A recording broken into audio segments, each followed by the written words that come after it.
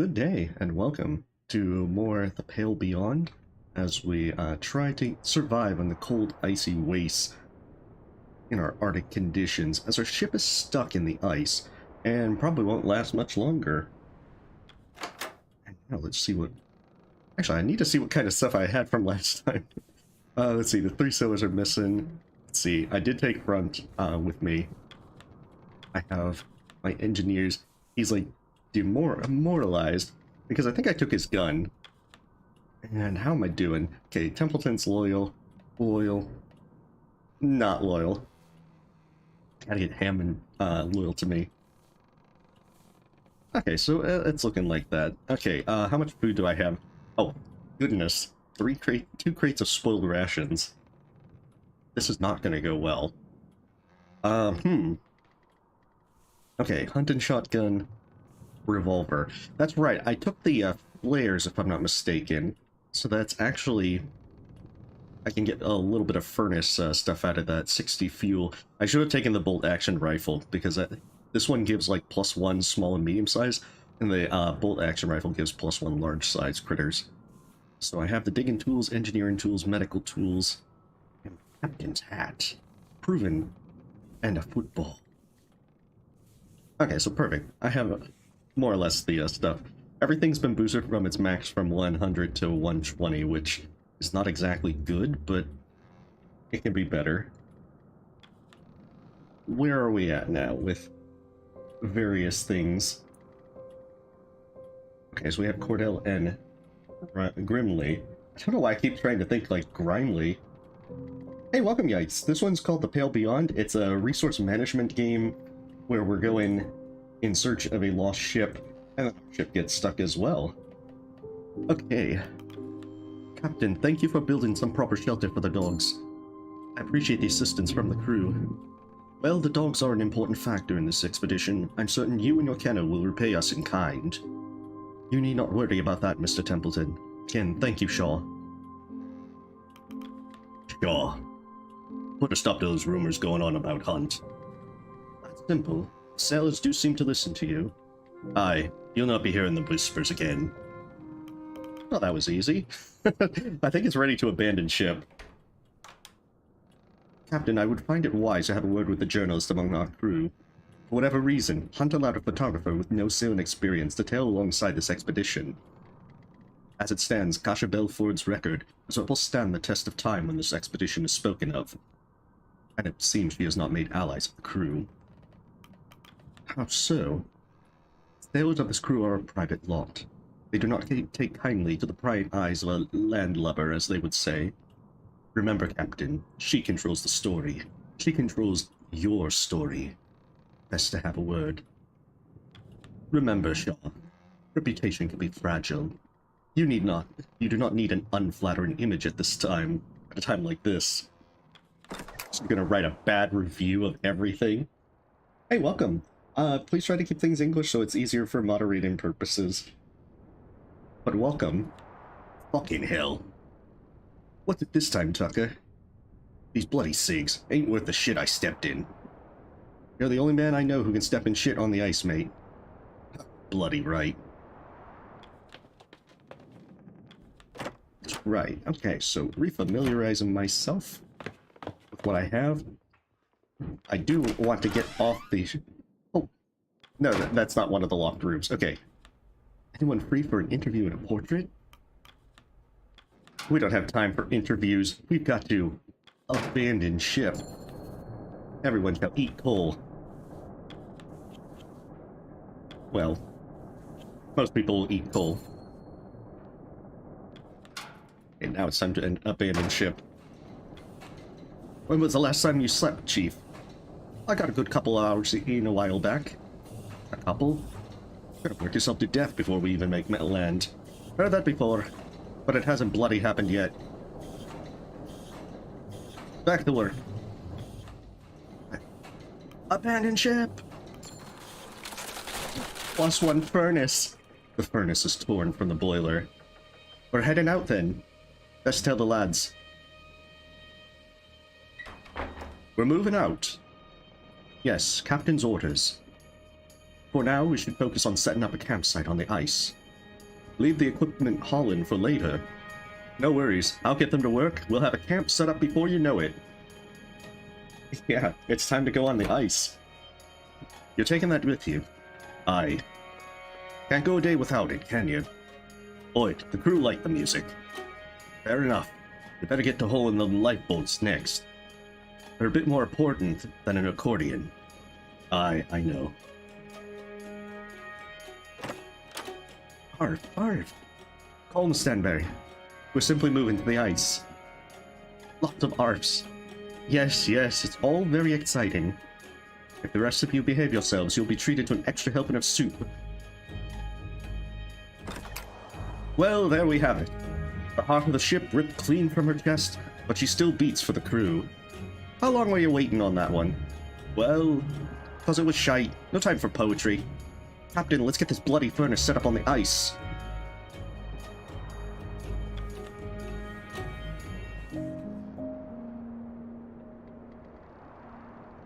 We got a nice little camp made.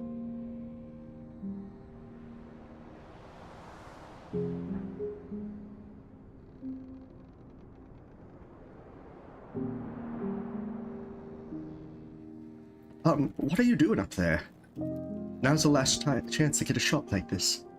Isn't that dangerous? Don't worry, I've done it before. Don't tell the captain. Okay. There. Perfect. Farewell, Temperance. Captain, I hope your new lodgings are to your comfort. If not, I'm afraid you will have to power through until rescue. We say goodbye to the Temperance, but our work is far from over. And what is our next order of business? You've done well to already strip the lower decks of the ship. Perhaps the wildlife should be our next focus. Regardless, we need our wits about us. We stand alone against the ice now. Remember, Shaw. Oh, reputation can be fragile. But now it's time to see a variety of things. Especially with hunting. Because I also need to scout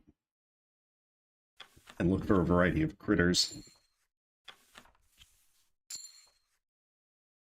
Okay, so those ones are medium size. This one's also medium. The good thing about the medium is that it counts as an extra one if I do hunt. But since a hunting spot gets used up every time that you hunt that, I want to try and maximize that as much as possible.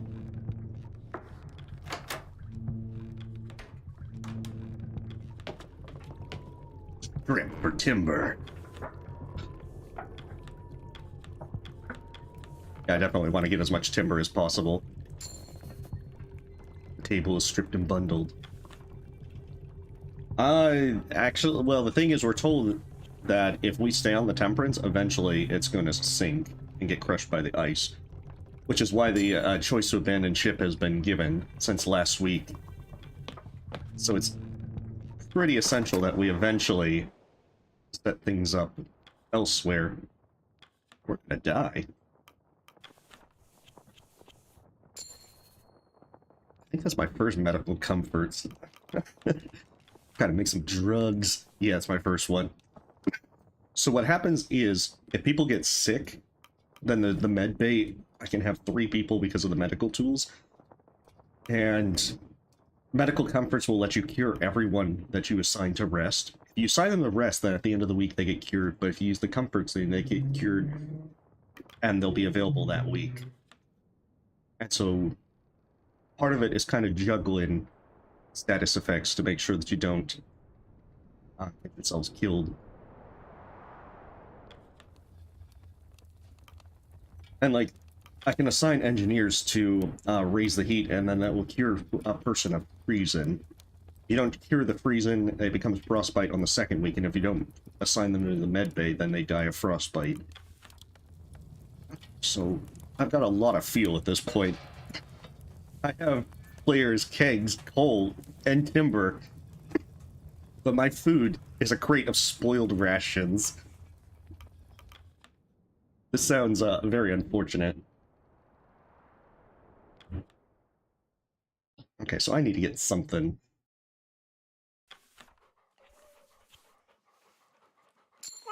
That'll get me some food for next week. It's not going to be a lot. To be honest, I'm going to have to cut rations this week entirely. Call them to dinner. The crew have their meal. The crew return to their posts. Despite the time, it's still bright light outside. Miss the water. Got used to playing on a rocking ship. Starting to feel sick when I'm off too long. I miss it myself. That sense of constant movement. Nothing else like it. Aye, you get it. Don't like stillness. I like feeling I'm going somewhere. And so talking to each person every week is generally good because they eventually run out of things, but you get the opportunities to raise their loyalty just through talking. The building next to my kennels would often play music on a phonograph. I would hear it through the open window. For months on end, I would hear it as I worked. Over time, I had grown used to it. Yeah, it kind of is a slight starter, but not quite, because there's no farming. You mostly have to hunt to try and get enough critters to keep the furnace and the food going. The thing is, you can get a hell of a lot more fuel from the Temperance than you can from stockpiling food. I'm sure one of the crew brought a phonograph. Perhaps you can pick up the habit once more. That is not needed. I would not attempt to impose in such a way. That photographer, Belford. What about her? Did she come snooping around your tent as well? Aye, I caught her prying a few times. I can guess she found nothing on you? No, she did not. You'd all learn something from you, Tashi. And there I was, face to face with a leopard seal. Dangerous creatures cannot be mistaken for your average seal. Natural hunters, much faster on land than you'd expect. How'd you deal with that, then? I was lucky I had my hunting shotgun at the ready. We were feasting on leopard seal that night. Of course, of all the times, the crew weren't filming. Pull the other one. It's true. This other time Kurt continues to ramble on. Seems like he will be at this for a while. Now we can actually talk to Kurt. It's rather morbid, Shaw, but our last conversation had me wondering about those children of mine. Specifically, I'd wondered on whether I'd ever see them again. It's not something you should imagine, I know, but that threat always exists on these expeditions. I signed on knowing that. Are you close with your children? Not at all. Not to all, and not as close as I should be. Even the youngest is grown now, Shaw. My time to be a parent came and went. I chose the ice. You get your photos snapped by that photographer too. Aye. She's a landlubber for sure. Treating us like we're some novelty. I don't have that much problem with it. Good conversation, at least. I'd rather less good conversation out here. Worked with a lot of captains in my time. Half of them don't know their arse from their elbows. You're different from most of them. I'll try to live up to your expectations. You better. But don't bloody do it for me, Shaw. Do it because we'd die otherwise. Never have pancakes, Shaw. Served some from Captain Hunt once. They started demanding them every time. Can only have them early into a trip, though. Ingredients don't keep that long. Hunt was fond of your cooking, wasn't he? He hired me. Would be odd if he wasn't. He didn't take me on as charity, Shaw. Hunt's not the type for that. A crew member approaches you during dinner. Captain, you look like you could use some more to eat. Taking up the responsibility of captain is as admirable as it is unenviable. Please, help yourself to some of my own rations. Frankly, I'm stuffed. Thank you, but there's no need. Aha, more junior loyalty. Well, the offer is always there. Can't show favoritism. Poor Yorick, he's gonna get killed. He's the first to die. As others in the crew look at them with annoyed expressions, it would appear their attempts at gratifying command was unsuccessful. Let's see, who else? And then there's Templeton, before I talk to Kasha. Shaw, it has been quite some time since we met. When I first met you at the docks. To be honest, I did not understand Hunt's decision. Are your thoughts different now? That remains to be seen, does it not? I can say I did not see this turn of events ahead of us. As you pass by, you see Kasha adjusting her camera as she stands, partially obscured, as she finds the right angle for shots. Pancakes does sound nice. As you step to her side, she raises her head and looks to you. Especially since we've got spoiled rations and lots of seals and penguins to eat. What are you taking photos of? The crew, of course. This is quite the unique situation we're in. I want to capture the mood. Maybe I could place it beside our initial crew photos, compare and contrast. That's brilliant. I'm sure many of them have stories to tell. Kasha's eyes dart to the crew, briefly lingered on the stature of Kurt, and then back to you. Of course, I'm sure many of them have plenty to share. For now, though, I think I'm better off in the background, taking pictures from a distance. Intimidated? Of course not. Why would I be intimidated? Is it really that obvious? It's simply that I followed Kurt's expeditions a lot as a child. Seeing him in person is odd.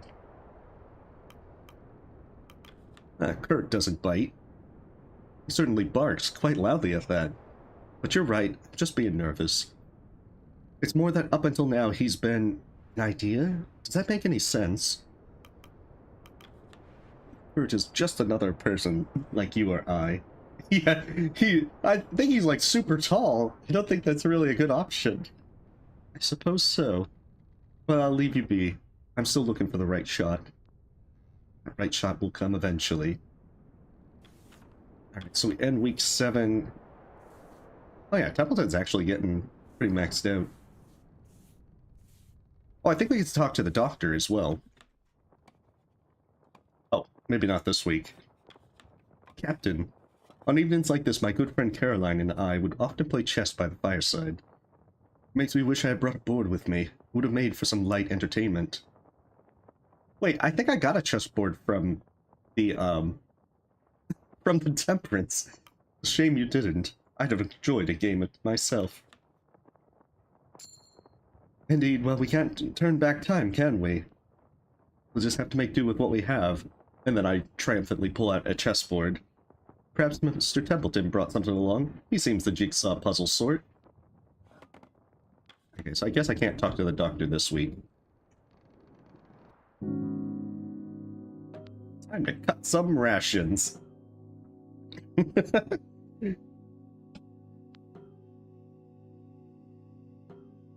Alright. No food, no fuel. And although I have to make sure my decorum never hits 0, I can juggle it. Alright, so I'll be able to fix the freezing with the engineers. The malnourished ones, and they're gonna kind of have to tough it out.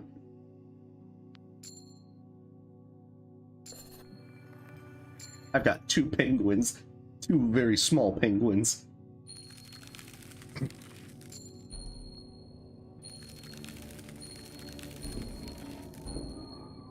Oh, hey, one's freezing and malnourished. I like the part where you get it, where you can stack the debuffs on them. My favorite one was having a person get wounded, scurvy, and frostbite.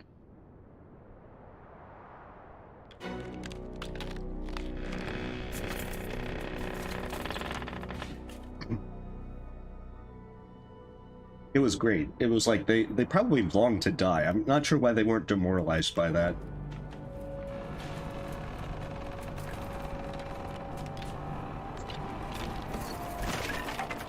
Well, it's a good thing we weren't on that.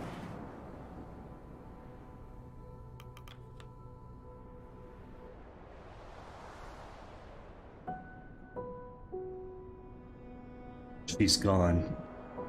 Heads hang low amongst the crew. They're demoralized.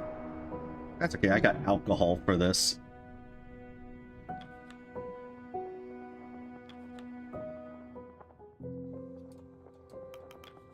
Captain, take a look at this. Before the ship sank, I was checking the cabins of, well, the missing crew. Yeah, now we're on the ice for realsies. Nothing to keep us safe. Throw a chessboard or football at them? Yeah, that's exactly what we gotta do.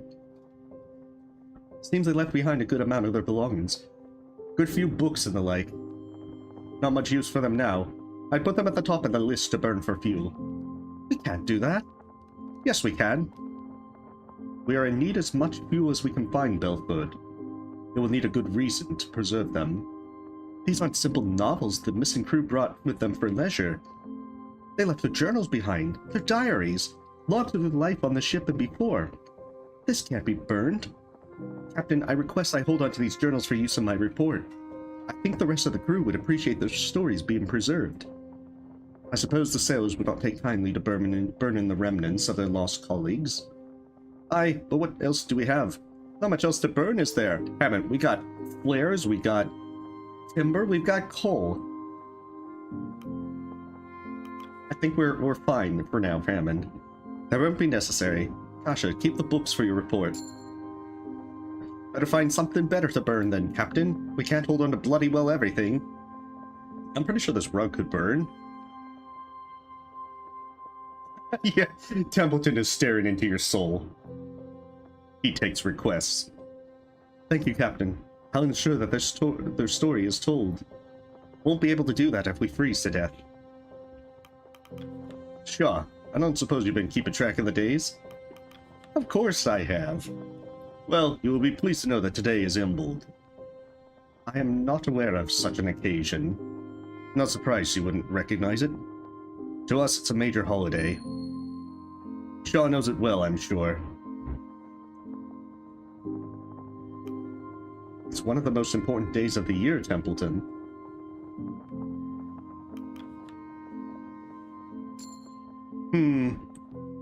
Don't expect to ask the day off. No. Imbolg often comes with a traditional feast. I thought it might be good to hold one for the sailors' sake. Ooh. Yeah, the decorum boost from this is actually pretty nice. Now I can starve them some more. I see no problem there. Treat them to a feast. After all, I starved them last week. Aye, I'll see to it. I'll make sure they have the best Imbolg feast they can. Wait, what are you doing back, Junior? Sure, I was investigating the tin foods we picked up from the Temperance. I should have expected this, but the tins were spoiled in the flooding. Is it still edible? Are you serious? We cannot afford to be too selective. It may not be pleasant, but if it can be eaten without poisoning the crew, it may still serve as rations. Hard to tell for certain there. Well, it's certain to taste like death, but it may still be edible. The may in that sentence is not so comforting. Food is food, but I'm not sure it's worth the risk. What do you think, Shaw? Yeah, I'm not gonna poison... I already got 2 people that are poisoned. Not worth the risk. I have no intention of poisoning my crew. Yet. Also, it gives some grim loyalty. I suppose we're better off avoiding that. 1 tin of peaches isn't worth the risk of poisoning. Alright, now to fix things. Let me see. Do you have any experience with cameras? No, but they can't be too complicated. Why, did you go and break yours? No, but I was wondering if something did happen. You would at least have some parts to fix it with. Aye, I should. Question is if I want to waste good parts on a bloody camera. Spare parts? You're hardly going to be wasting them. What more could some spare scrap be used for? You have no idea. Alright, so first things first. Time for some booze! Alright, everyone's going to be non-demoralized now.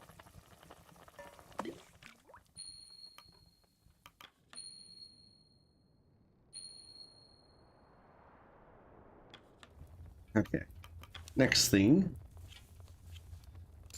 Raise the heat.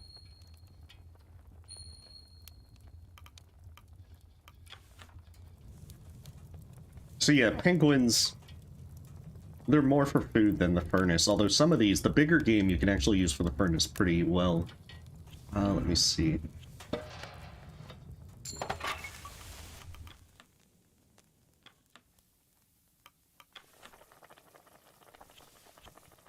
This is the problem. My rations are, like, terrible at the moment. We're gonna be eating a lot of penguins.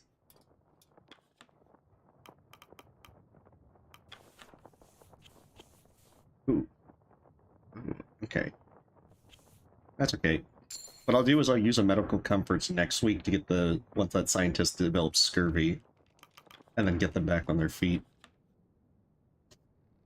Okay, let's scout a bit.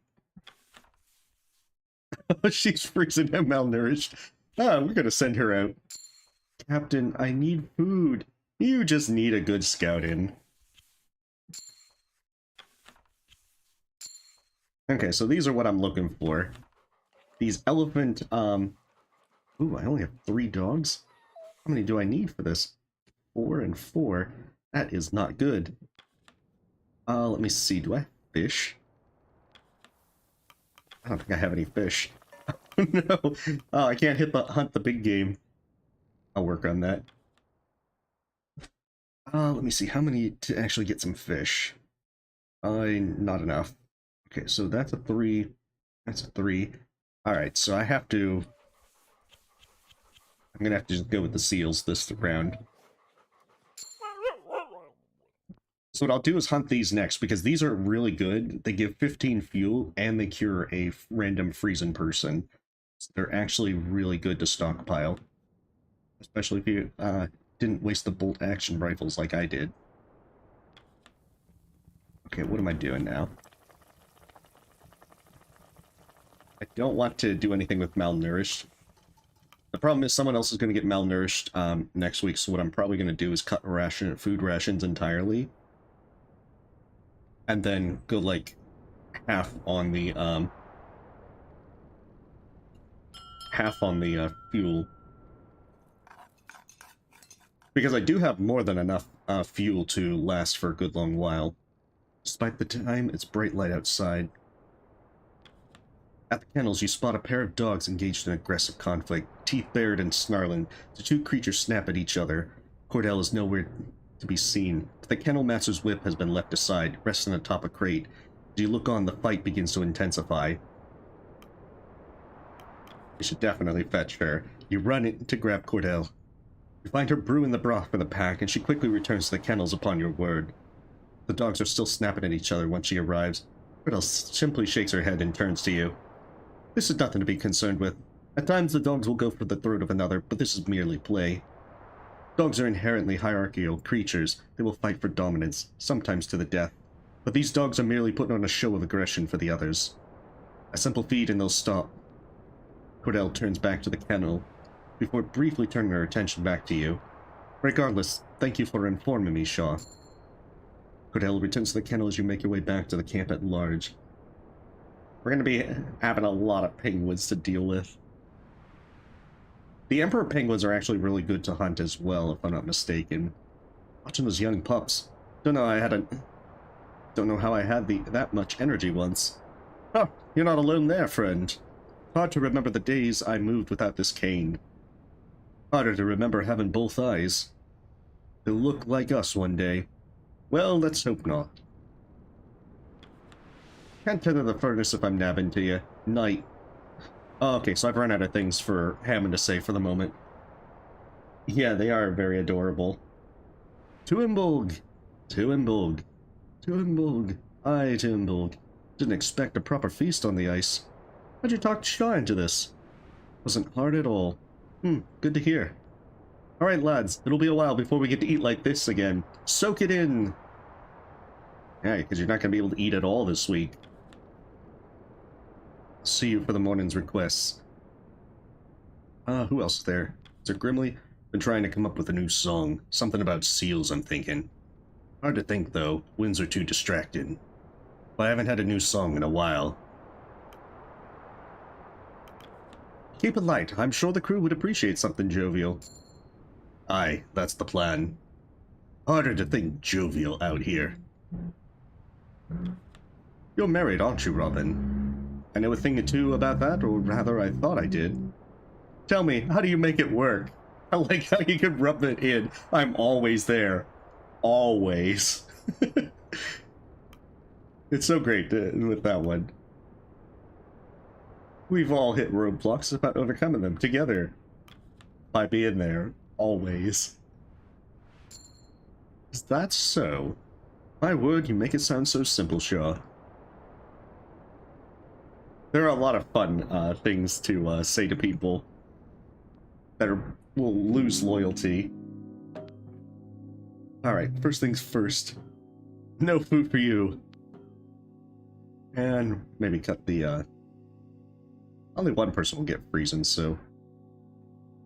yeah, gotta have some snooty stuff to say. It's always great.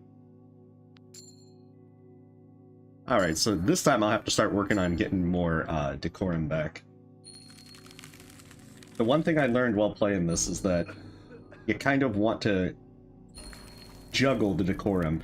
Like, you don't want it maxed out because there's usually events that will get you more decorum.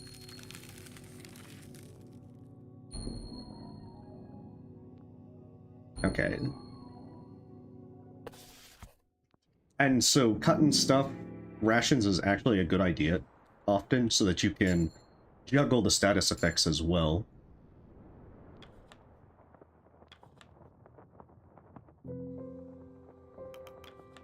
Yeah, got a matter we need to settle with you. You don't see the problem here. Tucker was going through his personal belongings on the ship and we found this. A tin of treats. Biscuits, confectionaries, quite a lot. Now, I was hardly hiding them away. It's just my own private selection, a gift from my grandmother before the expedition. Thanked them herself. I understand you see these as your personal effects, and that was true at a point. As it stands, food is food, and we need all we can get. You cannot reasonably hoard it to yourself. They're hardly filling, they're just some biscuits. They're filling enough. Listen, now's not the time to keep something like that to yourself. Agreed, Tucker, hand in the tin. It will join our rations.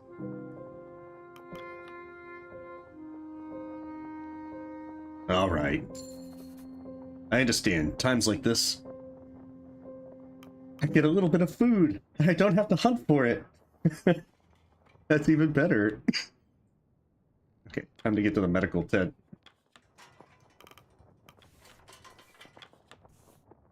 Let's treat his scurvy. So he's got frostbite and scurvy. Okay, so he's malnourished, so next week I'll have to get him fixed up.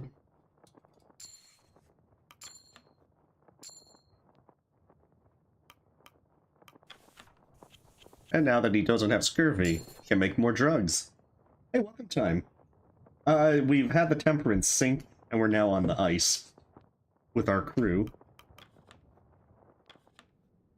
The other thing you can do to get decorum is if you assign someone a Kasha for an interview, that not only cures demoralization, but it also gets it'll also get your stuff that lets you. It'll give you a small decorum boost.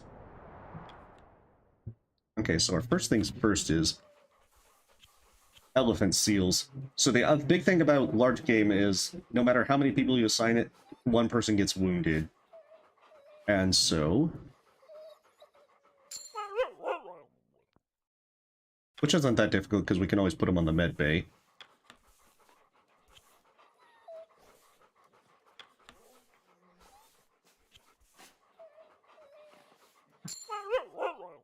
Yeah.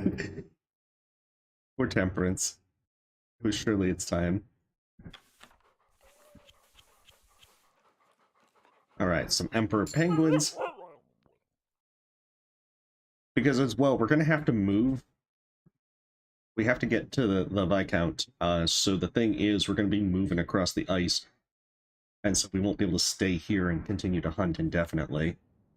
So right now, I have to try and stockpile as much resources as I can before it's time to move out. Let me see, what am I doing? I have 5 more people. I should probably hunt some fish, because fish will let you get, what is it? It restores a dog for use. Get some decorum. I know, unfortunately we have to make do and survive. So the seals, crab-eater seals are 6 and 6 each. So they're actually pretty decent for anything that you're going to use for either the furnace, if you don't have anything better to use. Oh, I got a tin of crate of tin food. Okay. Actually, what I should probably do is go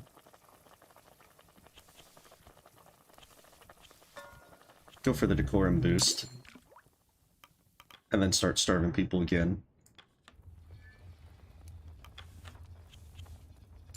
There we go, so we cure all the people freezing.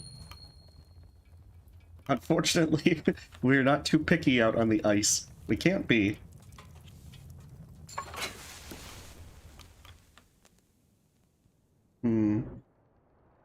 See, I have one person that's going to get scurvy on the next week.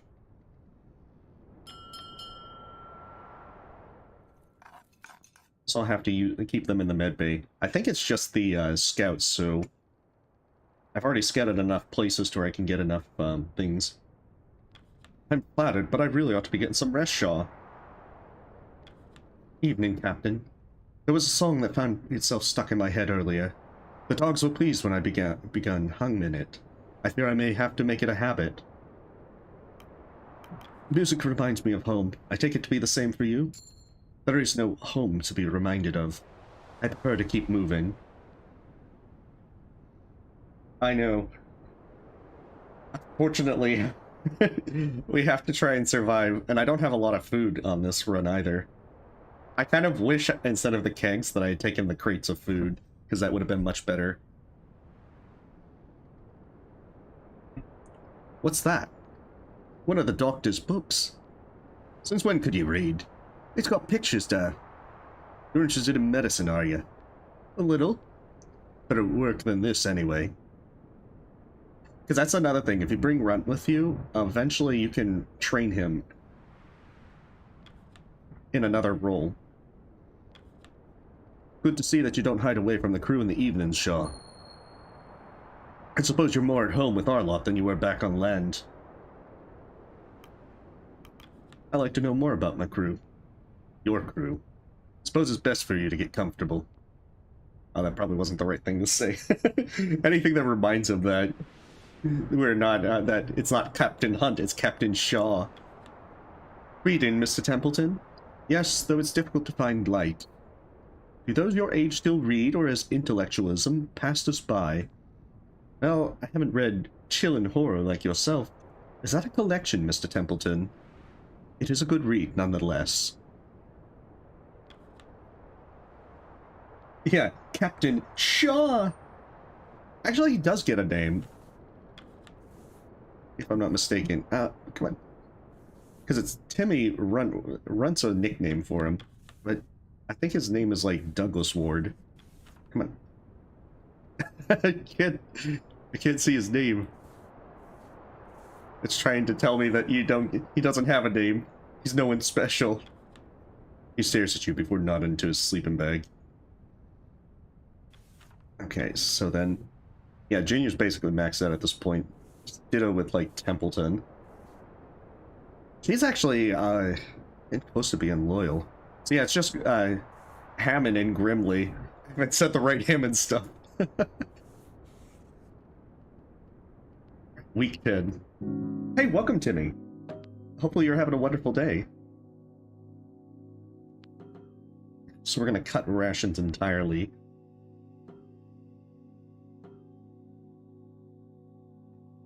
And then my plan is, on next week, I'm going to go all in on food and ration. Food and fuel. So I might be able to just...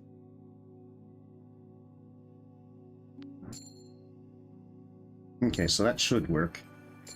So yeah, 4 elephant seals. The elephant seals are really good, and getting an extra one for the bolt rifle is definitely your best option.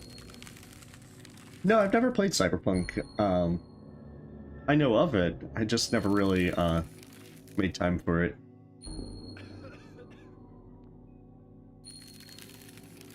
But there's a lot of games. Well, the dogs get fed either way.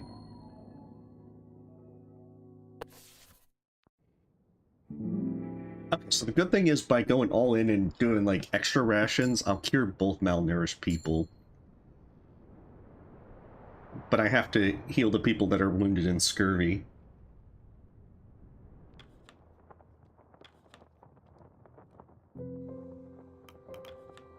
Days are getting darker, Captain. Crew's been asking about using more fuel to fuel the lamps. More oil. I told them to piss off, but I figured I should ask you. Lamplight is not an unreasonable request. Add oils for the boiler. It's more important than making dinner brighter. It also makes it easier to do the work, Mr. Hammond. Aye, well, it's the captain's decision. Give them oil, Hammond. It's a reasonable request, Hammond. Give them the oil they need. I bet I lose loyalty with them, though. Dagnabbit. Alright, then. We better be able to spare it, Captain. I gotta work on my Hammond loyalty. Maybe. I think that there's probably other things further on my to-do list, though. Captain Templeton, I won't keep you both too long. After dinner, we should have a discussion about the future direction of this crew. I suppose we should consider moving camp closer in the direction of rescue. Indeed. As for when that should be, well, we'll talk later. Very well.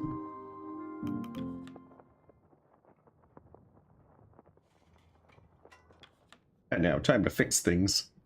Fix my crew. I gotta get them all patched up. Scientists, deploy drugs.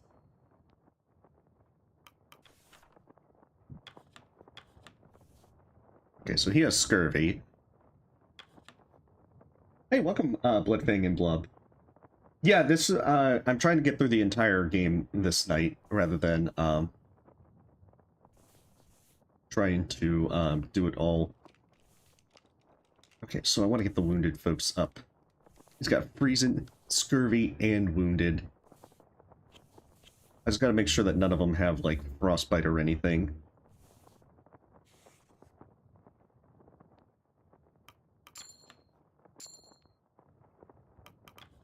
Because otherwise, if I forget to put them in a thing, then they'll die.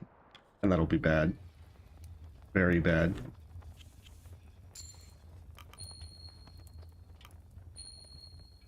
Yeah, the ship has sunk. The Temperance was lost on week 8. So the big thing about elephant seals is the furnace, it gives a huge amount, and it also cures a freezing person. So I want to stockpile these for later on when it gets even colder. Emperor penguins are really good for food.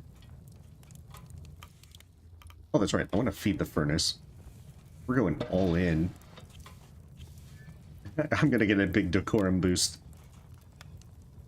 Actually, maybe not with fuel. I'll probably hoard the fuel this week and just go in with the food boost.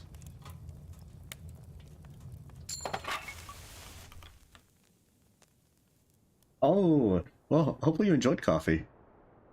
Okay, now it's time to hunt as much as possible with what I have. Okay, so that's 4, 4, 3. I have 14. Goodness. So I can either get... Should probably just go on.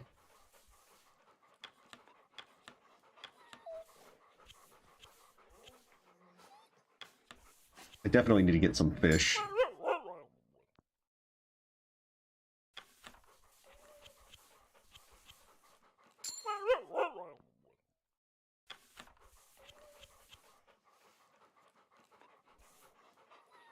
I think those are my last ones.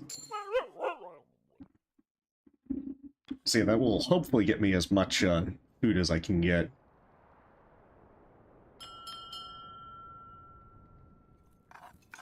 It's like double sober. Oh yeah, that's right, with the, in Hogfather, if I'm not mistaken.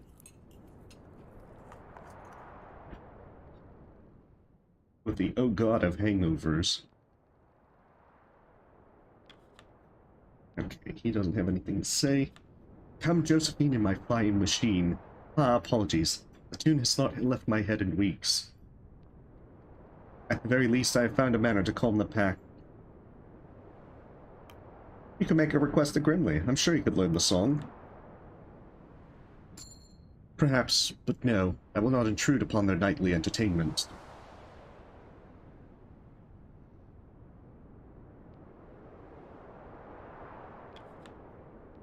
Let's see. I think I'm out of things to talk to, Hammond for now. You wish to speak with us, Kurt? Indeed I did. Have you noticed anything about the ground beneath our feet, Captain? It's not about to give way, is it? Not immediately, no. We are looking at the early stages of this ice breaking apart. If we don't want to join the dear old Temperance, we'll need to be moving out within the week. Is that so? If we start packing from tomorrow, we'll be safe to move on at the beginning of the next week. Any longer than that, and we'll be dipping our toes into the water. Ha! Well, it is inevitable that we should keep constant movement. Even ignoring the change in ice, our rescue vessel will not be searching for us here. Get the word out then, Kurt. We leave in a week.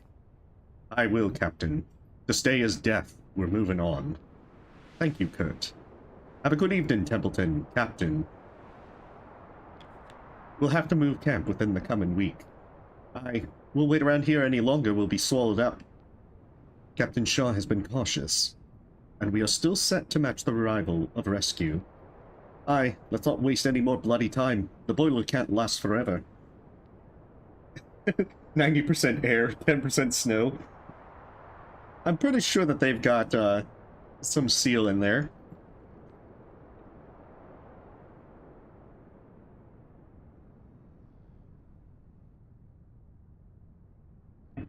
Where is Kurt?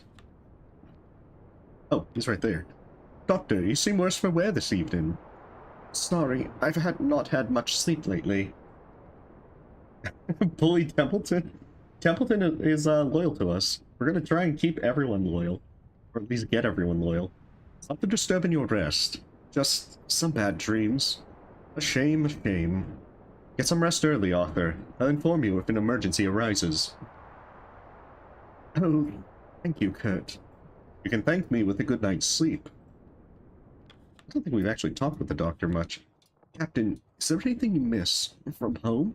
I don't mean anything important. I'm sure there are people you miss. I meant small comforts. Does warmth qualify as a small comfort? Well, you certainly aren't alone there. I doubt I'll ever grow used to the cold. Personally, I miss tea. I would drink a cup every morning, and right before sleep. I'm doing quite good. Hopefully life is treating you well, too. I didn't think I would miss such a simple habit so much. I wonder how my editor will find my report in its finished state. It was a nightmare getting my plague story published. Only the Daily Appeal was willing to pick it up. They were hardly the most reputable of papers. You did wonders for the reputation, I understand. Yes, and they're more than willing to coast off mine. Not that I mind. People buy the Daily Appeal just for my reports. I prefer that to being drowned out by other voices. Yeah, tea definitely sounds like a good idea. Ooh. Oh yeah, that's right. I already talked to Cordell. Did I talk to Kurt? Time to move on.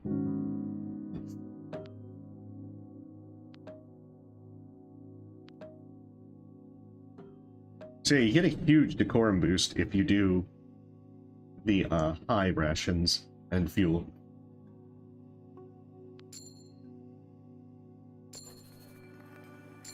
4 fish, 4 seals, 9 seals.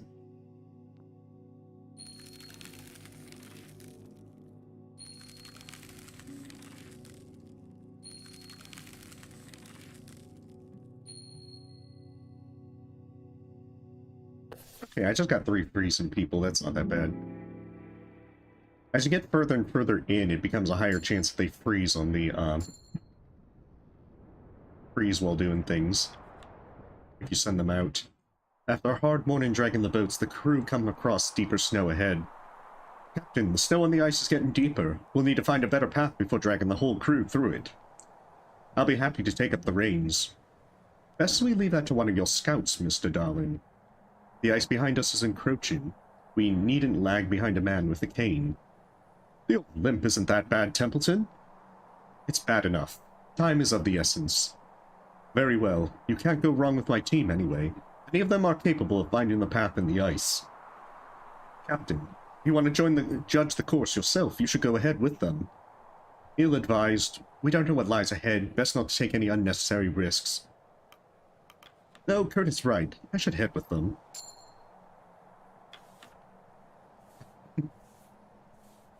You're expendable. York the Third, you're with me. Let's go. You and York the Third trudge your way further ahead, keeping an eye out for dips in the snow that could damage the boats. It isn't long before you both hear a sound from ahead where the ice is thinner. The eggshell surface of the floes erupt, revealing a large slimy creature, mouth agape with files of razor-sharp teeth, expectant. Leopard seal! You grab the hunting shotgun and steady it as you aim towards the beast barreling towards Yorick the Third.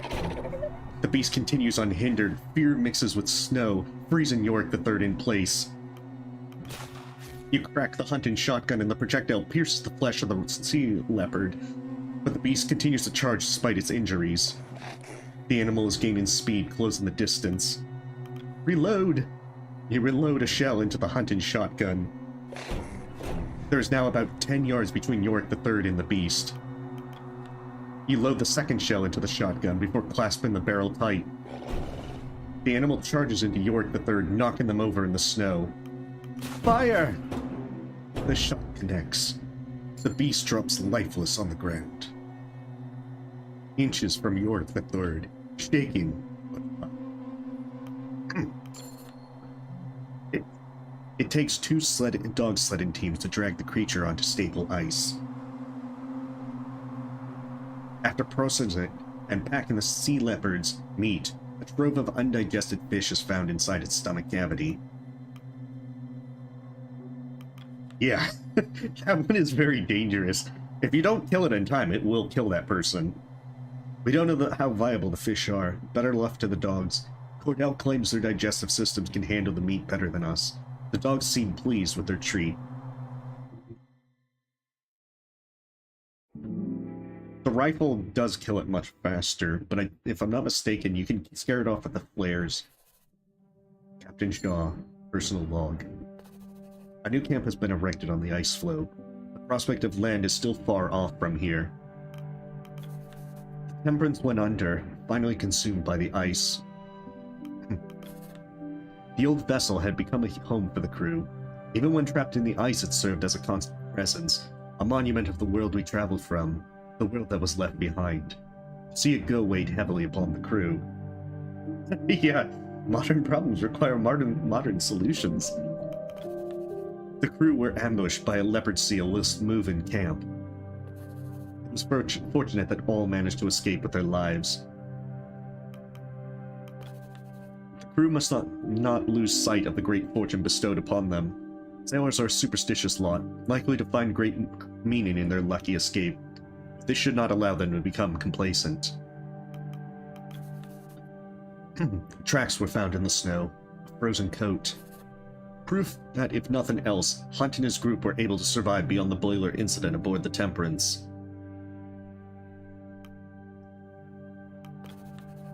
Rufus Hunt further proves himself to be a man of many surprises. To have made it as far ahead as he had, it almost fills the crew with hope in regards to their own chances. If Hunt and his band of deserters are able to carry on against the elements, then that should be the truth for the rest of the crew in turn. Yeah.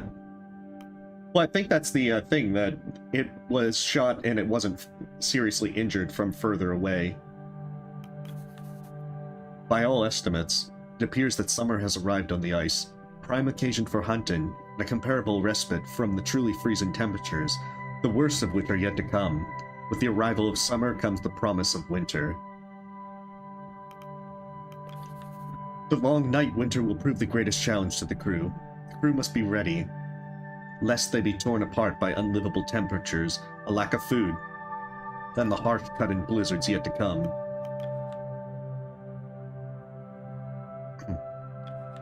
The dogs have been on edge since that creature attacked.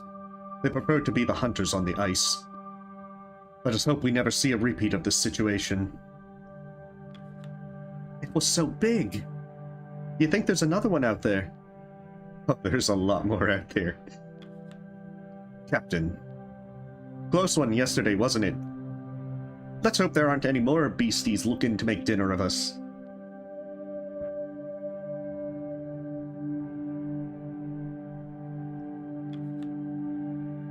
That beast was quite the specimen.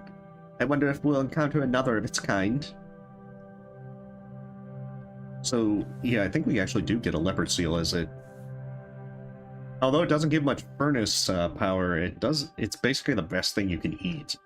And it cures demoralization, which kind of means that the kegs are kind of not really needed. Not that demoralization happens very often.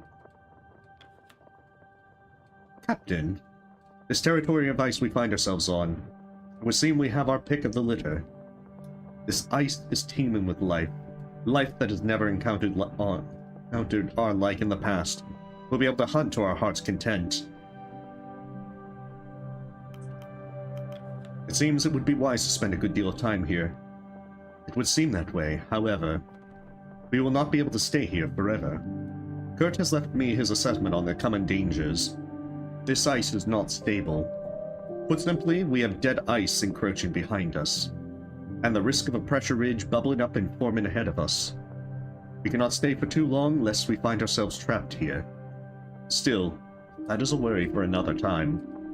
For now, our main concern is the crew. What of the crew? Your time as captain on this expedition has surpassed that of Captain Hunt. But that is not the case in the eyes of all. Sailor loyalty runs deep in their veins. Take the Stoke brothers, for instance. I've used the keg pyre to cure all the people that were demoralized after the Temperance went down. I got them drunk. They voted against you. They still speak of Hunt as the captain, and refuse that moniker on you. Every song that Elder One plays on his accordion, the traditional songs of the Sea Folk, his loyalty to Hunt is clear as day. I would be careful around those two. All that is needed is one insubordinate with enough pull to lead the crew astray. Duly noted, Templeton. I will be careful. I'm simply stating what we should look out for. Regardless, you have some requests to deal with. They're waiting outside. Oh, Stimberry. Arf! Should you not be with your master, dog? Please do not bother the captain. Apologies, Shaw. No doubt Stanberry smelled the scent of the latest catch on you. The latest catch? Some fish was added to the stores, I take it. Stanberry has quite the taste for it. Are you suggesting we feed it to the dogs? If you wish. I assure you they have enough to eat, though. I'm certain the pack would enjoy that, but we cannot allow them to grow spoiled. Give Stanberry whatever it wants. Come, Stanberry. Odd creatures. Captain Shaw. This area is teeming with life. Naive life at that. These creatures have never seen humans before. They do not even know how to run. Yeah. Some will even approach out of curiosity. In my opinion, we should be engaging in hunts as often as possible, while we can. Agreed. Thank you, Cordell. Cordell exits. Well, despite it all, we've managed to land ourselves a hefty piece of meat. Leopard seal, the fish in its belly. It's up to you how we prepare it, Shaw. Feasting on this thing would be nice. Yes, tonight we feast on leopard seal.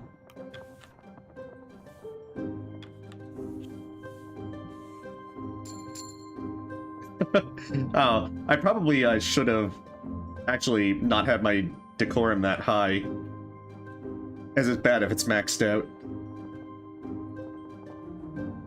I'm sure the crew will be ecstatic.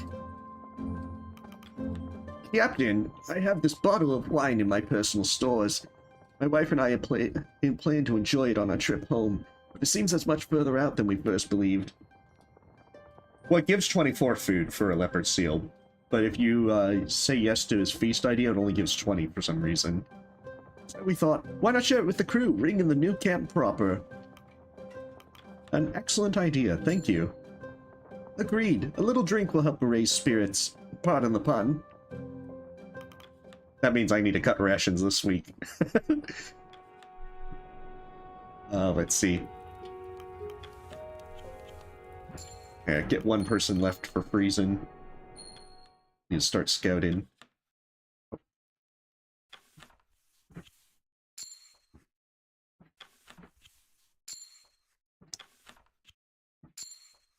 There we go. See? Leopard seal.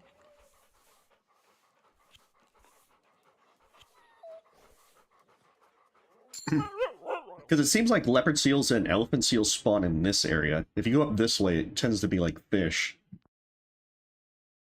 Okay, so I don't have anything else that I need, unless I'm going to use fish.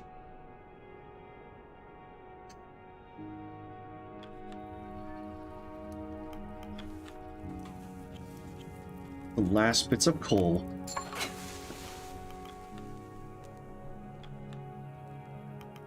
What do I got for the hoosh pot?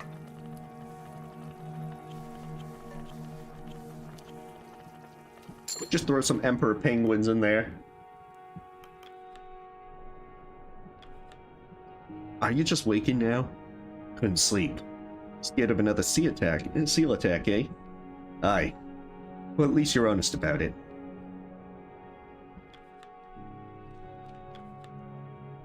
Okay. More drugs.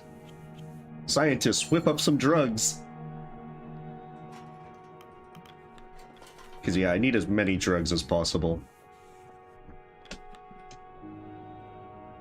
That's probably the case, that we're making a feast out of it, so... You tickle it behind the ears. You scratch its head. You bark back at it. Let's see, so I can't hunt with anything else. Unless I feed, like, fish to the, hooshpot. But I think, even if I do that, seals I would need 3. I could probably make it work.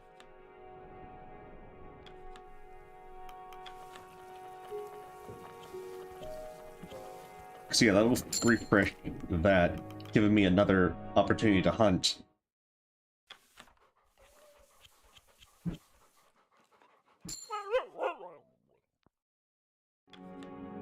Because I'd much rather try and make sure that as many people can hunt as possible in a week. It's a scientist. It's like science and stuff. They make drugs to cure people. The crew have their meal. Dinner is shared and stores are traded.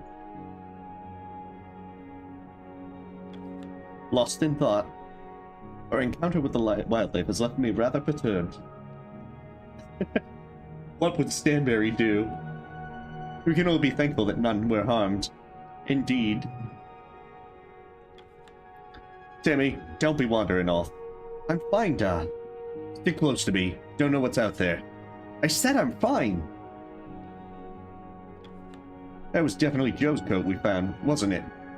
You think they're all still out there? I wouldn't be surprised. Hunt's tough for an old man. We don't know how long the jacket was there. Don't get your hopes up. Captain, tell him not to get carried away.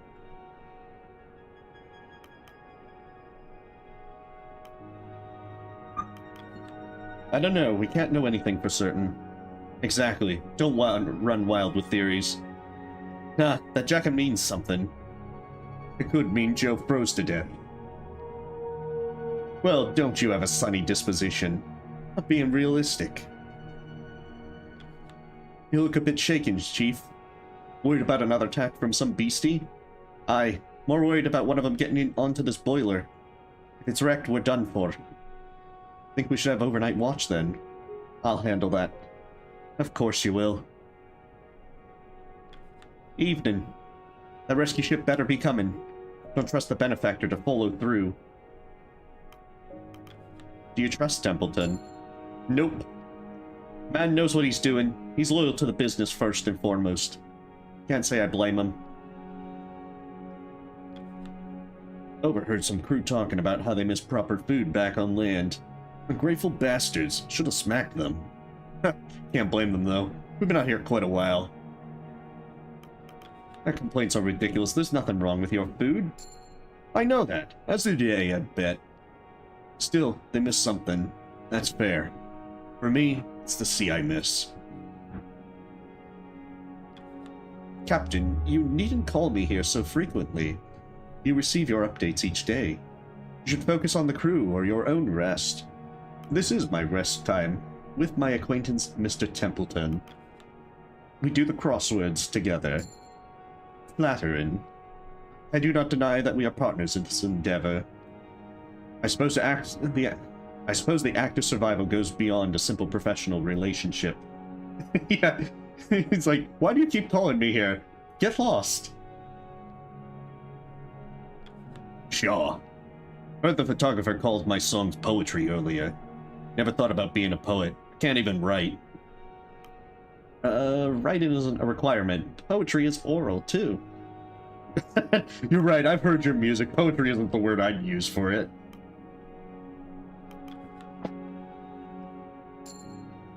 I might as well sing at this point. Are poets just lazy musicians? Have you ever attended the theater, Captain? It is a luxury I have not indulged in quite some time. A good 10 years, at least. A lot of these seem to be like, yes, I've done that. To get their loyalty. That is good to know. Perhaps we can trade experiences at some time. Enjoying the craft of the theater. It is quite the escape, Captain. A shame that it is a luxury we cannot carry with us on the ice. Okay, I think I talked with everyone. Hey, you gotta be friendly with everyone. You need their loyalty, damn it. You make your way toward the main camp, approaching Kurt as he speaks to Nutley. Well, it's not that I find use in it. I understand. I know the struggles of having so much pressure put on you at a young age. So, you're saying you were nervous when you were my age? No, of course not. I was a 6'5" hooker in rugby. But, of course, I can empathize. You approach and you notice Kasha following close behind you. A few steps back with some hesitation. Kurt's eyes catch you as he calls you both over. Ah, Captain Shaw, I was just helping our good doctor. Our first trip out onto the ice has left him shaken, and I'm set to calm his spirits. Let's see. Nutley is more resilient than he appears. He'll be fine. You gotta always encourage the doctor. Nutley is noticeably taken aback by your statement. Do you really think that? Of course, I can see it myself. I know a brave man when I see one, and I'm looking at one right now. Why? Who's behind me? That comment causes Kasha to laugh profusely. Why the laughter? You were serious? Apologies. Nutley stares at the floor. Well, I mean, Kurt is like the friendly guy who talks to everyone. I probably don't have it in me, not compared to the rest of the crew. The rest? Yes, I look at someone like Hammond rescuing the boiler, Akasha covered the plagues in the street, and you with your famous expeditions. What do I have? Akasha steps forward into the conversation. Is that some kind of jape? You're a doctor, you perform surgery. That's brave enough as it is. Oh, thank you. You're a trained surgeon. None of the rest of us can say that. You're assuming he's actually capable of performing surgery.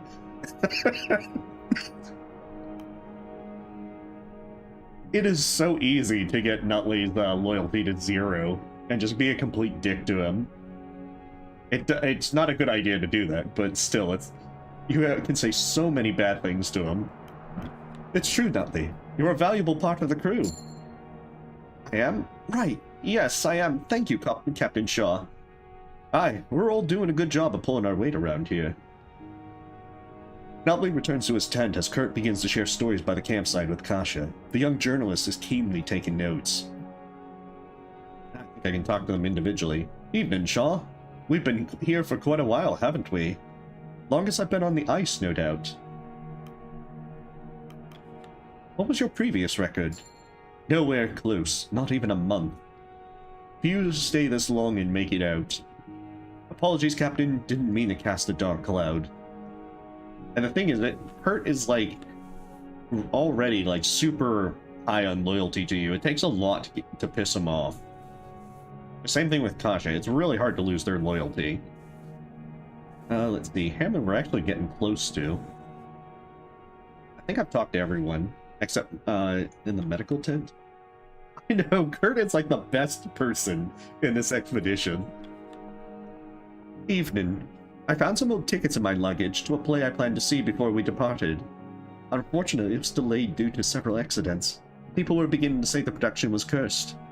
I never believed in curses, but after this expedition, well... Are you concerned about missing the play? Well, that's hardly a concern after all that's happened. Though it was something I was excited for. It's a shame.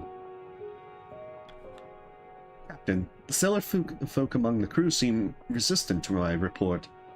Saltborn people are rather private about their culture, especially when someone like myself is asking. I'm wondering, is my report invasive? Am I taking advantage? You know their ways, Captain. I'm sure you understand them. I think it's this one that's probably the best one. Nutley is super cursed. You're telling an objective story, nothing more. If the sailors take issue, they'll speak up. Part of me hopes that they will. Then I'd know where I stand with them. As it stands, it's hard to tell what they think. That should be everyone. So I think at this point, it's Grimly and others that... Right, let's get some malnourishment going. Okay.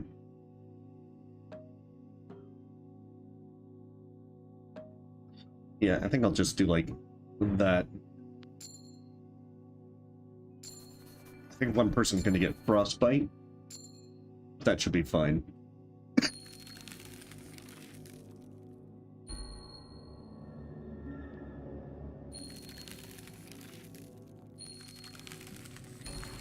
Okay, Tucker's got frostbite.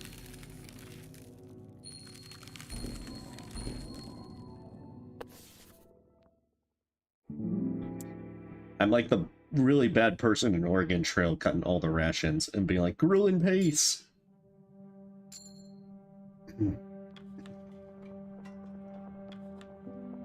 I'm not accusing you of anything. Then why do you keep launching questions at me? I told you on this ship the engineering was impeccable. He totally does have a name. Let's see. Maybe I can see it this time. Doug Runsta Ward. He does have a name. I thought it was Douglas, but I guess it's just Doug. Or maybe it's shortened on there. Then why did we sink, Hammond? Why am I sentenced to the ice? I've got more important things to be getting on with, Templeton. I just need to know what happened to the Temperance. Was it sabotage? He does have a real name. This isn't like Chrono Trigger, it's just Chrono's mom. He has a first and last name. That means he's an important character. They stop and turn to you. Captain, good of you to join us. Templeton was just interrogating me. Not an interrogation. We all have questions here, Mr. Hammond. You must have questions of your own, Hammond. I do, right, I bloody do. Does Shaw not even know who the benefactor is? Templeton looks between the two of you and considers the moment. The scientist scans the room before moving to pick up a food tin from the corner. He lifts the tin and throws it towards you. The Apperton Tinning Company. Tinned fresh peaches. Consumed within 3 days of opening. Are you serious, Templeton? That's who's paying for this. We might die in the middle of fucking nowhere for a tin and food company, sure. They have additional investments. I've known smugglers to swear by these tins at sea. I've got a criminal background thing. It's no matter anyway, the money is good. This changes nothing about the mission.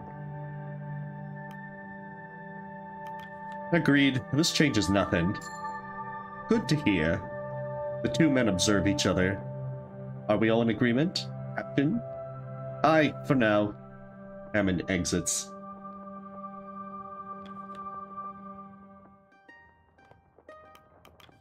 Sure. I did a stock on our current food after leaving Temperance camp.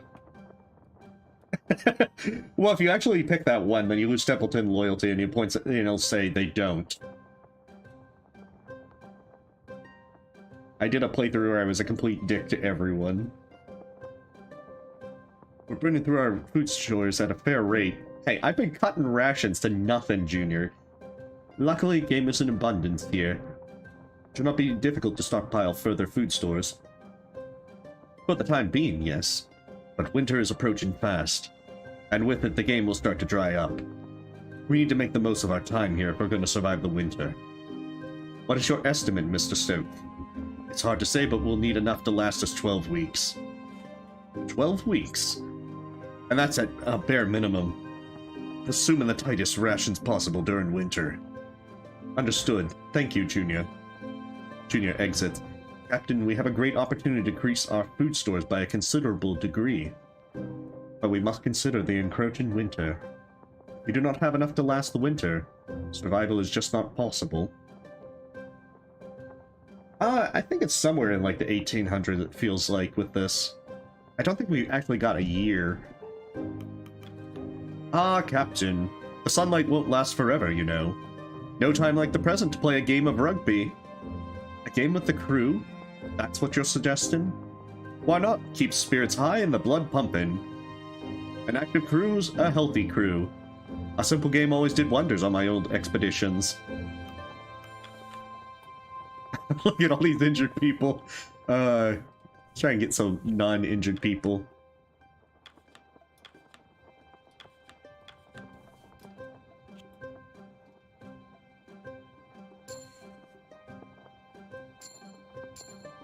Because we'll get a little bit of decorum from it. So far, we're stockpiling stuff for the winter. We're trying to get as much hunting. Whoever wins gets healed first. Oh, it's sure to be a lock. Chances like this don't come often, Captain. Shaw noticed something. Crew goes into those interviews with the photographer all shaken. They're always feeling better when they come out. It seems speaking with Belford helps alleviate some of their stress and trauma. I thought you should know. Well, Captain, we should continue to send any shaken crew her way. Captain, pleased to say I have quite the headache this morning. The crew have greatly appreciated the wine. It's only a shame that we'll have to wait until we're back on land for more. Our grand celebration for our return home is in order. Well, now we concern ourselves with getting home. Best not celebrate early. Of course, of course. Still a good time to be had. Because, yeah, events like that will give you opportunities to gain more decorum. Let's spin the roulette wheel. Captain, perhaps you may have noticed some discontent among the crew. Sideways glances and the like. Yes, why? You may thank the elder Stoke for that. Perhaps you should listen to what he's been playing as of late for the crew. Songs of disrespect, songs of mutiny. He seems intent to sow distrust for you among the crew. He is becoming a problem. I feel I should make peace with that man. Somehow. I fear you will have had a difficult time, Captain. Stoke seems to have dug in his heels. You will need to find some way to appease him. Either that, or remove his accordion from the equation. I will have to hear these songs for myself first. Very well, hear them for yourself. Going with their loyalty. Oh, yeah, she's almost loyal. Grimley's a good ways off still. I'm surprised I'm still so far off with Hammond. Hammond's not that difficult to get. Okay, time to fix people up.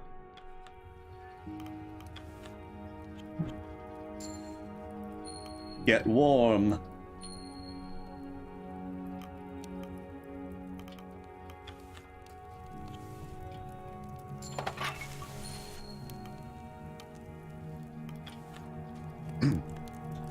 Okay, so then...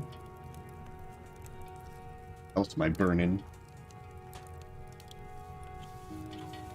Throw some seals in. There, that gets us to 75. That's a good thing.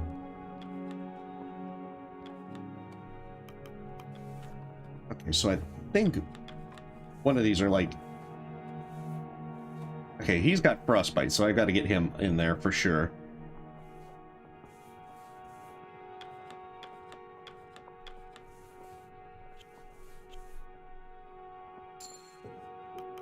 So yeah, definitely get some drugs to them. And then make more drugs. Now I just got 2 cold people. I can fix that next week, when they get frostbite. Life's better when you're not lugging equipment off the ship, don't you think? Huh, and you're one of the young ones. I was throwing my back out every day. Some well-deserved rest coming our way. I think this is the end of our work, you've got another thing coming. Alright, time to scout with what few options I have here. Okay, so that's only one more.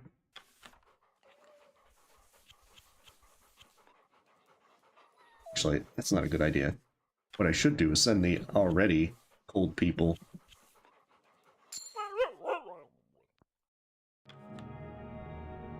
Since I don't have anything else to hunt with. Lefty, tell them your the days about the good old days of sailing.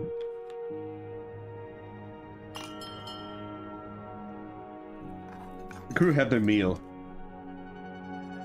Dinner is shared and stories are traded. Crewmate just asked me if the dogs could serve as a emergency fuel. Don't think they were serious, but I had a bloody good laugh imagining the kennel master's face if we suggested it. Sure, you tell Cordell. I'll watch. Kasha will work on your obituary. There we go. Now he's got his loyalty. Ha! You're a funny one now, are you?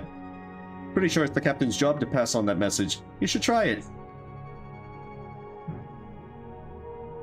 We can't burn Stanberry for fuel. Captain, something occurs to me. I know startlingly little of your life. You have invited me here several times now, and I have given little thought into asking about your own affairs. A staggering lack of etiquette, wouldn't you agree? I haven't been offended. So we just gotta be nice and say, you haven't offended me at all. Haha, loyalty! I suppose one wouldn't expect the kennel master to concern themselves with such matters to begin with. Rest assured, I will not be tying myself to the matter of etiquette in the future. You are Captain Shaw, that is all I need to know. Shaw, do you look at me as an old man? Don't mistake me, I know I'm getting up there in years. But I'm a father, not a grandfather. Ha! You're perfectly capable if that's what you're asking. In a way, yes. I suppose that's more pressing than the grey hairs. It's alright, Robin. I don't mind being seen as the old man. Just so long as I'm not the useless old man. Enough time has passed. Our benefactor may have realized that a disaster has occurred. I've known our benefactor for quite some time.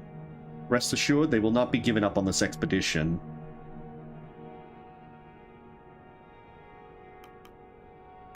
Let us hope not. Our hopes ride on their rescue ship. We can trust them to send rescue. Responsibility on our end lies on surviving long enough to see it. Alright. Here's his song. You notice the sailors are still seated around the campfire, listening with rapt attention to Grimly plays on his accordion. As he continues to play, the song join in on the song.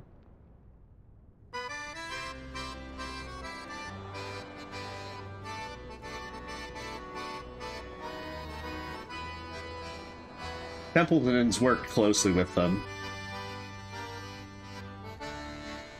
Captain has a frozen arse, hard as rock, no thawing soon. Never tells which way is south, hardly tells their arse from mouth. They never had a notion for taking our command. Send us to the hells for biscuits, we eat out of their hands. I'd like to smash the accordion, but it's too damn good of a song.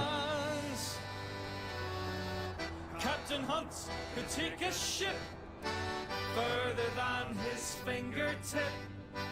Captain Shaw can't move a pace. What a waste of hauling space. No, we're not smashing it. Taking our command. Send us to the hells for biscuits. We If we smash the accordion, we will never get Grimly's loyalty. So that's why I'm not gonna go that route. Smash Grimly's face. Oh, he gets pissed if you smash it. We're gonna laugh it off. He let out a laugh and the crew looked to you. Smash everything! Smash the accordion! Smash Grimly's face! Smash everything! They begin to laugh in turn. The festivities of dinner wind down as all return to their business. You're supposed to get pissed off by that. But, yeah, if you smash the accordion, you will lose 50 loyalty with Grimly. He will not like that, and I don't think there's any way that you can get his loyalty if you smash the accordion. It's good to have some music with your dinner, is it not? Especially we should take what is given to us. Smash the boiler? Is our intention, like, take everyone with us? I intended to bring a phonograph, but there was no space among my equipment. A shame, but I quite enjoy what we have now. Shouldn't you be with your father, lad? I'm grown enough. I thought the same at your age. Aye, long time ago. Heh. Consider yourself lucky someone's taking care of you, lad.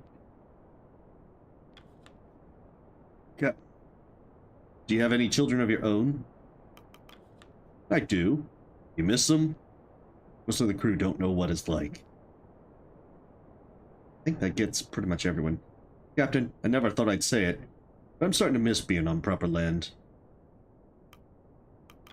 There's more drink back on land. Huh, it does have that going for it. A lot of bad memories back on land.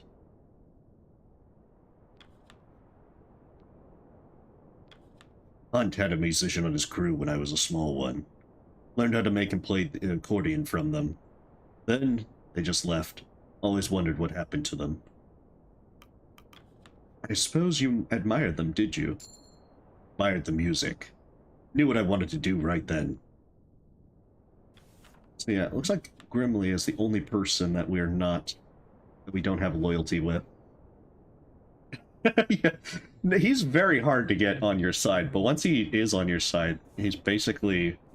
It's really impressive how some of them will remain loyal to you if you get them on your side.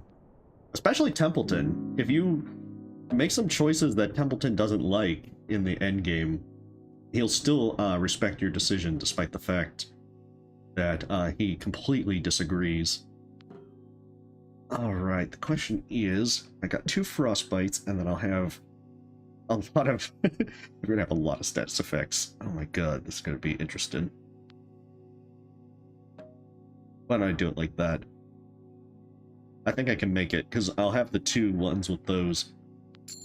If I have to, I'll probably have to burn some elephant seals.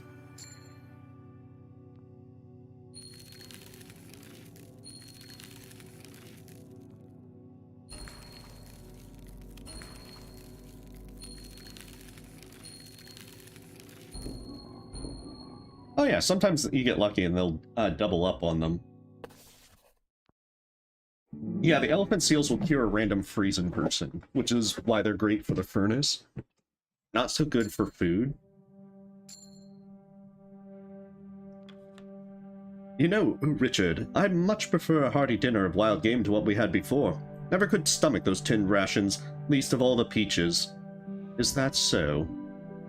I admit I might be a little biased, huh? Where I'm from, you could get fresh peaches by the bundle, right off the tree. Bite into one of those, and it takes me right back to my childhood. Yes, peaches are native to your home island, as I understand. Apperton didn't quite do the flavor justice when they decided you should all have them. It's all too processed, I say. Well, concessions have to be made in order to encourage further production. Are you sure there is issue with the flavor, or do you simply prefer to live off the land? You know, it may just be that. I admit that there's a certain satisfaction in gathering your meal yourself. It's how we all did it hundreds of years back. Thankfully, those days are long behind us. Anyway, I must attend to the day's requests. This one wandered into my tent this morning. Come along, Pascal. Don't bother the doctor. Did he get into your stores by any chance? No, he just woke me from my sleeping bag. He was licking my face. A friendly one. No need to be frightened, Doctor. I'm not. Of course. Morning, Captain. I think I'm going to miss the summer when it leaves us. Why is that? Winter means colder. Colder means having to waste more fuel on this bloody thing. Doggo, wake up. Doggo alarm clock. Not looking forward to that, let me tell you.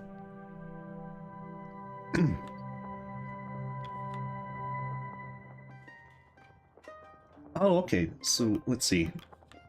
Captain, Kurt's game of rugby was a rousing success. Everyone was eager to get involved. Even yourself, Doctor. You don't seem the sort. I'm not, but, Kurt did drag me into a game. I was tackled fairly hard. I'm still feeling it, to be honest. I'm not alone. I'm not surprised there was much roughhousing involved. Still, everyone had a great time despite the multitude of aches and pains. If you'll excuse me, I need to lie down now. Captain, I've been thinking. What is it, young man? Well, I'm not a very good sailor. I'm small, and I'm not very strong. Well, we're sorry to hear that. But I still want to help. There's plenty of sailors, but there's not as many scouts or scientists or engineers. Well, those roles require quite specialized skills. I can learn. Dr. Nutley loaned me his books and I've been learning to read. I can still help just a little. Well, earning a doctorate is out of the question in this scenario, but training isn't out of the question. If you're diligent, I suppose you can be taught some of the basics, enough to lend a hand at least. That's what I thought. Captain, please? So if you assign him Nutley, you'll get the medbay increased to 4 spots, but if you can also have him become a scout or have him become an engineer. Go speak with Hammond. He'll show you the ins and outs of engineering. Okay, I will. Thank you, Captain. I doubt Hammond will have much patience for the boy. Though I suppose that impatience will lead to quick results, if young Ward has the will. So that can be very useful, so you can, if you bring Runt with you, so he can be assigned to a different role. The only thing is, if you assign him to Nutley, it increases the medbay, but you can't assign Runt to any other tasks. I'm telling you, you're jumping the gun here. And I'm telling you, you're out of your bloody mind. Gentlemen, what seems to be the issue here? Apologies for bursting in like this, but winter's on its way. We need to hunker down as soon as possible. If we want to survive the cold, we'll want the camp to be set up for winter in 2 weeks. A good idea, Hammond. You want protection from the elements, I understand, but I know just how long the winter can last. If we haven't stockpiled enough food, we'll starve to death waiting for the weather to clear. So you would suggest a longer hunting period? No, it's technically, we're already in summer, but the winter is approaching. Much longer, 5 weeks if we can. 5 bloody weeks? Winter will have hit by then, are you mad? It's gonna get a lot colder. We have enough to live off of. 2 weeks is all we need. I'm sorry, but have you been on the ice before? You talk like you have. Don't need experience to have common bloody sense, do I? Men, calm down. There's no need to turn this agreement personal. Captain, your thoughts? I think I want the Hammond rep. We get a lot of reputation with whoever we side with. But Captain, we wouldn't be prepared. Mr. Dolan, that is enough. The decision has been made. Here, 8 frostbite for everybody! I trust the captain's choice. Perhaps 2 weeks from now, circumstances will change. We will see. Now, if you'll both carry on with your work... Fine. Okay. I trust you, Captain. Captain, a suggestion. The ice at this camp seems stable enough that we could conceivably drill a hole through it. For what purpose? Ice fishing. I understand the crew are quite adept at the pastime, and it would prove a pathway to gather more food.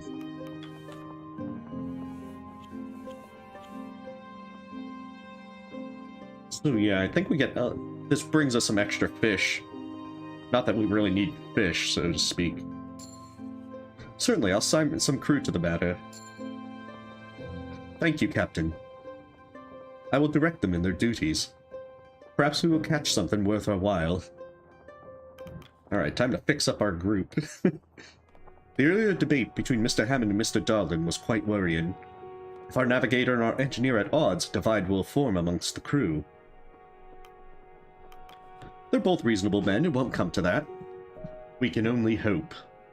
This crew is like the body. Each organ must be working in tandem if we are to survive. Okay, let's see. Warm one day, relatively speaking. I never understood how we could grow so used to the cold.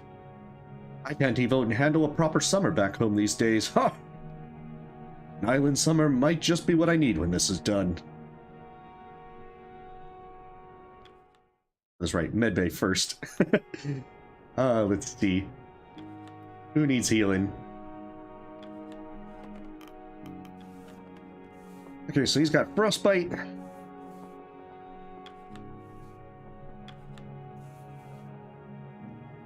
That's right, Runt had frostbite as well.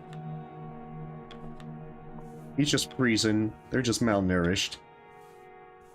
And freezing and malnourished, so...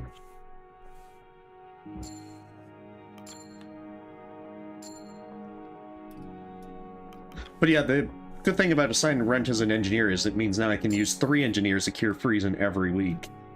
Needed. And that is very handy.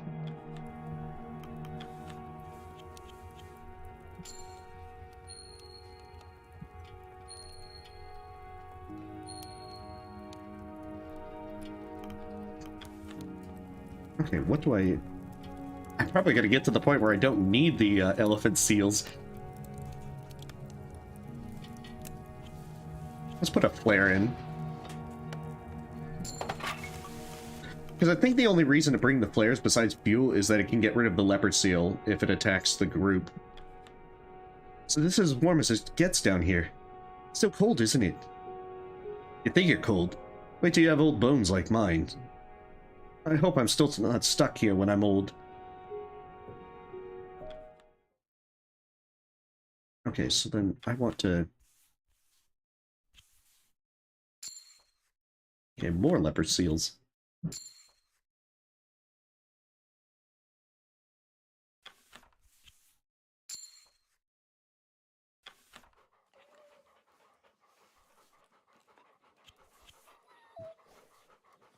Hey, welcome, Dina. We're doing pretty well. Oh, shoot, I need to get a fish to these dogs.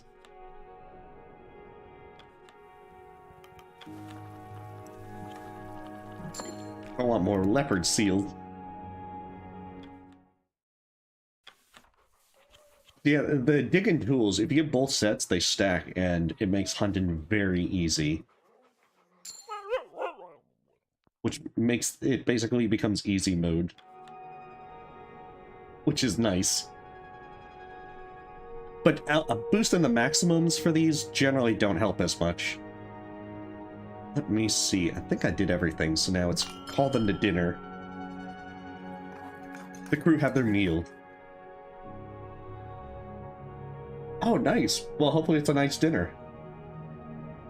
Dinner is shared and stories are told. Hold for one moment, I'm getting some hydration.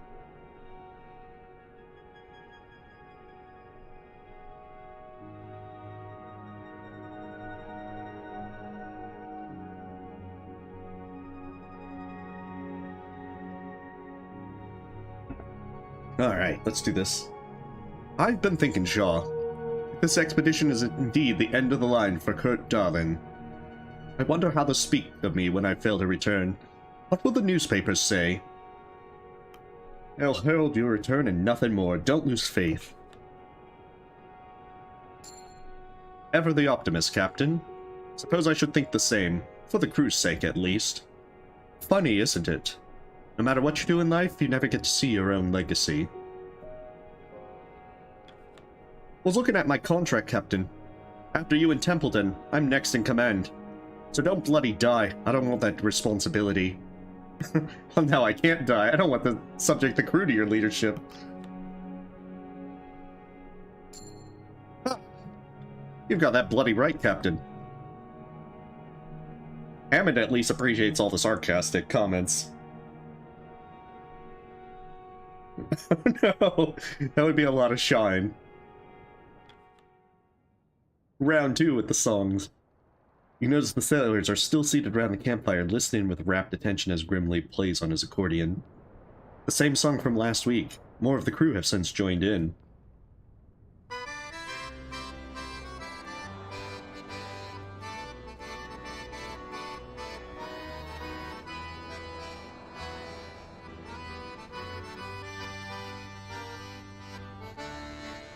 Captain has a frozen arse, hard as rock, no thawing soon.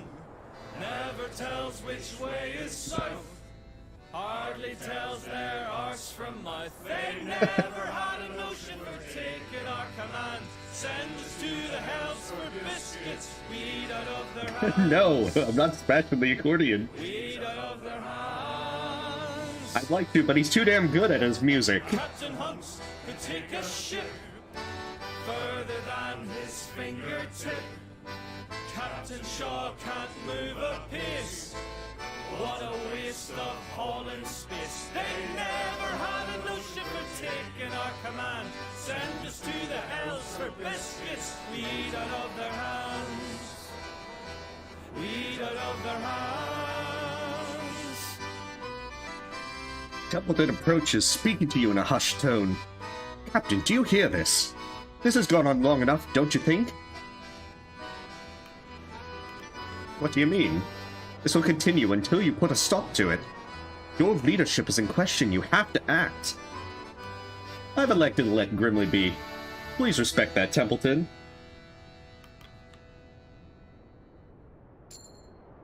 Well, very well. If you won't do something, I will. As the music comes to a close, Templeton marches up to Grimly. Mr. Glossley, return to your post immediately. The old man catches himself before returning to his tent in shame. Problem? Good song. What's it about? What? What is the song about? The crowd of sailors stay watching the confrontation. Did Shaw set you up to this? Just tell me, Mr. Stoke, what is the song about? Piss off. So you won't tell me? Grimly reaches forward and grabs Templeton stiffly by the collar. I said piss off. Calm down, you two. There's no need for this.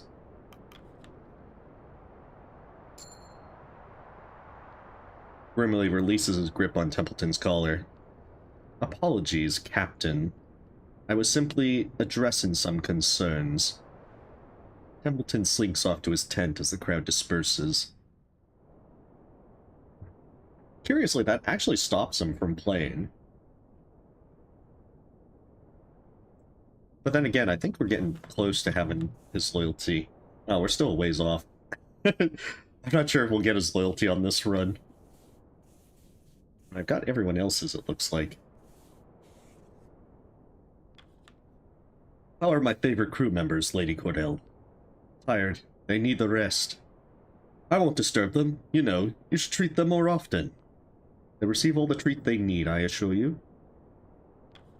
Stanberry and Pascal were engaged in a fight this morning, a more serious matter than the usual scrap. I put a stop to it, but it is concerning. The two often get along. Yeah, Stanberry is the best. Perhaps the pressure is finally getting to them. If the ice can do this to people, dogs are no different.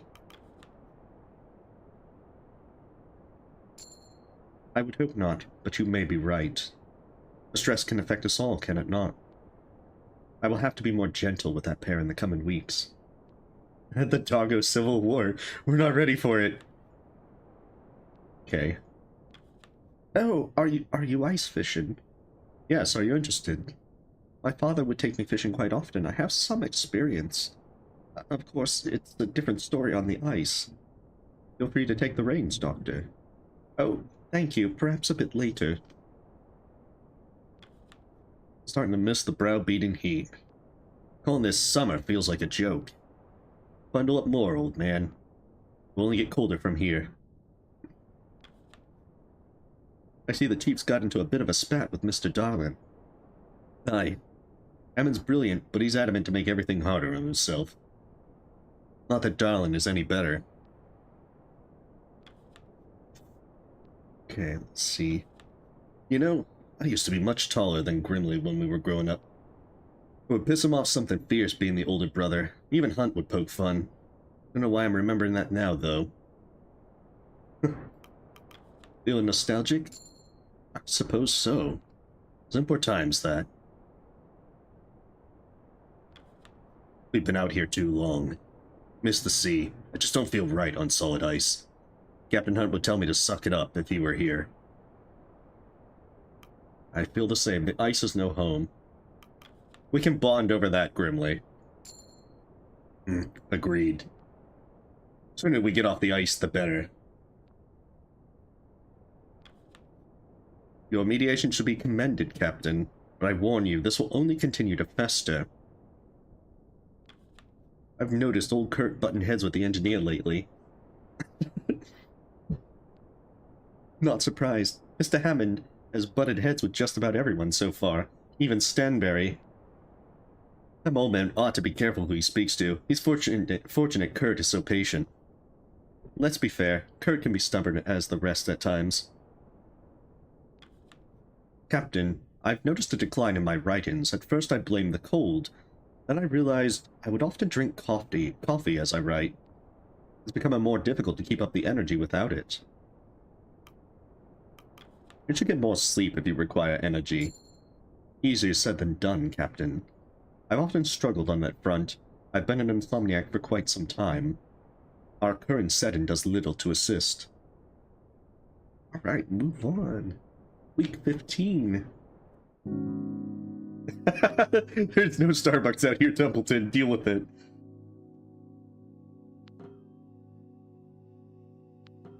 Let me see. I'll get quite a few freezing people, but I think I can offset it.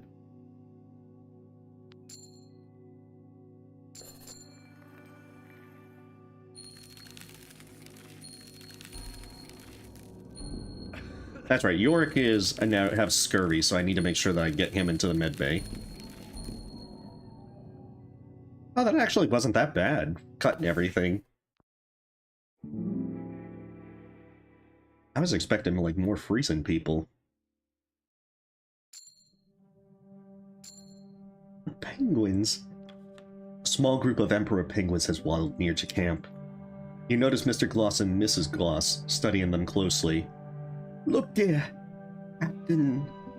Actinidites. How extraordinary. Astounding. This must be the first sighting of the rookery. Hey, welcome, a little gamer. Welcome to Pale Beyond, a resource management game as we try to survive on the ice. Our ship has sank. Alright, we finally take penguin requests. An Emperor penguin waddles into the tent. Squawk! Templeton looks to you confused. Captain, we're not giving them that request. It watches you carefully. An Emperor penguin waddles into the tent. Squawk! Templeton looks unamused. Ridiculous. It watches you carefully. An Emperor penguin waddles to the tent. Squawk! Templeton looks at the bird begrudgingly. Shoo! It watches you carefully. Let's see. Captain, last week's ice fishing was quite the success. We were able to gather a decent haul with some patience. Good to hear. Thank you for providing the manpower. Some extra rations will certainly come in handy. Become friends with penguins. Captain, that Hammond has quite the temper on him. Artemis, where are you? Oh, there you are. Hey. Hey.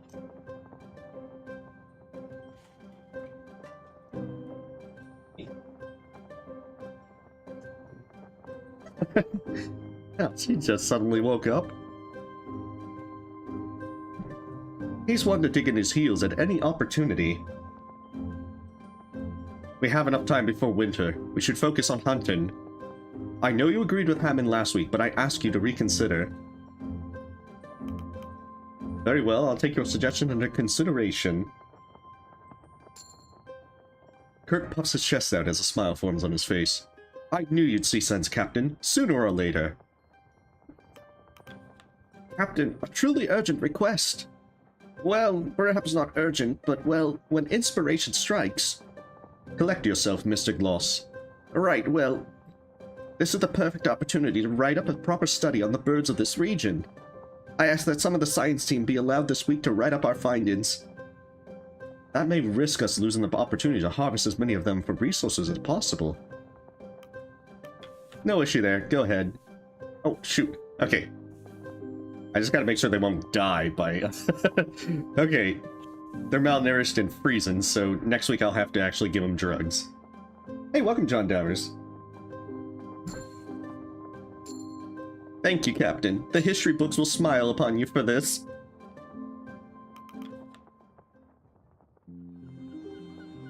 Well, you can make a decision, and you can choose to slaughter the entire colony. However, that doesn't work out well for you. So it's actually better to just kill some of them for if you desperately need penguins. Notice a penguin has made its way into the medical tent. No, you stay out of there. A new patient. This one's more ornery than the rest of the crew.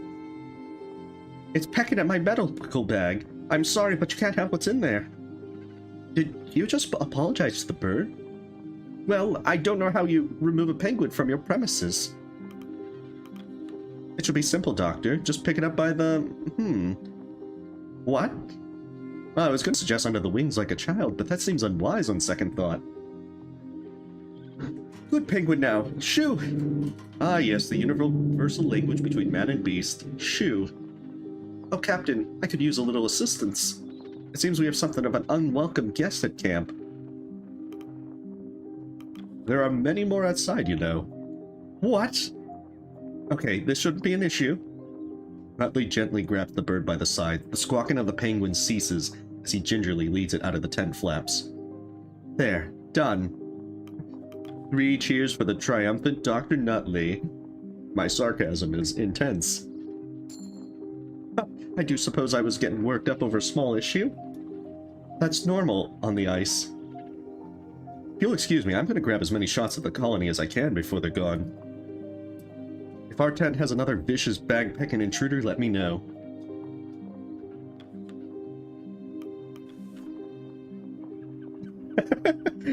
Well, actually, if you berate Nutley, he loses, like, incredible amounts of loyalty. The funny thing is, in the very first conversation you have with him, you can bring him from friendly loyalty all the way to 0. And it's just, like, amazing. Okay, I think this is...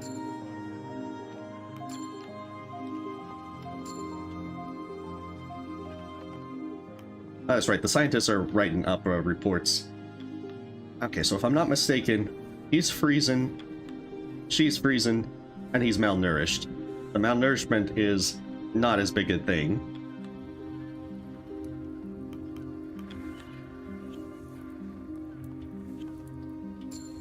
Yeah, because I can just do that and then... I think I like having Runt as an engineer, just for the extra cures for freezing. You hear a long penguin call. You hear a baby penguin sneeze. You hear a penguin squawk. Oh, that's just dogs. It's a pet. Arf! Palm Stanberry. They're just curious of our presence here. Arf, arf. So it's time to scout as much as possible. Hey, there's some more Emperor penguins. That's a lot of Emperor penguins.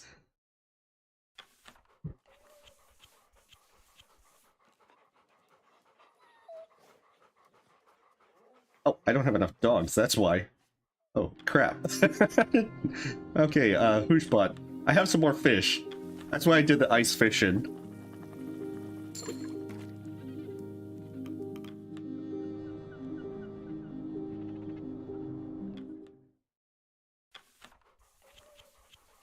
Yeah, I definitely need to get as many penguins.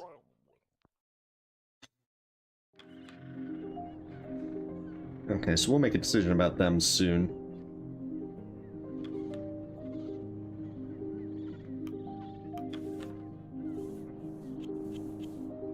Yeah, we'll assign 3 people to get 3 emperor penguins. The team get to work. And then with our last person, which I think is Runt, we'll have him give an interview. Oh, it's the engineer that's free. Whichever. We need some research and a little bit of a decorum boost. Alright, so that should actually get me pretty good. In fact, I'm still doing really well on things. I think the only big thing is just the elephant seals I would really love more of. Kitty! What up? Hi! Hey! Aw.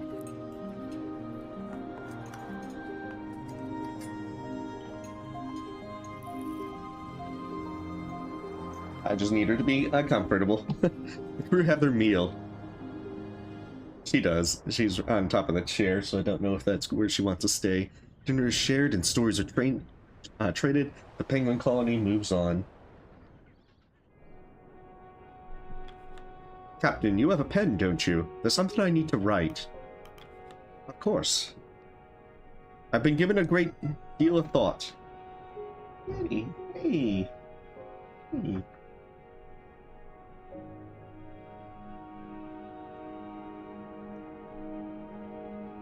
Okay.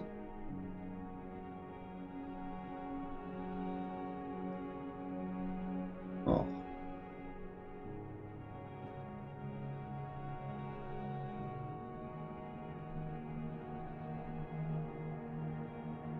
I'm trying to see if she'll get comfortable in my lap.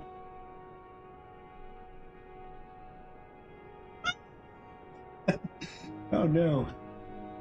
Come on.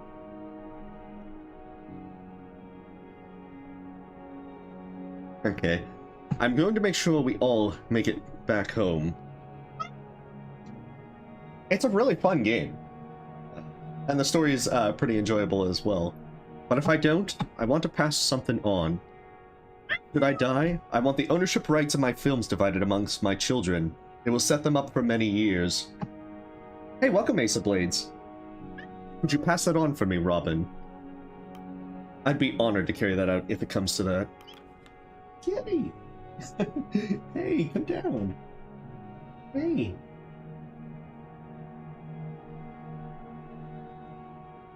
Aw. Come on. Come on.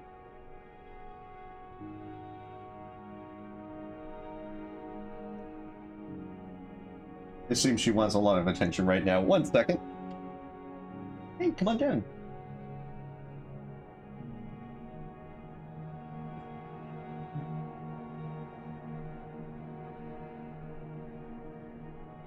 Nah, she had food earlier.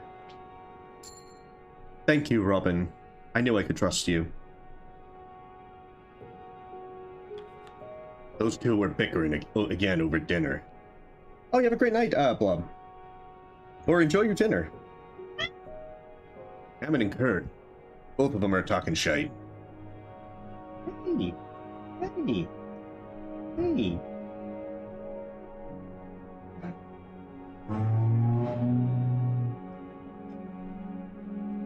Come on down. Oh, jeez. Someone should talk to them. I know when to punch up the ruin. Shaw. If anything happens to me, make sure Junior has my accordion. It's all I've got to give. I'll make sure of that, Grimly. Thanks. This is like one where everyone just says, if I don't make it back here, please do this for me, Robin. Nice dogs. Do you not have work to do, child? No, we're not smashing the accordion. What are their names?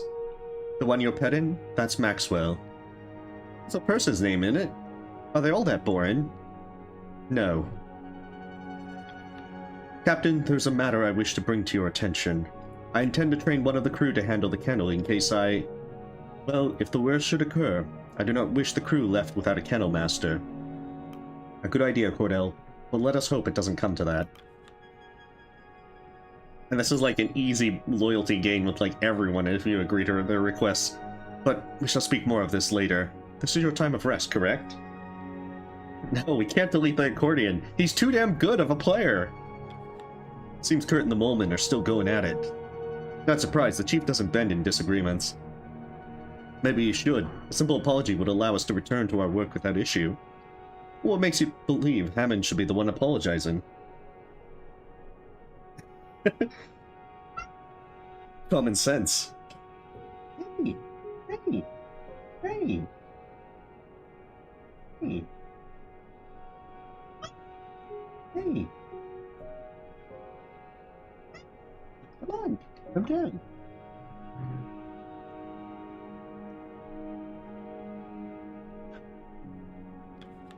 Air's a bit tense these days, isn't it? Not surprised, time's catching up to us, right? Hey, welcome, Glassy. I think it's possible to make it to the very end with just you and Templeton. Can't take another week looking out at nothing but ice. Because you can get a lot of people killed in this game. Reading something? Yes, a book on poetry. Hey, come on. Come on down. Heck, damn it. Just don't want to come down. Like, come into my lap, you'll get a lot more attention.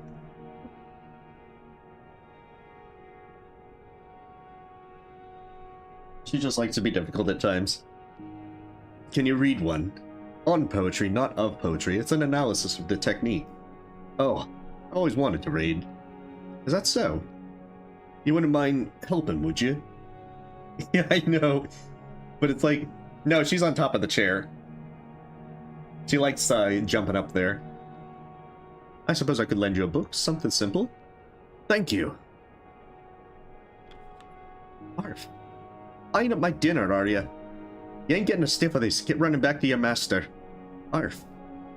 Alright, just a bite. Was thinking, if I die, the crew's fucked. My work would be wasted if I end up going under. Captain, if I go, you better keep them alive. I'm not keen on dying for nothing. Hey. Hey.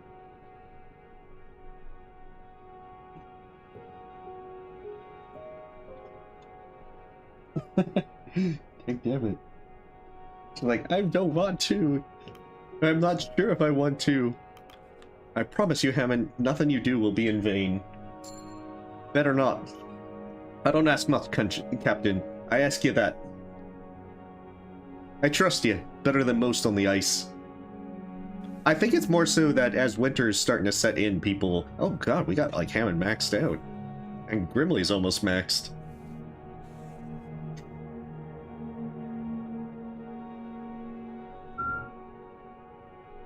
Yeah, it's just that with winter approaching that, I think everyone has that kind of sense that the worst may happen. On a ship with Gribbly and Hunt. To be honest, that's all I've ever known. Half of my earliest memories are of that. When this is over, not sure what to do. Ah, you have a talent. Plenty of ships will take you on as a cook. Do I want another ship? I don't know. All I know is those days with Hunt are over. Oh, good evening to you, Captain. Apologies for the distraction, I was enjoying a textbook. Anything interesting? This was the first textbook I ever read when entering the field of botany.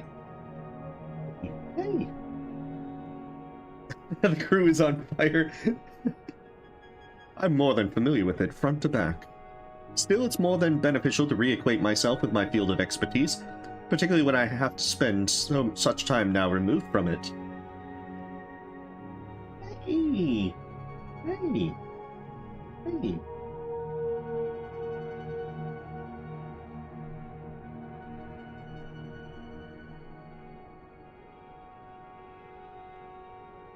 A shame, you want a lot of attention, but you just won't come into my lap and get a lot of attention.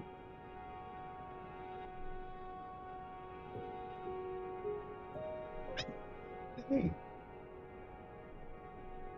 She can sometimes be finicky with the demands.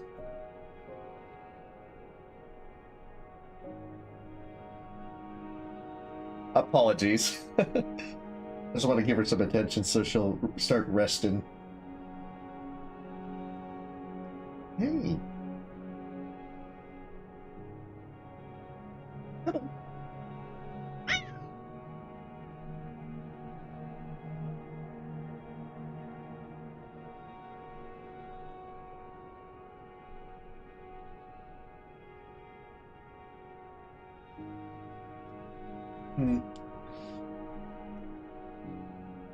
I'm pretty sure she'll still want some more attention, but hopefully this is enough. Let's see. What caused you to pursue botany as a subject? A fascination with a class of life form that predates us by millennia and will survive us by millennia. Yeah, she likes making herself known. Do you know why plant life interests me to this degree, Captain? Enlighten me. A plant's primary goal is to ensure the continued survival of their species, yet the plant is stationary, vulnerable. What I find truly impressive is how they have developed to take advantage of the circumstance.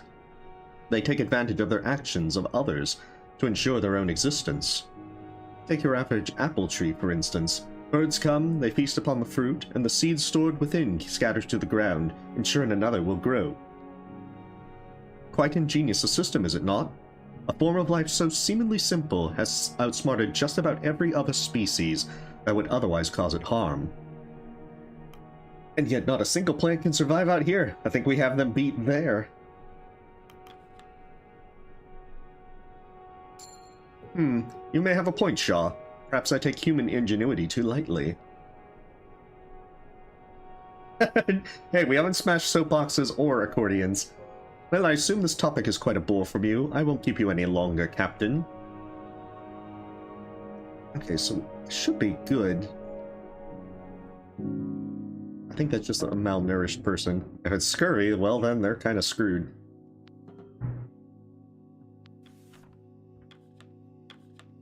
Yeah, they're malnourished. Alright, let's put a few more malnourished people on.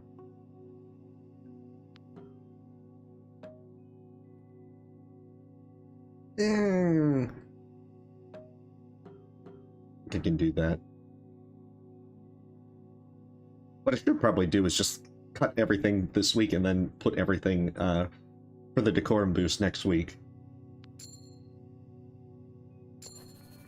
It is Sunday. Alright. More Emperor Penguins.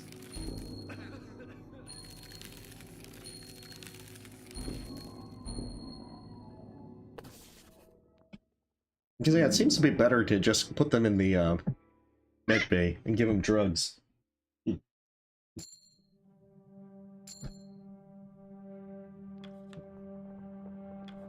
Kasha charges into the tent. Captain Templeton! You're out of breath. What is it? It's Kurt and Hammond. They're about to knock each other out. Come quick! She bolts out of the tent. Best see to it, Captain. You rush over to the commotion near the boiler. Do you have any idea how much you're jumping the gun? I know how much you bloody want to keep playing in the snow. Playing? I take my work as seriously as you. You don't actually believe that, do you? Fine, we'll do things your way. No preparation, no stockpiling. We can all starve to death, but sooner. Great idea. We're not going to get any more prepped waiting around. We need to hunker down. You just feel like feeling useful, and you don't want it to stop. You don't care about the lives on the line. Of course I do. I have experience on the ice. I know the dangers of winter. You're just too stubborn to do anything way but your own. And when you don't get your way, you make a big song and dance about it. You even go sneaking behind my back to the captain. You can't help yourself. You're a bloody glory hound, always looking to be the big man. Not hard. Sorry that you can never be the big man. Watch it. It's clear this could quickly turn ugly. What in the hell is going on here? Kurt and Hammond notice you. Kurt eyes you before scanning the audience that is assembled. Captain, I'm sorry. I just cannot let this matter go. You're gonna get us killed, you idiot. I'm not the only one who agrees with this course. Then get them killed. Get yourself killed. I don't care what you do. That's enough, both of you.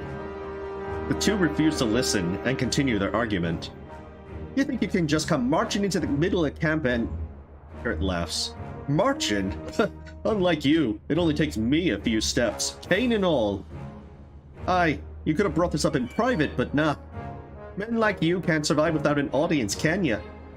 I'm trying to be reasonable, Hammond. This is just like the ship. You're incapable of considering anyone else's point of view. Everyone else's point of view isn't 10 foot off the ground and still up their own hole.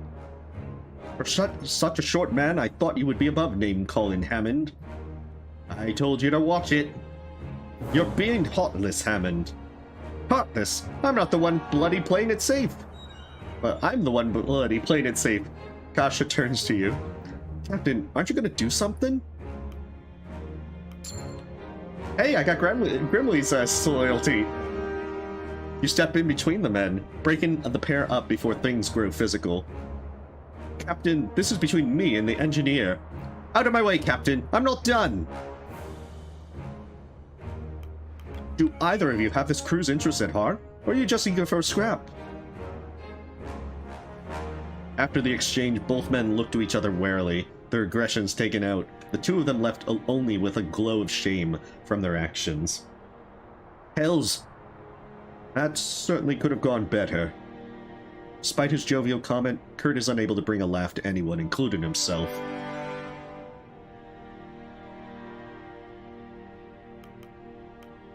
Both of you should be ashamed. We're supposed to be professionals. The two men let out weary sighs, almost in unison. This is a waste of everyone's time. Clean yourselves up. You walk away, making your way to your tent. The two men left to wallow in their shame. As you walk away, you are stopped by Templeton. Stepping in yourself, Captain. It's unbecoming. You should have exercised your authority proper, not gotten physically involved. I just set an example for the rest of the crew. They should follow me going forward. I see. I can respect that view, Captain. We best hope that the crew indeed follow your example. I'm concerned they will instead expect you to act on their behalf.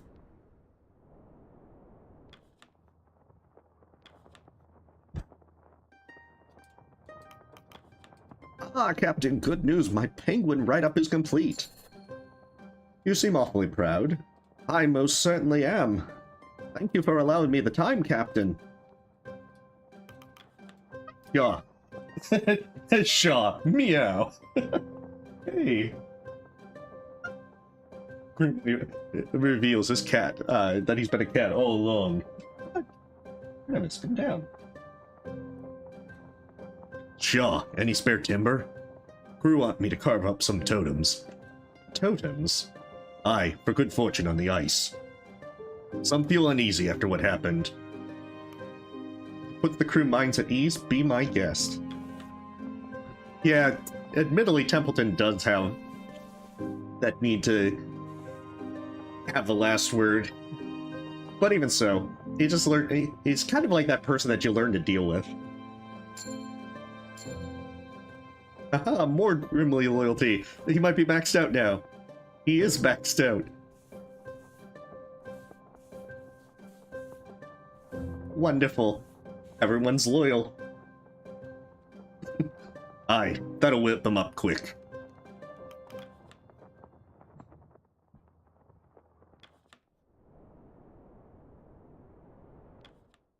Okay, time for some scouting.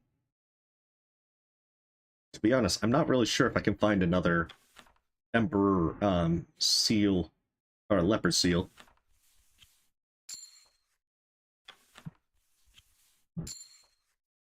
Oh, that's fish.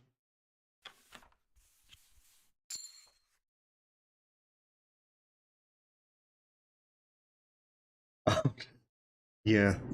Well, it's still a good bit of fun. Okay, so definitely...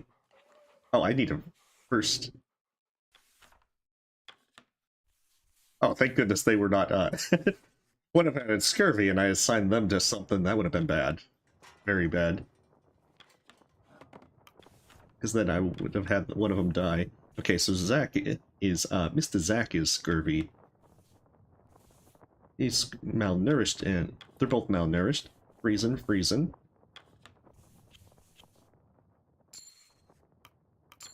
Yeah, get some drugs going.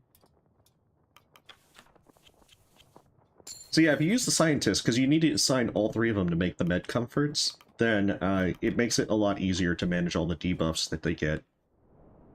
As long as you don't have more people than your med bay for people in the frostbite or scurvy each week, then you can prevent anyone dying. So it's just always watching what's happening.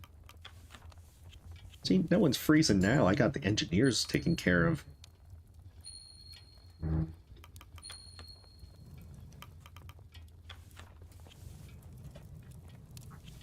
Ooh, put some of that in. Because what I'll probably do is do like a full high rations on one of these.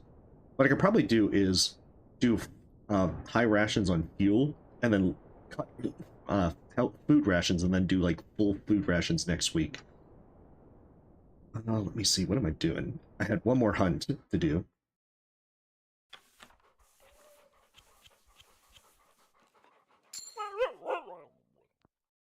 Because that way I get even more penguins. Because I think I have enough food. E. Aw. Hey.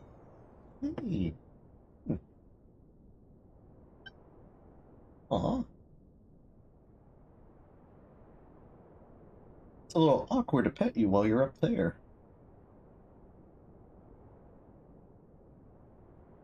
She has to be properly coaxed down, otherwise...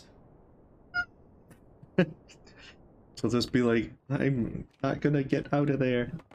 That's right, I still have some free crew members, so... Get a little decorum out of that. Hey, welcome, Furrow. The crew have their meal. Dinner is shared and stories are traded. I do have it on Discord, John. You have been bothering my dogs for some time now. They're having fun. Are you shaken by the morning's events? That? I've covered much worse incidents in the city. Yes, but you could return home after that. Grant my dogs a rest, and grant one to yourself as well. Dogs need the rest, as do I, as do you. Okay, so I've exhausted Cordell's stuff. Grimley's been exhausted as well. Do you believe the nerve of that Hammond fellow? He's lucky Kurt didn't just wallop him. Kurt could have handled it better. But Hammond is a prick, yes. Captain, I've been looking over the contracts, and I feel an update to your... Oh, should be made to your own. Your work has far exceeded your pay scale as first mate. Once we return to land, I will arrange it so that you receive Hunt's promised pay, in addition to your own. I'm honored, but that pay should be divvied up among the crew. See, Templeton's looking out for me.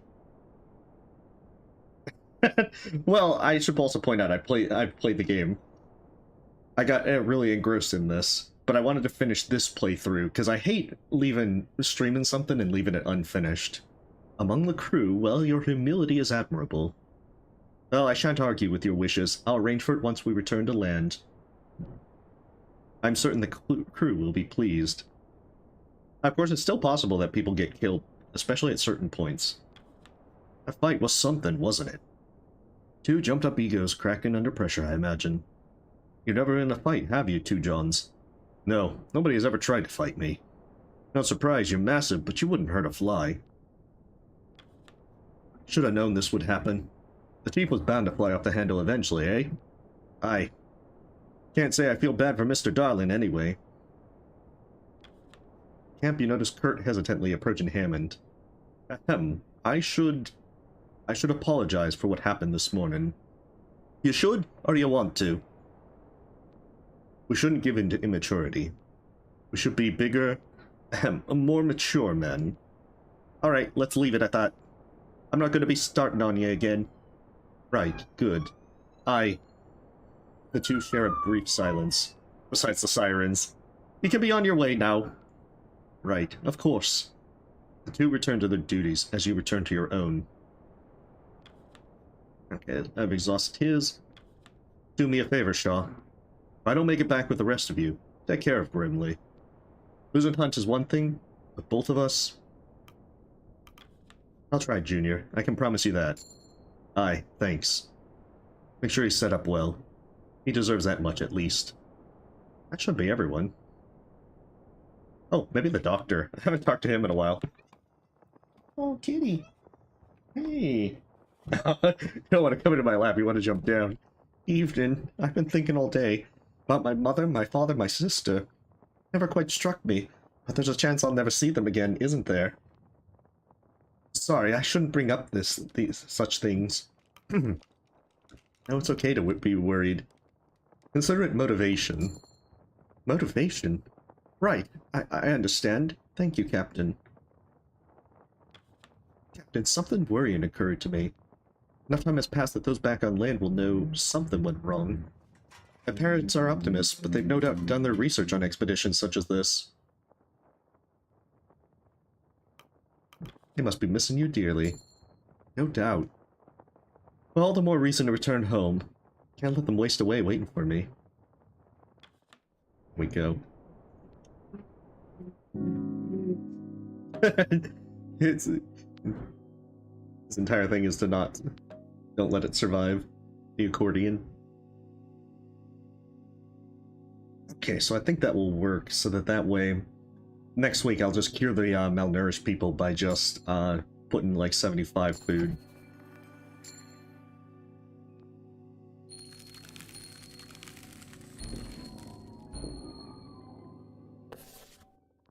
And then that will give me a huge decorum boost as well.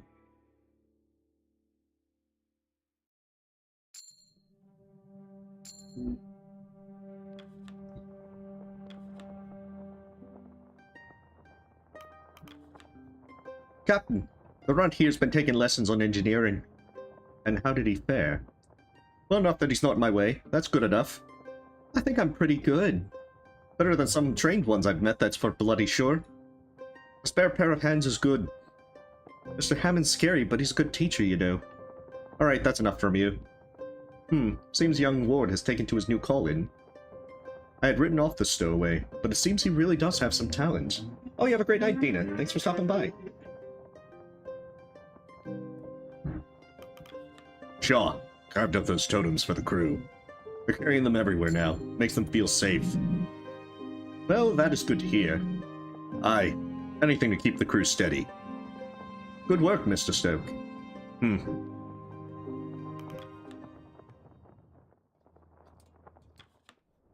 Alright, let's see. You can be scary when you're mad, Mr. Hammond. I'm always mad. Aye. Last week, you were really bad. Alright, that's enough of that. Alright, sir. Ah, don't bloody call me that. Let's see. Scouting can I do? Okay, so she's malnourished. In fact, the malnourished people are going to get healed because I'm going to go, like, all in on the food. We're going to try and go another week. Because you can lock down for winter, but you can still go wait another week for it. And it doesn't seem to be any downside. Just throw some seals in.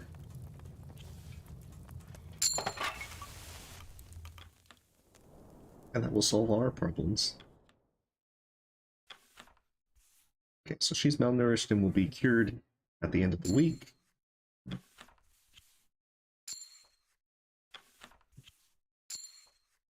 More fish. Unfortunate. Okay.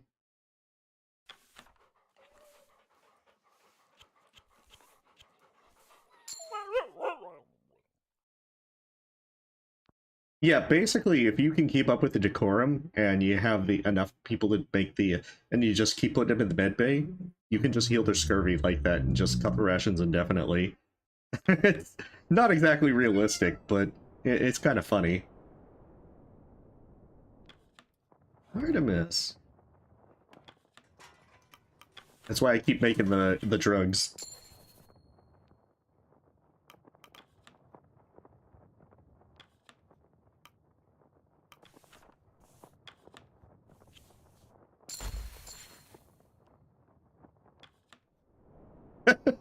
Essentially.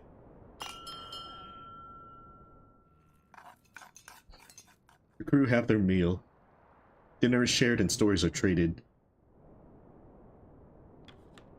And it seems to be winding down. It would seem we likely have a handful more weeks before the wildlife begins to clear up. Do you ever share your rations with the dogs? They do the hunting after all, only right they reap some of the spoils. They have their own rations. I'm sure they prefer my cooking to that broth. You may try them. I won't stop you.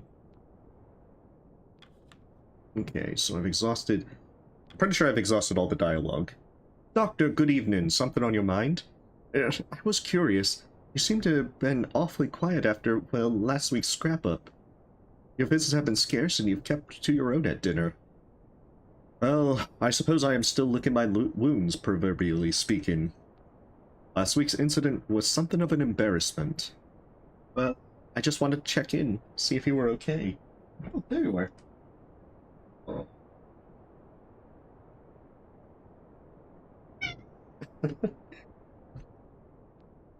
I'll be fine. Just need to settle this damn pride of mine.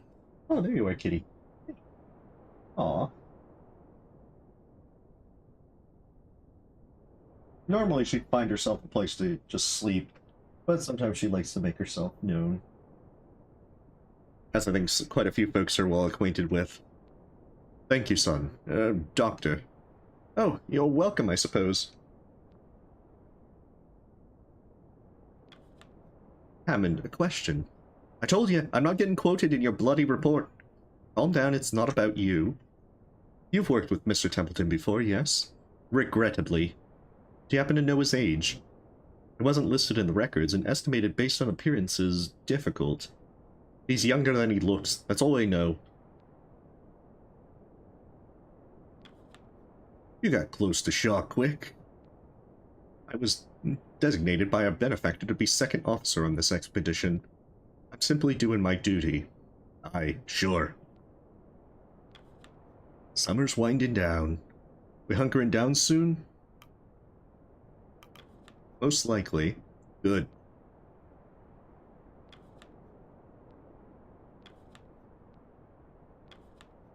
Okay.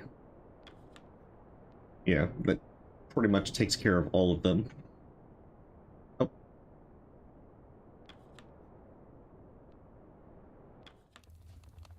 Oh, I guess I do have to lock down. And prepare for winter. Oh, maybe it was week 17.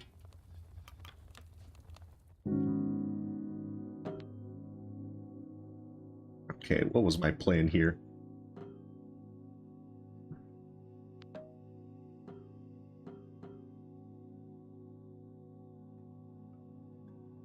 If I do that, I should be able to carry out...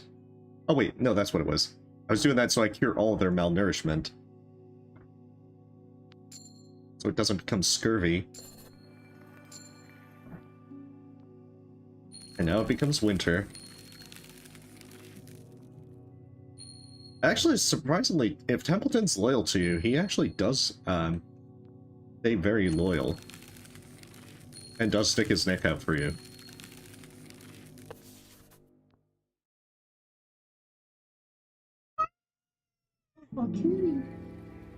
Week 21.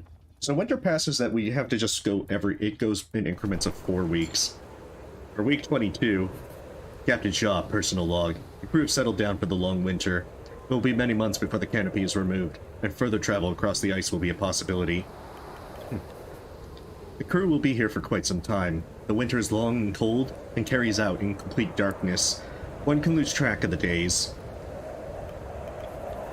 To have braved the dangers of shipwreck and the ice, of creatures set to kill and maim, the cold and dark are but another challenge that the crew is sure to overcome. Before the winter set in, the navigator and the engineer came to blows in public amongst the crew. Quite literal were the blows, as the men had to be separated by the crew. A professional disagreement turning uncivil is not unheard of, particularly in high-pressure situations. Both men still carried the crew's best interests at heart, and tensions seemed to have calmed since the incident. The coldest part of the world has now entered its coldest stage. In the winter, even words and time can freeze over. The doctor is likely to have his hands full in the coming months, dealing with frostbite amongst the crew. I only hope the young man is prepared for such a task. Here we are. Winter.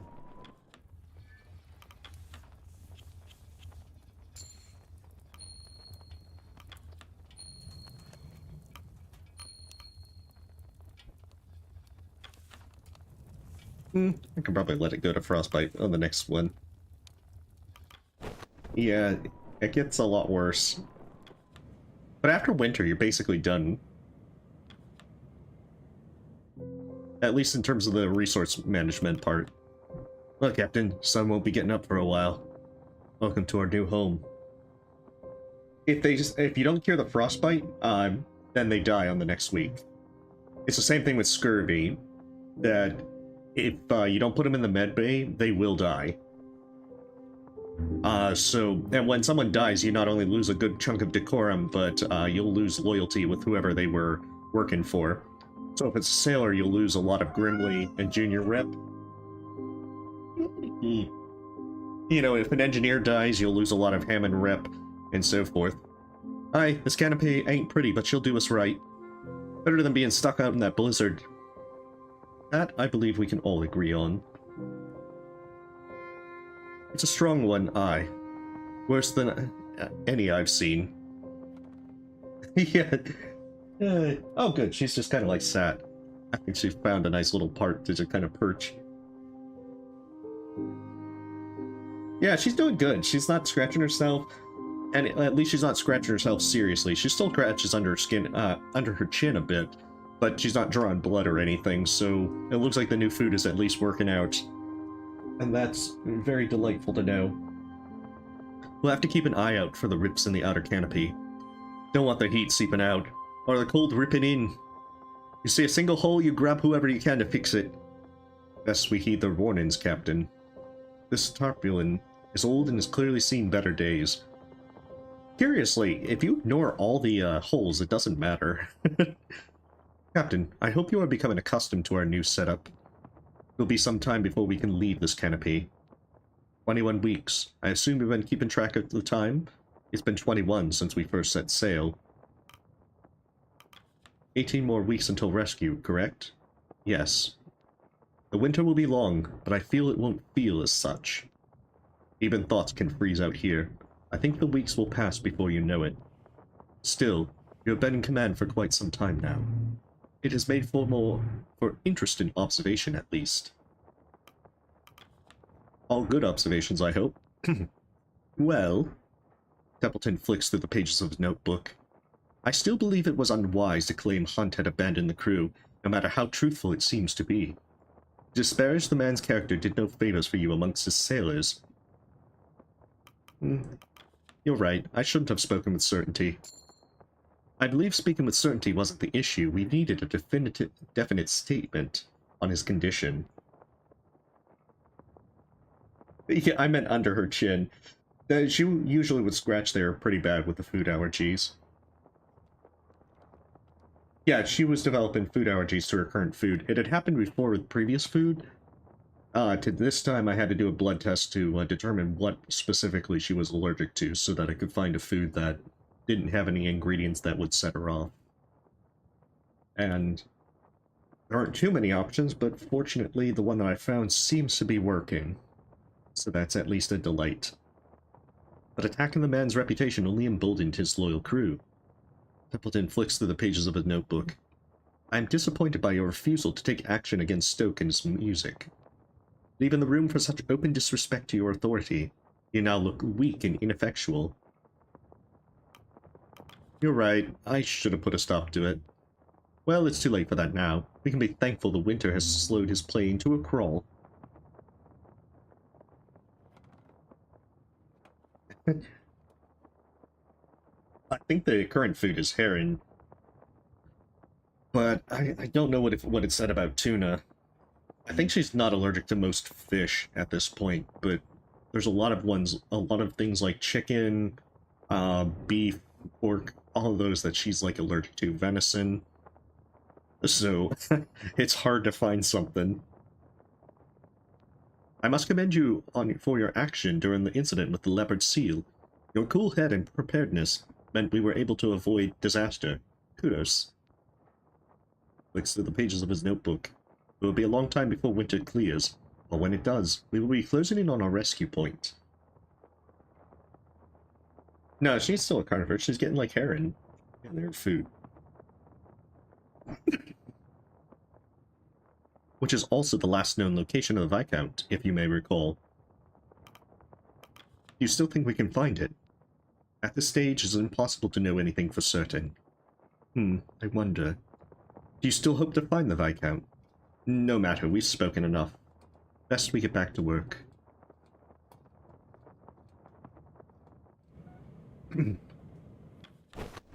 I think there's probably some meat that she can have, but like originally she had a rabbit, dry food, and she became allergic to that, so she's definitely allergic to rabbit. Is that the same compass you carried in your third film? Indeed it is. I'm surprised you were able to pick up on those details. Well, I have seen them quite a few times. My family purchased a print of Through the White Wastes for private screenings, so I'm quite accustomed to it all. Through the White Wastes? Ha! You must have been this tall when that film came out. Maybe shorter. That canvas pack of yours, that must be 30 years old by now. I know how to keep my equipment well maintained. You're the same, aren't you? Of course, I'd never let my trusty camera even get scratched. You know, we barely had a budget for that first film. Most thought the idea was set for disaster. I had to get the sponsorship of Tin Beans to even get that expedition off the ground. I remember those adverts. Newspapers ran them for quite a while. In fact, I had some newspaper clippings for research, building a portfolio. I think one of those adverts is in this folder. Why would you need so much research? Seems a bit much for one expedition. Well, this is for something else. And that is... 1 second, hydration.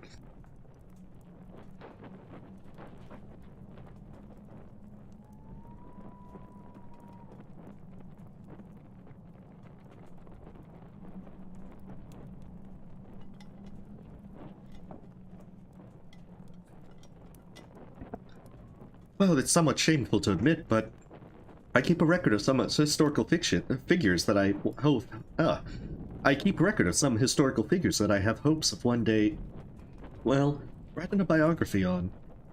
A biography? Yes, I know it's getting ahead of myself, but I like to be prepared for projects that are in the realm of possibility, maybe? Huh, I would like to see that. Yeah, Harvey will get you. Aw, nice. Well, hopefully you're giving your cat a lot of pets. Historical figure, eh? I would say you fit the criteria. Flattering, but it does make me sound old.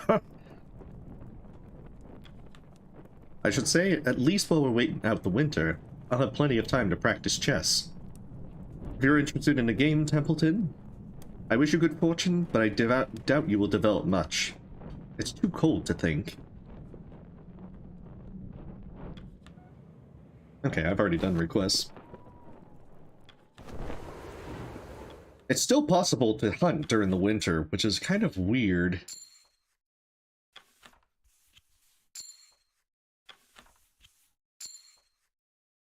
Which means I can get leopard seals, but basically anytime you use someone, they're gonna get freezing.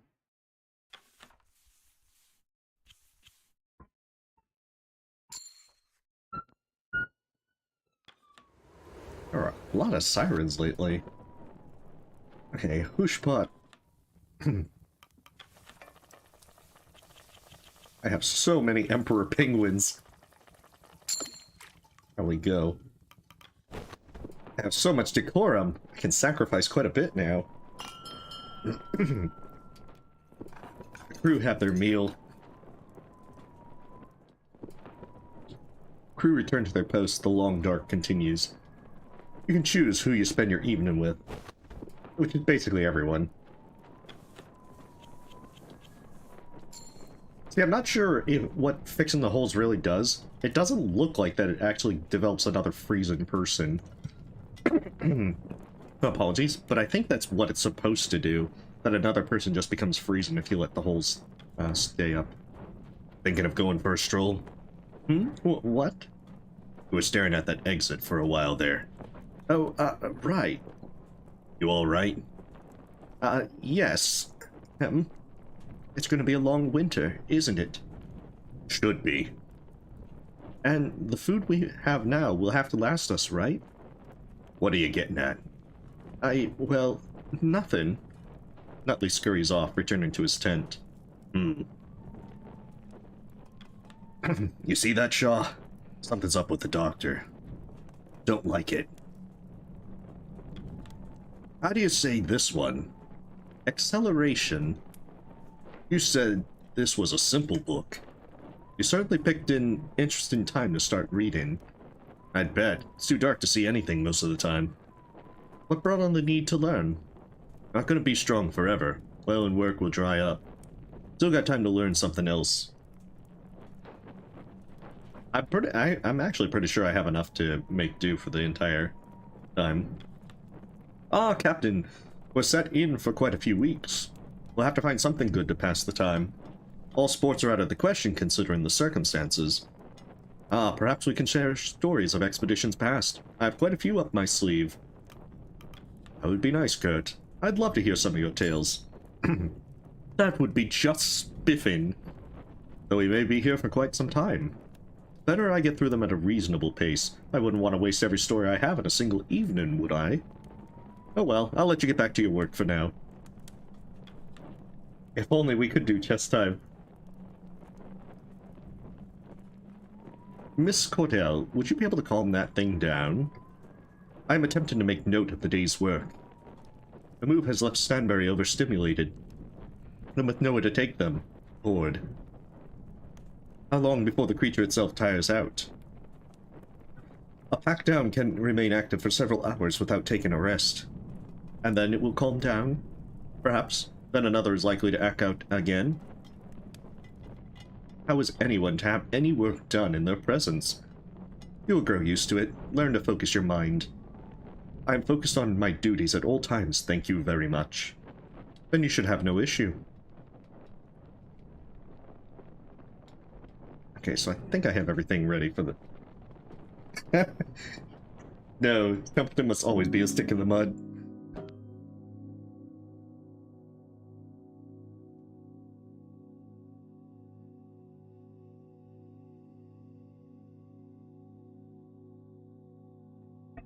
So the big thing is now, it doesn't matter how much fuel we burn, someone's gonna get freezing.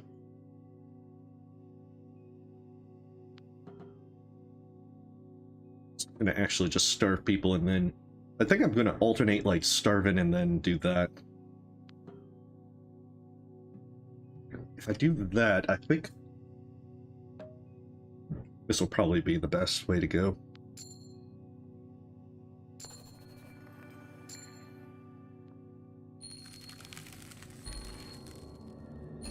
Okay, so he's got frostbite.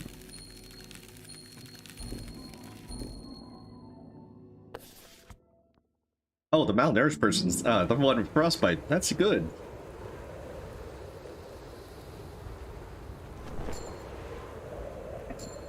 So yeah, it passes several weeks rather than bi-weekly, as it was before.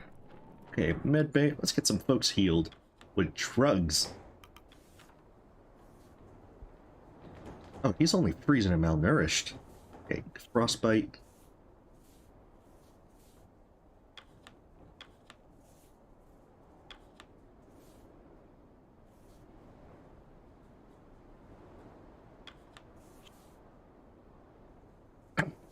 Okay, so then I should be able to get most of these folks cured.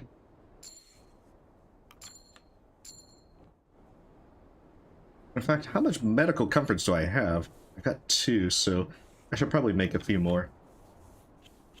I think at this point, I'm actually not needing medical comforts.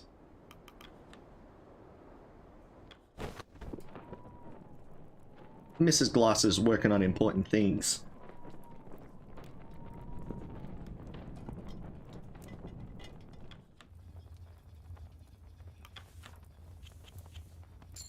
There we go, everyone's healed now.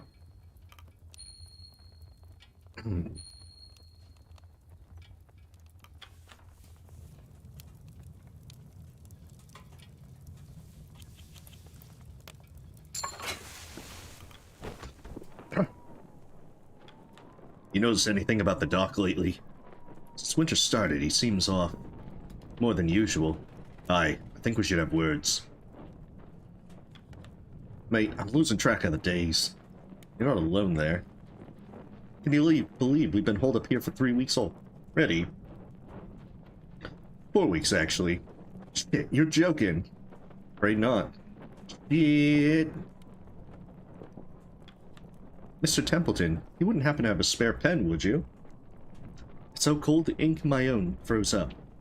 I'm afraid I have the same issue. Blast it. I'll have to warm it by the furnace then. I've had to make a more concentrated effort to track the days as of late.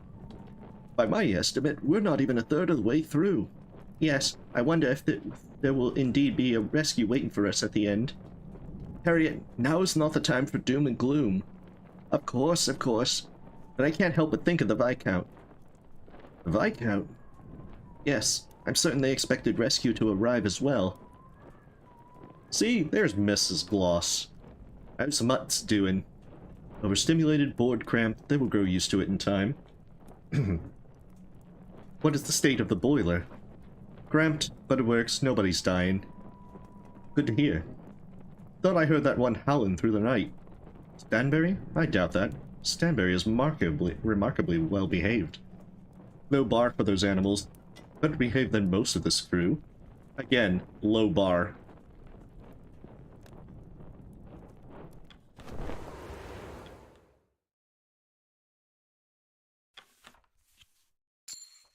Oh, elephant seal.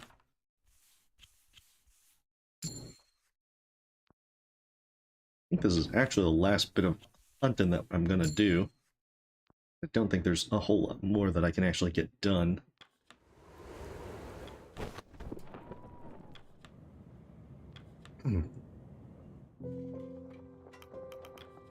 I've had it. I've had enough. Night after night, week after week, those salters. Isaac, some decorum, please. Apologies, but I cannot take their presence any longer. Loud, disruptive, and the mess they believe behind after dinner. I just want some peace and privacy. Is that too much to ask? Captain, I implore that you relocate me to another tent. Anywhere else, as long as it's away from them. We are a crew. If you can't leave peacefully with the sailors, you will have to learn. Learn? Captain, please! Captain Shaw is right. We are all working together. A little professional conduct will go a long way, Mr. Isaac.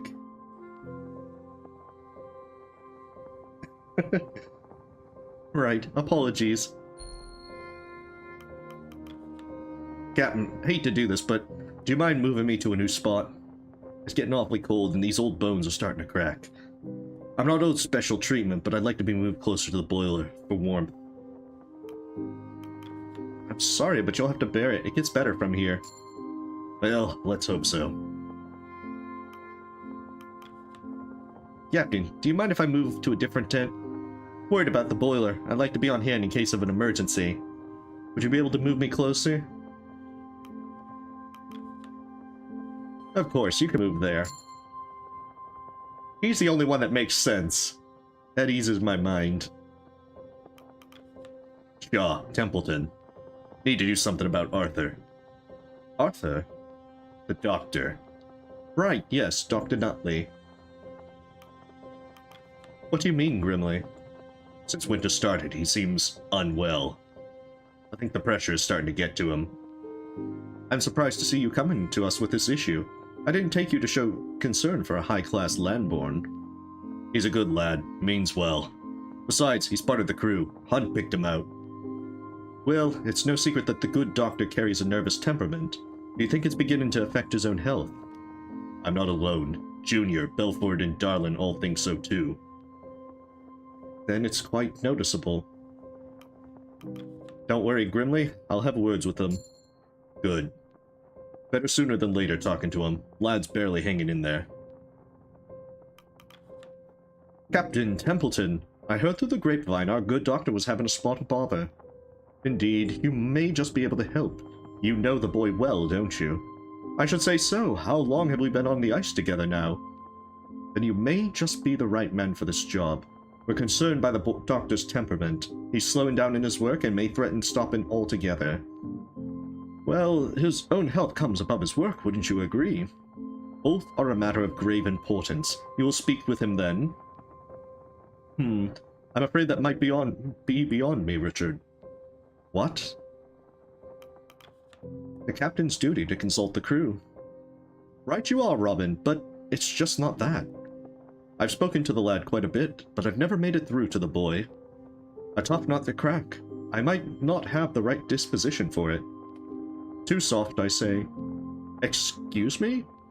You treat him too softly. The young man is a doctor. He does not need to be handled with gloves.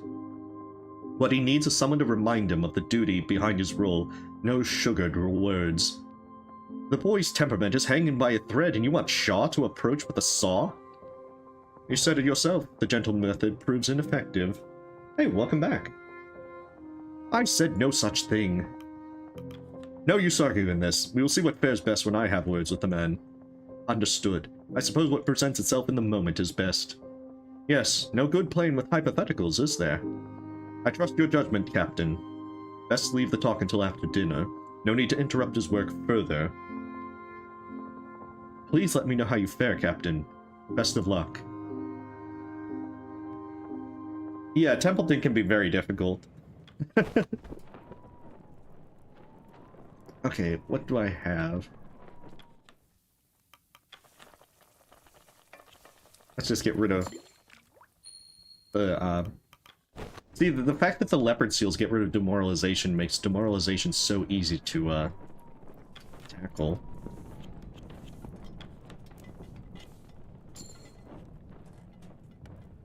Okay, so I can't fix that one. Give him a good old-fashioned interview. I was meant to ask, Mr. Templeton, what precisely is your area of expertise? Botany. Odd? How so? Botany is the study of plants, correct? Not an abundance of plants out on the ice. The meteorologist, the biologist, I understand, but why were you chosen? I have a much wider range of knowledge outside my field. I was chosen to be the head scientist of this expedition. By the benefactor, correct? Yes. Which reminds me, just who is this benefactor of yours? I asked Hunt often, but he always avoided the question. He avoided most of what was asked of him. You ask too many questions, Miss Belford. Exactly what Hunt said. You seem adamant not to answer. I do not see it as relevant information. Everything is relevant, Mr. Templeton. You can only hide secrets for so long. We will see about that. Yeah, study of plants. Which does seem very unusual that since we've encountered 0 plants, then they don't be able to survive out here. That, Templeton would be in charge of the science expedition. Yay. Oh, gotcha. About a quarter into the way of winter by my count. You have a different count by any chance? No. Damn, I was hoping you might.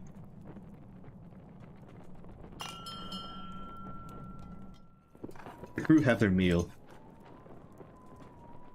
Hey, welcome back, Bloodfang. The crew return to their posts. The long dark continues. You can choose who to spend your evening with. Well, first things first, we need to speak with Nutley. Captain. Is there an issue? The crew are worried about you, Arthur.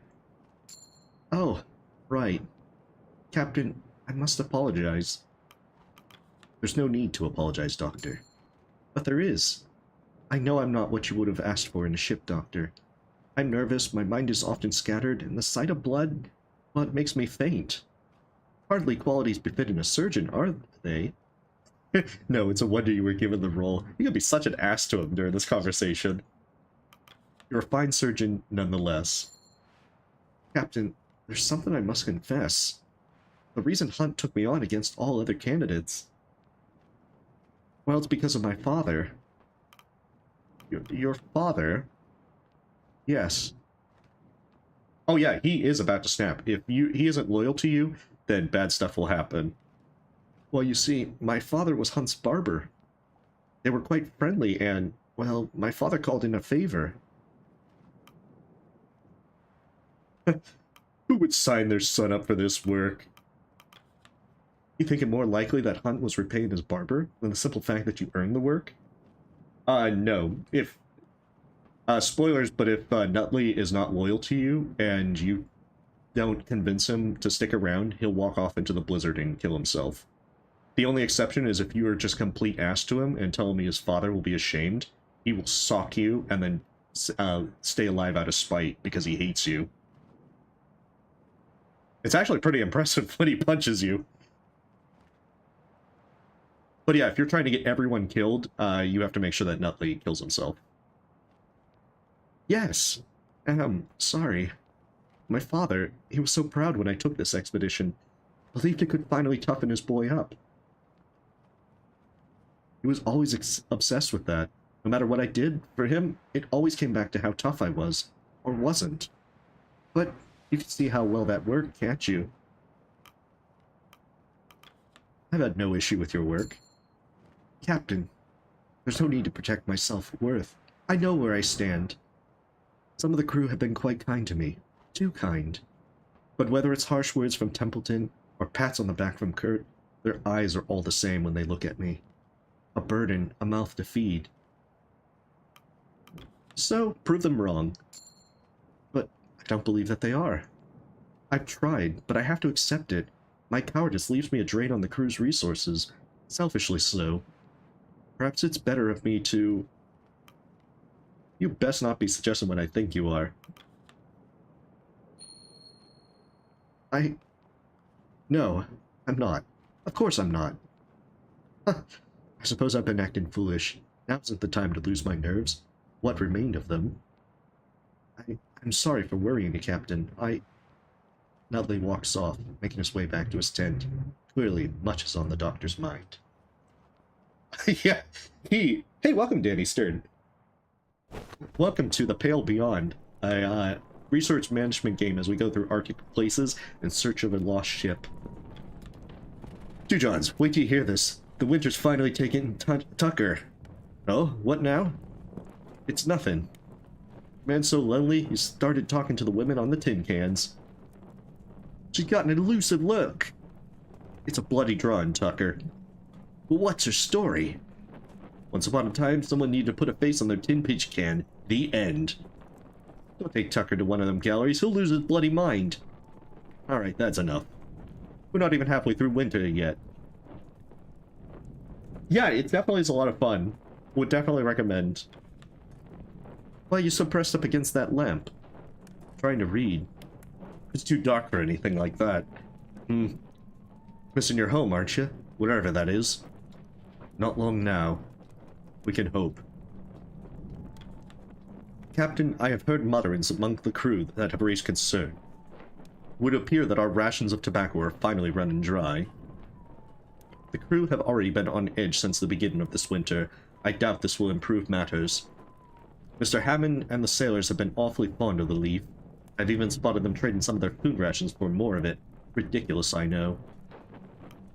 The Apperton Company did well to supply us this long, at least. Yeah, this is trying to play through with getting everyone alive and loyal to me. If you play... like, if you're trying to do the evil route, you still want to keep a lot of people alive, but oh my goodness, you get to do some really evil stuff. Yes, it was remarkable that it was even able to last as long as it has. Yeah, we gotta have the tobacco on this run. Gotta have wacky tobacco. Hunt must have consumed a quarter of the supply in his time on the ship alone. That lot are quite addicted to it. A simple plant carries so much control over them. Personally, I've never much cared for it. I tend to avoid any substance that could affect my body chemistry. And yet he talks about being addicted to coffee earlier. In the earlier weeks, so I'm not sure if it's a little bit of hypocrisy on his part. Still, I have an odd respect for the leaf. There's something admirable about a plant that can steer human behavior so strongly. No wonder our benefactors saw it wise to supply them in abundance. Tobacco, tin foods. Our benefactor has their hands in many affairs, don't they? The Appertons are not content with being a simple tin food company. No, they are building an empire. Just as they funded this expedition, so have they founded countless ventures, countless discoveries. That is how their business operates. Do you believe that they were simply fortunate enough to have peaches grow in their back garden? Yeah, this way gets this will get us some Templeton loss. Stealing and selling, I did similar in my time. They sound more ambitious than your average fruit salesman, that's for sure. It's almost concerning. There's no reason to be concerned. You may have your doubts, Captain. I understand that. Do I approve of their eagerness to mine natural resources to sell them off at the cost they do? No. However, I also understand that commodification is the vehicle to scientific study. I have all the money I need to research these plants. I have seen several breakthroughs and discoveries that would not have been possible without their financial aid. If, in return, I must provide them with a commodity to mass produce and sell off, then so be it.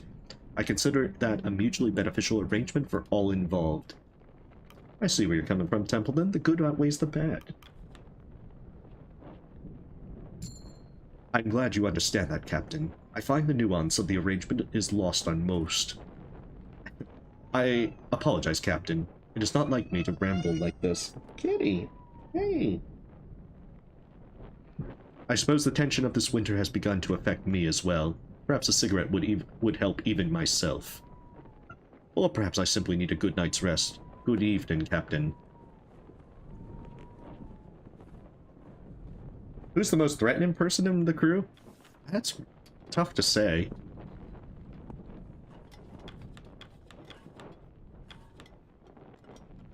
I mean, Cordell has the dogs. So, I mean... she can just be like, Stanberry, kill! Silksong is definitely coming out on December of 2029. 100%. There we go. I think I can just deal with the malnourishment.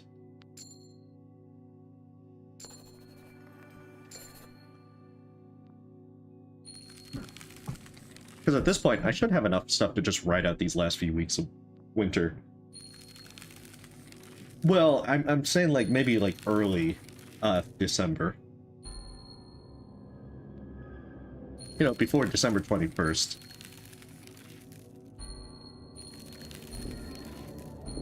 Heck nabbit, they got a lot of people. Well, good thing I got a lot of elephant seals.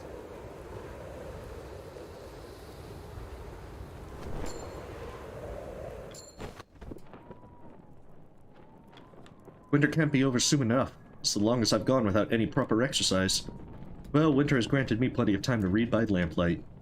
Perhaps one should use this time to exercise their mind instead. Hells. What? That's the most obnoxious thing you've said so far. It's almost impressive.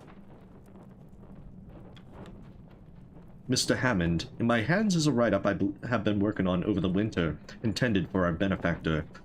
It would be good for you to have a look over the material. Let me know if there is anything missing. Aye, sure thing. Oh, without dripping oil everywhere if you can. My research is quite important. And my work isn't.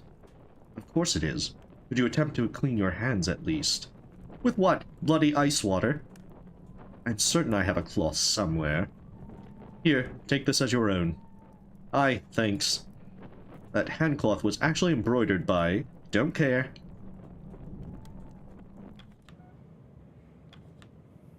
Well, thank you. I'm not very good with voices, but I've at least tried. Captain, could you move me to a new tent? I'm stuck with my dad all winter. I thought it proper to place you with family. I'm not a child. You most certainly are. I don't need him looking over my shoulder all the time, sir. You need your own space, then. Aye. Can you, Captain? Very well, we'll relocate you. You have graduated, Runt. Captain. Templeton. Mr. Higgs. Call me Tucker. Mr. Higgs is fine. Is there something you require? Must be nerve-wracking in here all day. Well, I say day. Can't tell what time it is anymore, can you? I suppose not, but must fry your head, Captain, does it? It's not too bad. I've grown used to it. I get to skip 4 weeks ahead, unlike the rest of you. I suppose it's been long enough now. I'm sorry, Mr. Higgs. Did you come here with a request or not? The days barely exist anymore. Nothing to do around here but pass the hours. So, you have nothing to request? Nah. You've simply come here to make idle chatter? Templeton's like, idle chatter, this must be stamped out. Nothing better to do. Captain? If you want to pass the time, then you'll be happy to clean up after the dogs. Splendid idea, Captain. Oh, I didn't say I wanted extra work. You wish to keep busy, and that is a task that needs doing. Ah, shit. Yes, that's the point, Tucker. You're gonna be shoveling it. Captain, it seems the winter is beginning to take its toll on the crew. We should take great care to ensure they keep their minds active. We still have a good deal of winter to work through. Justice for Tucker. Very true. Captain Shaw, oh goodness. You're out of breath. Calm yourself. Is it an emergency? Well, this might sound mad. With it. I saw it, clear as day. I looked out into the snow and I saw it. What? The Banweir. Well, Captain, next order of business is... I'm not joking. I know it sounds mad, but I saw it. 12 feet tall, covered in thick, bushy white hair. No such creature exists. The winter has clearly gotten to you. I thought my eyes were playing tricks on me too, but what if they weren't? What if there is a beast like that? If we caught it, it could feed us for 3 winters, no 4. You are not suggesting a winter hunting party. We won't travel far. Captain, think about it.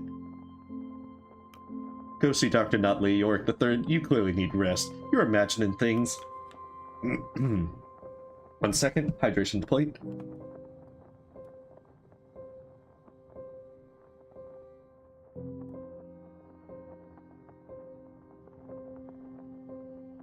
Yeah, the 10 lemons would cure the scurvy, but I didn't take the 10 lemons. I know it was recommended by folks, but I ignored the recommendation. Sorry. But Captain, that is enough. You need your rest, Yorick III. Very well. I don't think I ever sent anyone on the hunt for that, but I think that it probably doesn't give you anything. It probably just wastes resources. You done with that book yet? Almost. Do you want to trade? Alright, but you'll need to send it back to Mr. Zack when you're done. I know. I'm sorry, Mish. Okay, and you have to return this to Dr. Nutley. They got book exchanges to keep themselves busy. Alright, now for the fun part. Let's heal people. Gotta heal a lot of people. Okay, so he's malnourished. Engineers are all good. Malnourished, freezing. Anyone who has frostbite or scurvy, that's the real question. Okay, so it doesn't look like I have anyone that's in bad shape. I can also cure the malnourished by just going full food. So I suppose that, just cure a freezing person. Do some drugs. Well, give them some drugs. Is more accurate.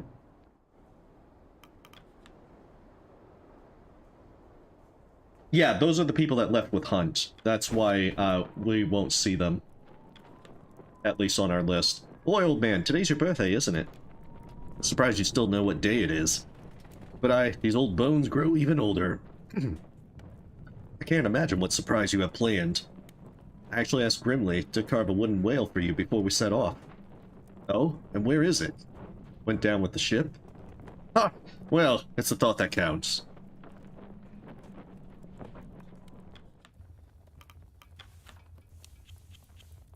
Yeah, so what I'll probably do is just cut the fuel this week, and then go all in on the stuff to cure the malnourished people. I know. I still have these crates of spoiled rations. Oh my goodness. I'm gonna use the flares.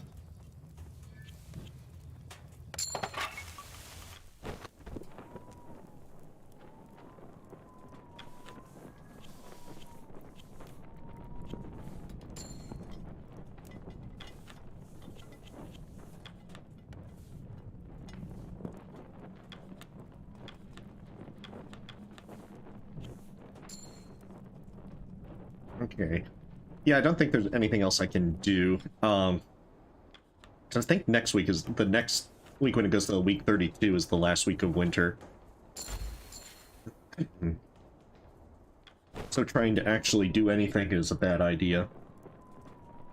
So, dinner. The crew have their meal. The crew return to their post. The long dark continues. You can choose who to spend your evening with. As you step out of the tent, you notice Nutley approach. Captain, I've been thinking a great deal over the last while. I want to thank you for speaking to me when you did. I needed that. I have certainly made this expedition more difficult than it had right to be through my previous cowardice. And for that, I'm sorry, Captain Shaw. Not a single one of the crew doubted you. We owe you a great debt. I wonder how my father is doing. On the other side of the world, I wonder if he's thinking of me. My mother and my sister too. There's so much I must return to. He pauses for a moment before presenting you with an envelope. Captain, if I fail to make it back to the world, would you be able to bring this letter to my father? Take the letter and open it. Oh, goodness. You take the letter from Nutley's hand and give him a nod. The doctor gives you a nod back. Thank you, Robin. I hope I won't need to deliver this. Nutley gives you a nod as he makes his way back into his tent, and you make your way back to camp. The letter rests neatly in your hand. If you do read the letter, it is kind of funny. Well, it's even, yeah, if you open the letter and read it right in front of him, he's like, Captain, what are you doing? And the letter says things like, to his father, that, to give the crew members free haircut. Unless it's Templeton, in which case charge him double. I've noticed something. Yeah, our name is Shaw, we're Robin Shaw. Which, of course, with the Hollow Knight connection makes it, like, much better, I suppose. And what is that? Looking at some of the older photographs, a few of the dogs have grown quite a bit since we first landed. It could be, Danny. We've been here for quite some time, yes. It will be interesting to see the time-lapse. Do not expect the rest of us to grow taller as well. Ha! But that reminds me, I've never interviewed you yet. And you might just be the most interested member of the crew. I am not a member of the crew. There is no need to interview me. I disagree. Is that so? There's too much I'm curious on. What led to the dog handling? Why the accent? Why are you Lady Cordell? You do recall the figure of speech regarding Curiosity and the cat, yes? I thought you were more of a dog person. That was a joke. I am aware. I take it then you're not interested in answering my questions. Not in the slightest. Understood. Is the winter over yet, Da? Oh, you're sick of it, eh? I was sick of it when it started. I want to move. Not much longer now, I'm sure. Okay, so then that lets me skip ahead. I'm gonna go, like, all in on the food. And I think I should be able to just... I think at this point I can kind of just go with the normal amounts of rations. I should cure both of those folks. Maxed out decorum. And I just got 2 freezing people to cure.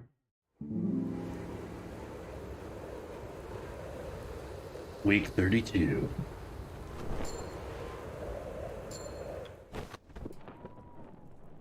So many people to talk to. Ah, you smell that, Lefty? Can't smell anything. I can. It's the smell of Linter clearing up. We'll be out of this bunker before you know it. It calls... Very silly. Well, Tucker, never pinned you as eager to return to work. Shit. Morn. Winter might finally be clearing up, eh? About time. Gods, remember when those bloody penguins showed up at camp? Seems an age past now. How much longer now? Yet not soon enough. Can't wait to get moving again. I must say, Doctor, something in your walk is of late. You're holding that head high. Oh, thank you.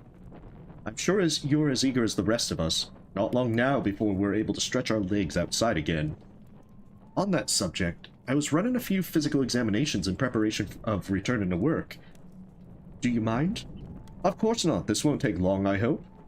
It shouldn't.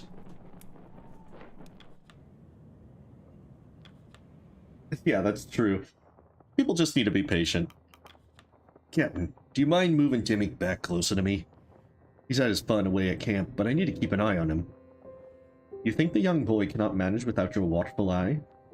No, it's not that. Timmy's done plenty of growing while we've been out here. It's me who needs him. He's me extra arm. A protective parent, I see. Well, Captain? I've already honored your son's request. He stays where he is. Aye, thought you'd say that. And good on you for keeping your word. I'm sure Timmy appreciates it. I'll leave you be then. Captain, I was running a standard physical examination on, well... I'd request that you meet with me in the medical tent this evening. Is there an issue? Why not present it in here? The individual involved would rather this be handled privately. Apologies for sounding so cryptic, just later, after dinner. Yeah. Actually, there's a really funny bug that if you leave both Runt and his dad behind, they still will show up for certain events. It's just like, after they were turned away, they decided to do their own expedition, and they periodically show up. Let's see. I can feel it. I can see it. The warm light at the end of the tunnel. Good for you. As far as I can tell, it's still dark as shit. Yeah. It's a metaphorical light. Winter is almost past us. About time. Okay, let's throw stuff into the, furnace.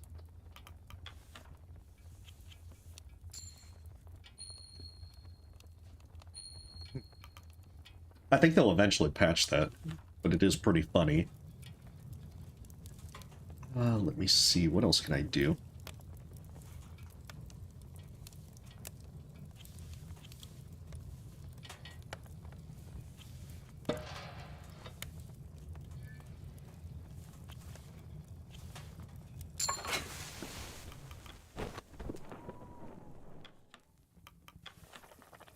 Okay. There we go. That's almost full. Fill it all up.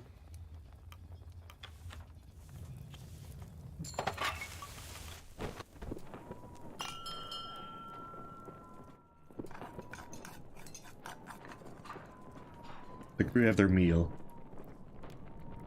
The crew return to their post. The long dark continues. Now choose who to spend your evening with. Almost over now.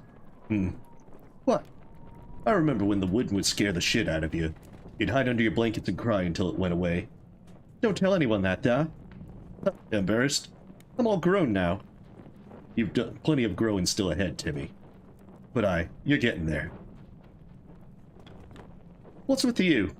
You got a keen eye on the medical tent. It's nothing that concerns you.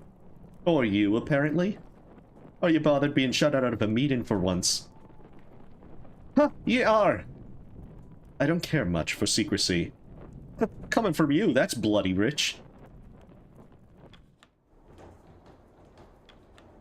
Ah, Captain, don't let the cold in. Captain Shaw, to what do we owe the visit? Ah, Kasha, this is actually a private matter. Do you mind giving us the tent for a moment? Oh, very well. Kasha exits. Sorry, I don't think this is worth getting the crew worried over. Why all the secrecy? It's just not a matter worth sharing with the crew. I noticed an arrhythmia with his heart. It's difficult to determine the cause without further examination, but as it stands, my current diagnosis is cardiomyopathy. Years of adventure and finally catching up with the old ticker, eh? Well, it could be genetic. Ah, that's just a guess still. Some unusual rhythm is no issue. Have you experienced shortness of breath while sitting down? Well, fatigue, sudden cough when you lie down, dizziness. I noticed some swelling in your ankles as well. Who's to say that? Kurt, please, I'm trying to help. Yes, I've experienced it. What does this mean? Well, it's manageable, but you'll have to take it easy for the rest of the expedition. Bah! No more hauling equipment? Very well. If you're offered a drink by the crew, refuse. Tough, but fair. And, well, it's my belief that Kurt is not fit to lead a lifeboat when we set off. Now, Doctor, that's just not possible. I'm the navigator. You can't honestly expect anyone else to handle that sort of duty. You can at least provide guidance, Kurt. No, we gotta keep Kurt alive. He's too cool. Yes, but leading the boats is a separate matter entirely. I can't foreplan the entire sail. Your health comes first, Kurt. The entire crew's health is at risk if I'm not navigating those boats. Kurt, I won't mince words. You could die. We all could. Ah, I don't want to argue with you, Arthur. We won't be getting anywhere doing so. It's up to you, Captain. That's true. Do you think it worth the risk? Kurt, you're not fit to lead the boats. I order you to rest. No, we're not sacrificing Kurt for Silk Thong. But I won't argue. I trust your judgment, both of you. Thank you for seeing reason, Kurt. I don't want to see reason. And thank you, Doctor. It was a good catch. Oh, and let's not tell the crew about this, will we? I don't need them fussing over it, and a man is due his privacy. I'll respect that. I suppose I should get an early night, then. Kurt exits.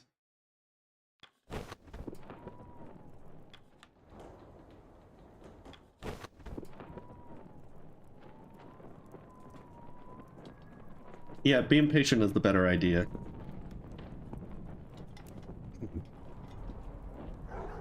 You awaken to the sound of distant barking. Seems one of the dogs has been excited by something. You sprint from your tent. You aren't alone in being awoken by the dogs.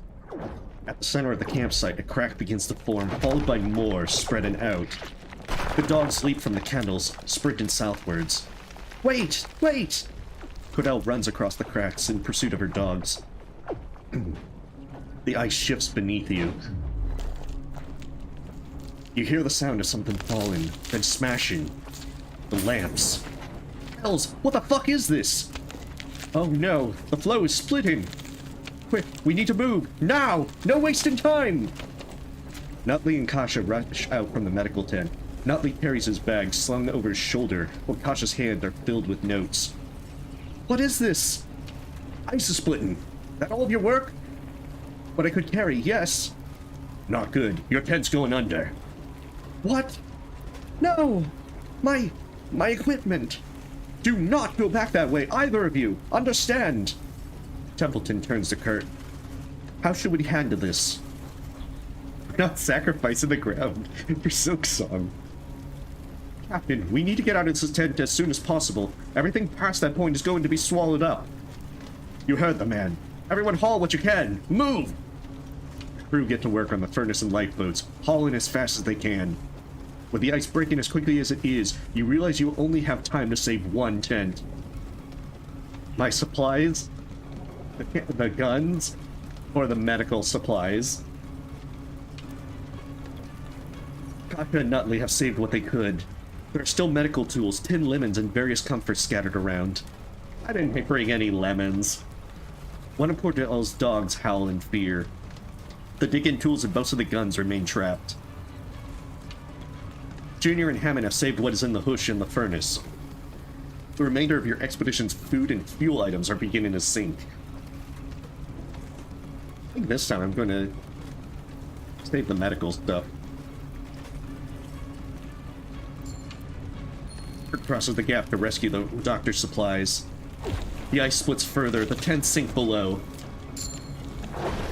Now, the dogs actually make it out, even though it says that one of them is still there. The canopy collapses. And I still have 14 dogs. The crew barely make it out of the burning tarp. Few sustain burns and bruises from the frantic escape.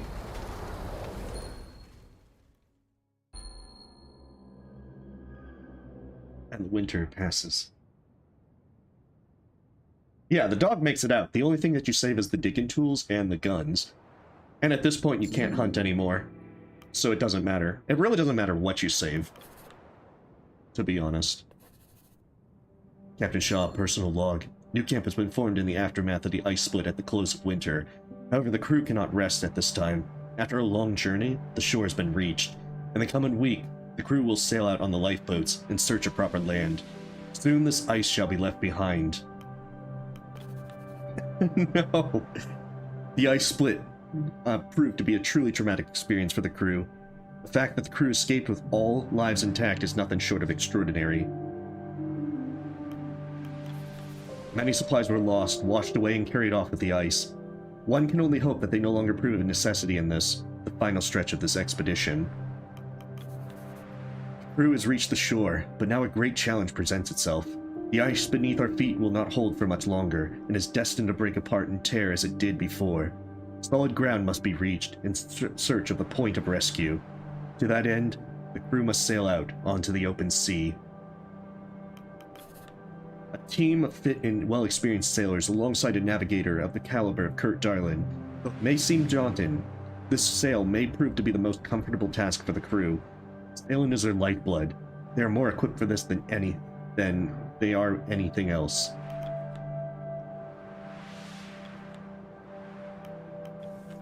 Alright, time to get as many people up on their feet as possible. Hold on. The furnace.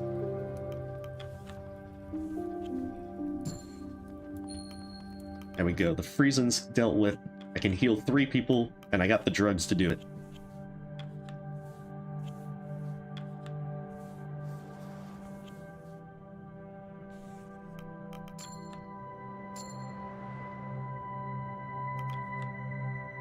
Yeah, they put in some very... Okay, you have a great night, Farouk. Thanks for stopping by. Oh, funny you should say that, Danny. No. One more push on the land? Don't know if I got the energy left. These old arms may break off if I try to row. Well, best see to it. Smell that air, Doctor. If this holds, there will be no better time for a sail, let me tell you. Well, isn't that fortunate? Ha! Kurt, please be careful out there.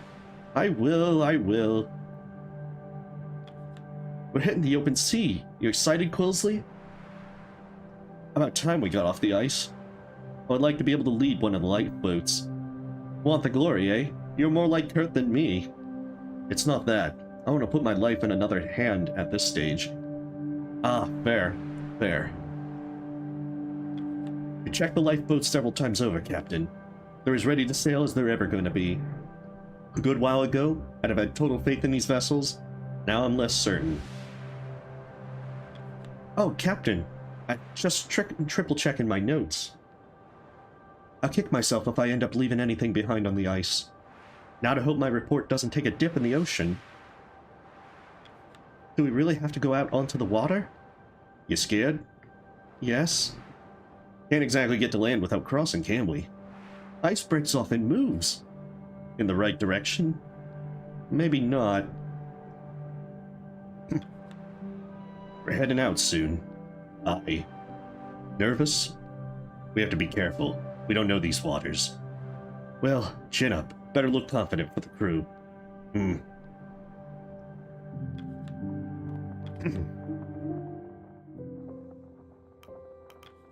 Captain, we've got a problem.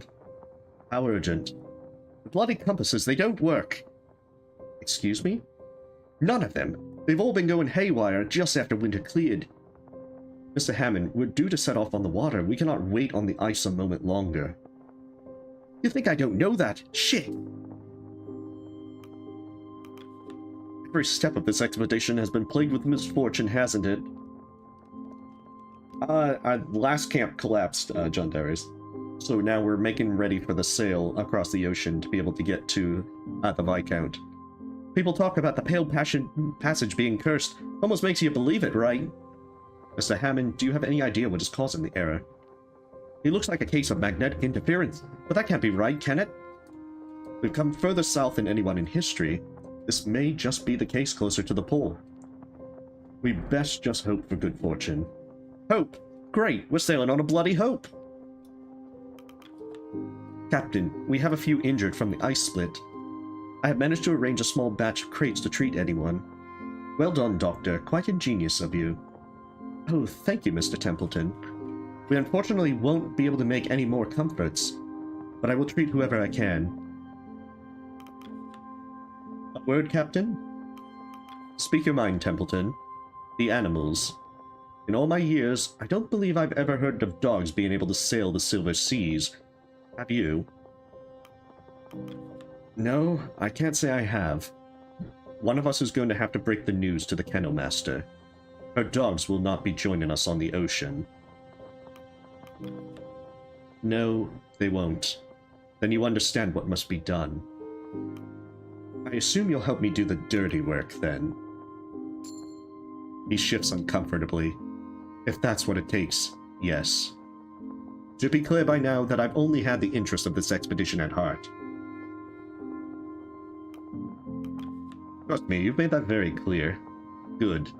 Then it's time we inform Cordell. I'll let her know.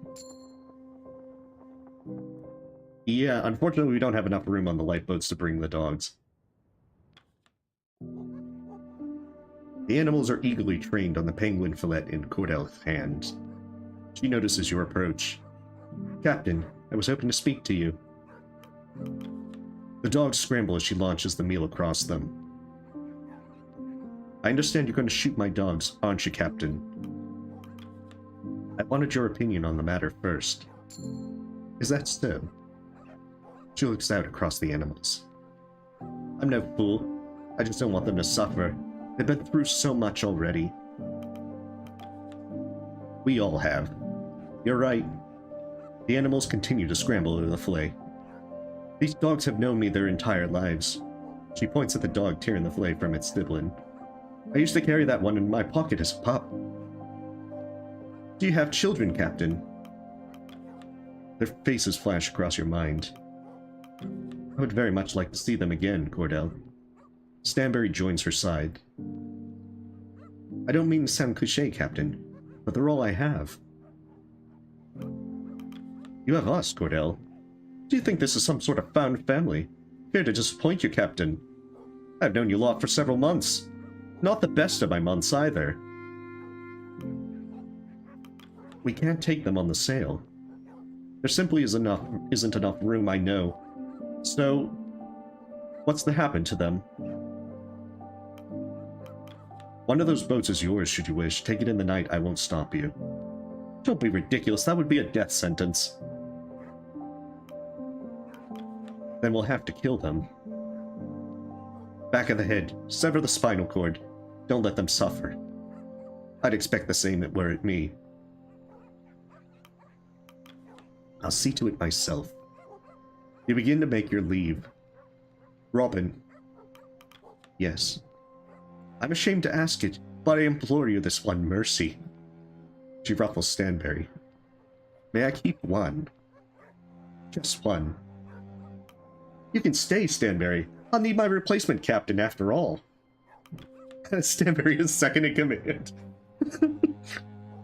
We have to spare Stanbury. It tilts its head at you. Thank you, Captain. I won't forget this. Pet Stanbury and leave. It wolfs as you tickle its ears. You depart across the snow.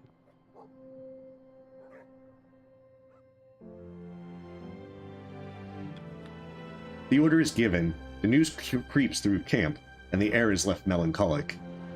The dogs are rounded up and led towards the nearest ice ridge. You lead the animal behind an ice ridge, away from the others. The weapon is heavy in your hands. You're careful not to touch any more of its icy metal than you have to. The dog looks at you expectant.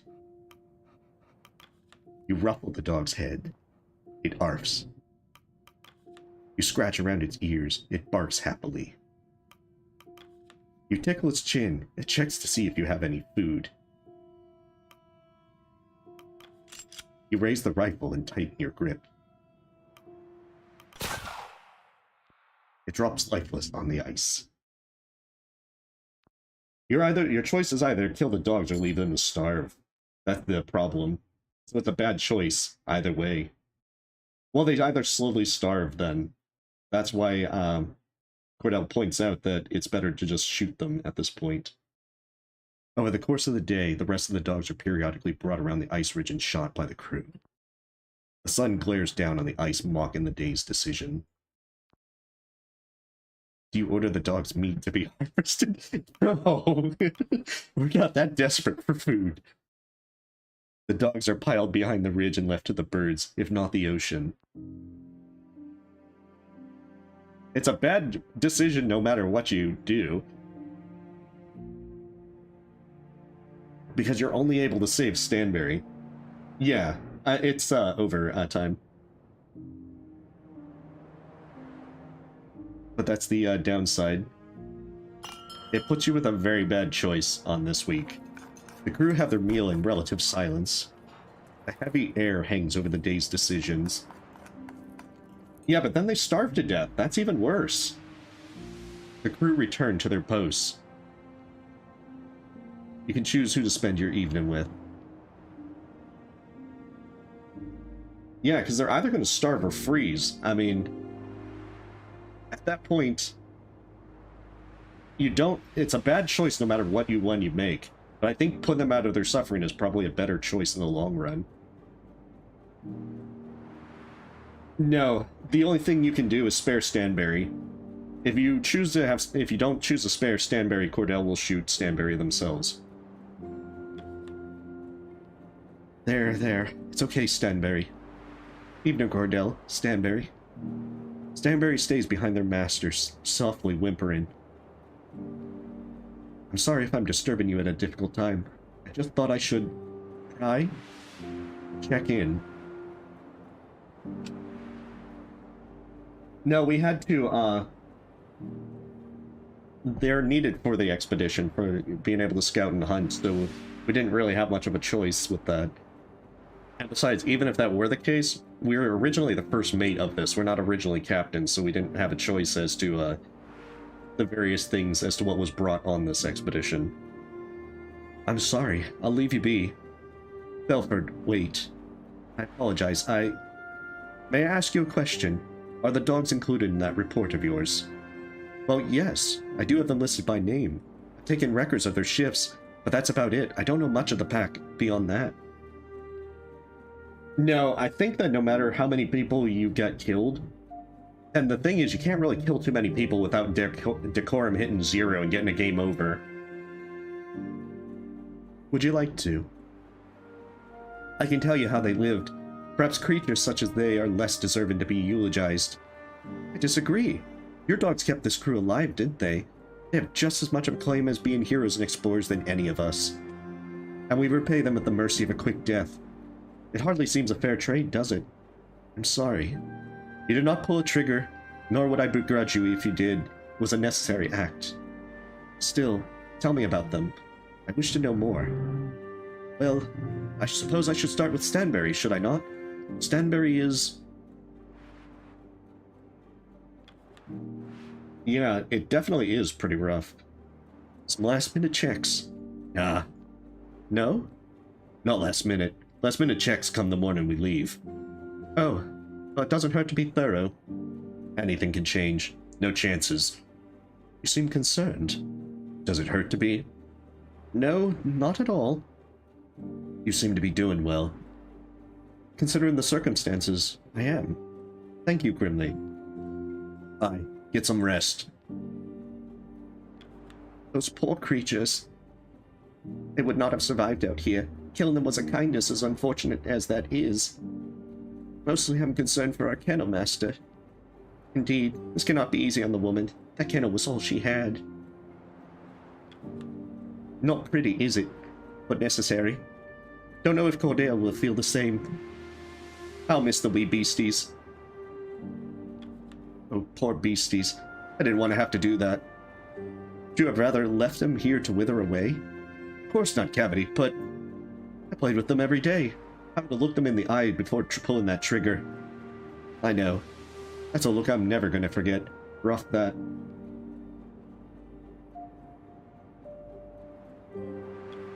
Do we really have to shoot them? It's kinder than leaving them out here to starve, Timmy. Doesn't feel kinder. I know, son. I know, but it was. I'm gonna miss them. I know. Well, that was some grisly business, but it's done now.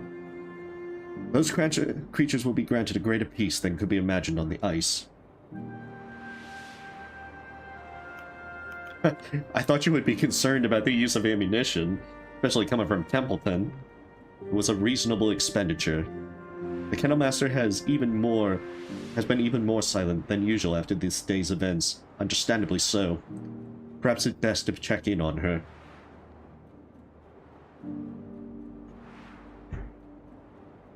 And then tomorrow is the sale.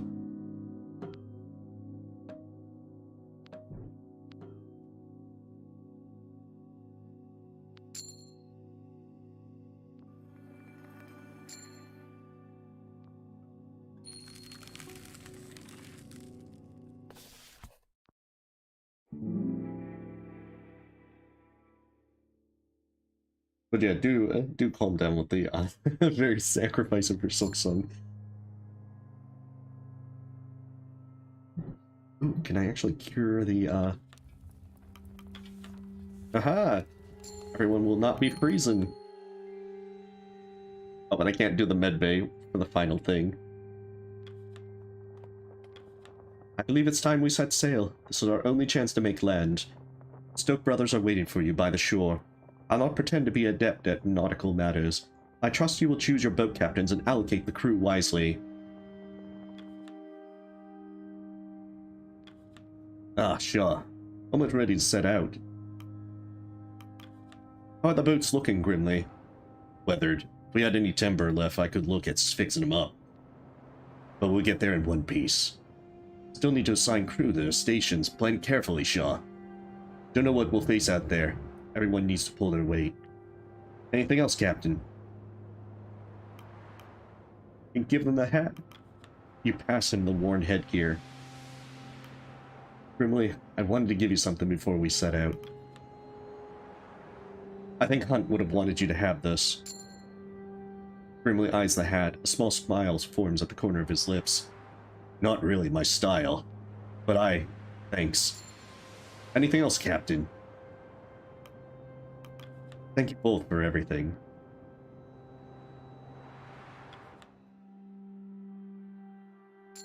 Templeton, Hammond, Kurt, Cordell, Nutley, and Kasha all board the largest lifeboat. Grimly and Junior man the other two vessels. The remaining crew must be decided. Okay, 15 left to assign. Big thing is, I'm putting the wounded person on the main lifeboat. Mrs. Bloss. Okay. I have 14 left to assign.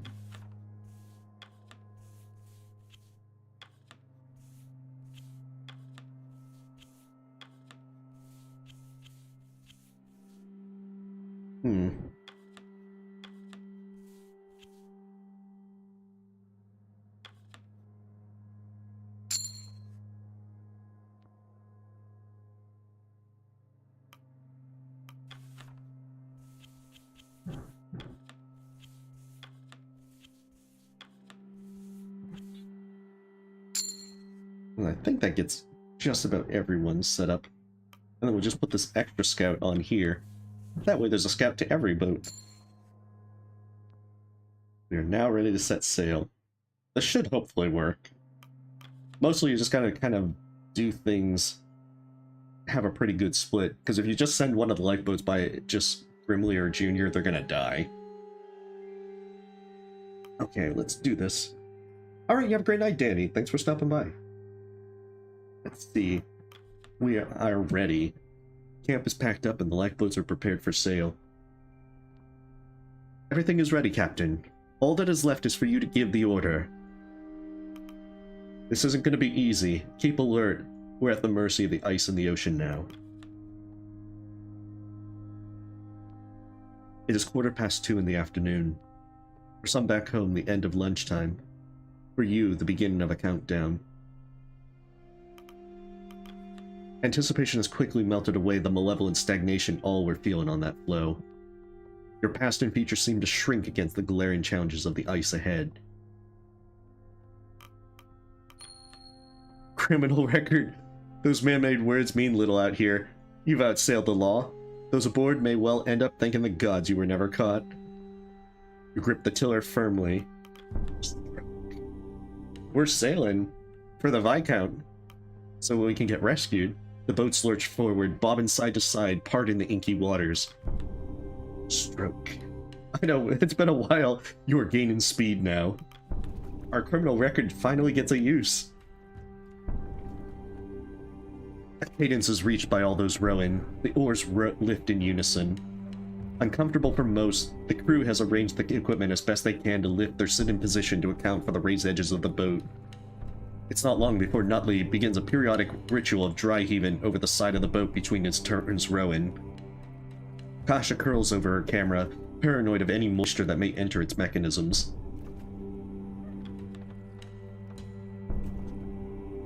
The fog finally clears to reveal the ice around. Yeah, there's some very beautiful scenes in this game. Just all sorts of things that do a nice job of showing it.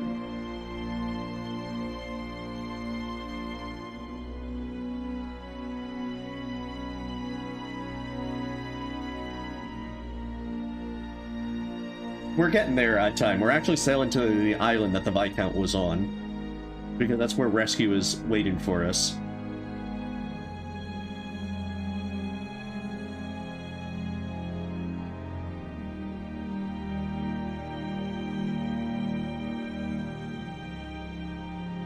We've been carrying those boats.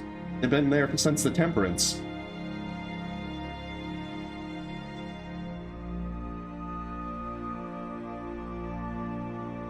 Yeah, they're just smaller lifeboats that we've been bringing with us since the Temperance so that we could sail across the water.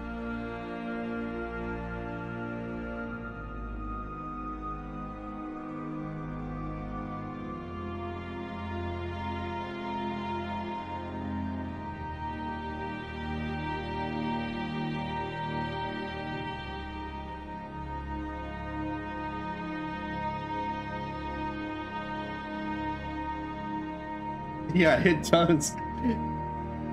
It still looked like a really cool scene either way.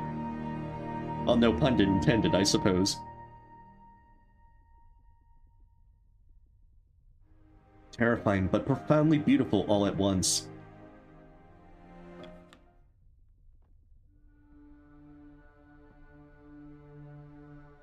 By evening, you've nearly escaped the ice. The empty ocean is almost visible on the horizon.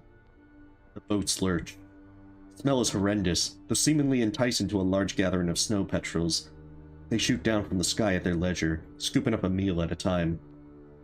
They're mackerel ice fish, I think? How do you know that? My father used to take me fishing whenever he could. Hammond stops rowing momentarily. Are you sure about that, kid? Because you've been puking for the last year straight, at least. The doctor goes red and tries to prove that he can hold it in. No, he doesn't come back with a pirate ship. Kasha furrows her brow, ready in the camera. What do you think it means? It doesn't mean anything. A cold current, most likely, where the ice meets the ocean. Brimley calls from his boat. It's a bad omen. The living aren't supposed to be out here. Templeton grumbles to himself. Something about superstition. With the birds overhead, it's nigh impossible to avoid their drop-ins. At least it's warmer than the snow. One finds its way into the doctor's hair. A fresh gastral purge follows suit. Kasha looks to you, uncomfortable, shielding the camera. What do you think, Captain? Sailors have made a career of defying where people shouldn't go. Brimley's no different. I'm no different. Okay, you have a great night then, John. She seems satisfied with his answer, taking a photo across the water. Cordell lifts a fish from the ocean and presents it to Stanberry. The animal smells it before shying away from the food. She drops it back in the ocean and buries herself in the animal furs. After hours of rowing, you finally reach the open ocean. It's impossible to avoid the stingy sprays of the sea as they invade the boats periodically. Everyone is left bailing with whatever they can find. Hats, mugs, even bare hands lift out the water. The crew begin to curse into the night, at each other, and at the events gone past. It's the only means of process that doesn't interrupt attempts to remain warm. Let the sailors sing their slurs into the night. Out here, each should be allowed their own reprieve. Dudley looks to see if you curse and decides it isn't safe. Templeton, at least, lets out the odd, posh paragraph.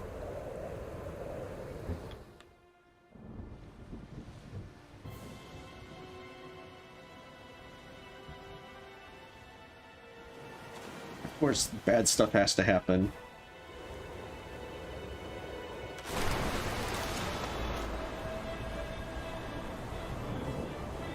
Lightning flashes to the west, followed by rapturous thunder, underscoring the sounds of the sea. Hold fast!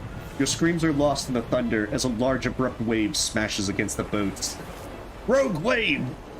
You just about crest it. A moment passes before the other two lifeboats join you. Every sailor knows the tales of rogue waves, freak anomalies that plague seas such as these. You hear singing started by Junior. It soon infects the rest of the sailor folk, defiant against the storm. The song is about three sisters dancing to seduce a sailor.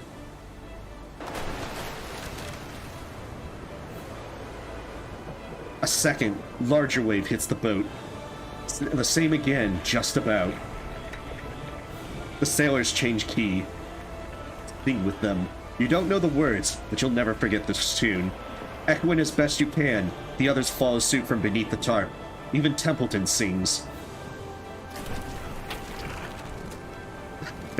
Everything comes in threes in these waves. The third, final, and largest of the waves hit the boats. You're lifted near vertical. The spray enters your lungs. It feels like forever before your boat finally crests the wave. The tiller buckles in your hand. Your eyes burn from the salt of the sea. All three boats make it across. No, everyone makes it. You finally make land. I guess that we have enough crew alive and in good condition, because if you put people that are like frostbitten on the boats, then that's a good chance that the boat was going to get lost. The navigator is the first to step on solid ground. He turns to the rest of you, sodden. We made it, ladies and gentlemen. Land at last.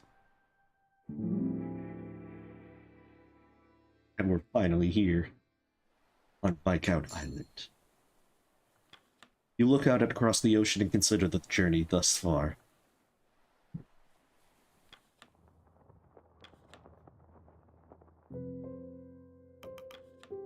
The carpenter sent me.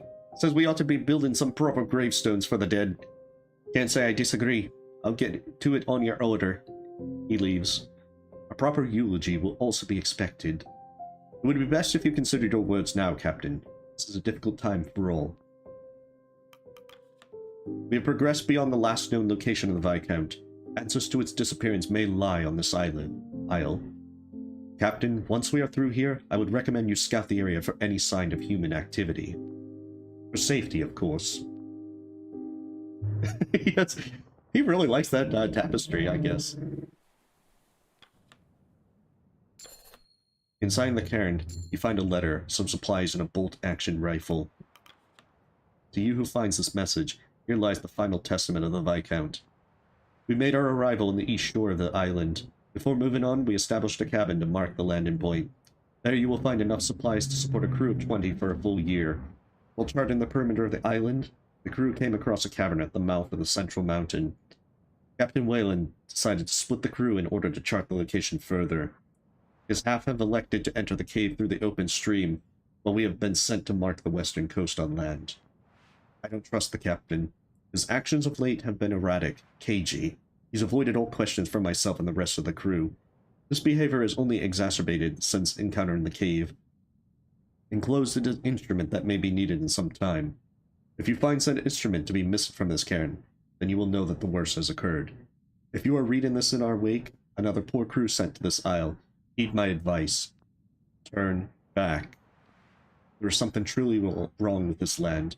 It has felt the touch of the three sisters, cursed to swallow poor sailors whole. If you are wise, you will not allow it to happen to you. Turn back. Signed, Bertram Reynolds, head scout of the Viscount.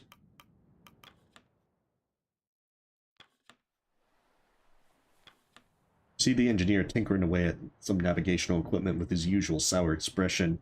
Shit! He places the equipment to the side and lets out a grunt. Damn thing still doesn't work! You think it could be the environment? Hammond gives you a sideways glance. Maybe. Couldn't begin to know. Not like we have any bloody experience for this. Not a bloody soul has come this far south. Who knows what's ahead? Having trouble? Kurt approaches, more noticeable limp on the man, forcing him to use his cane. What do you want? Still trying to get the compasses working again? Threatened that I might? The look on Kurt's face is one of hesitation, as his eyes dart around, doing all to avoid the gaze of Hammond. Ahem. I have something to declare regarding my previous actions. Carry on, Kurt. Well, I believe that in dire circumstances, pride can often take the better of us. Stop stalling. What are you trying to say? I would just like to apologize over our earlier scrap. I got carried away before, and I see it did neither of us any good. You're right there. It's not into me to hold a grudge, Hammond, least of all trapped out in this cold. Enough with the appeals. Just spit it out, why don't you? We should be working together, and more importantly, I am sorry. From the bottom of my heart, I apologize. Hammond pauses for a moment while looking towards Kurt. After that moment, he returns to tinkering with his equipment before finally speaking. Accepted. Excuse me? What was that? Apology accepted. So I can expect you two to work together from now on. As best we can, I don't think I have another fight in me, Captain. First and last, eh? I've fought before. Could have fooled me. Well, I suppose I'll be off. Best of luck with your adjustments, Hammond. There's no chance of getting them working here. We're relying on you. I'm sure I'm a relic when compared to your machines. I'm relying on you. Ah, I see. Kurt steps away, returning to camp at large.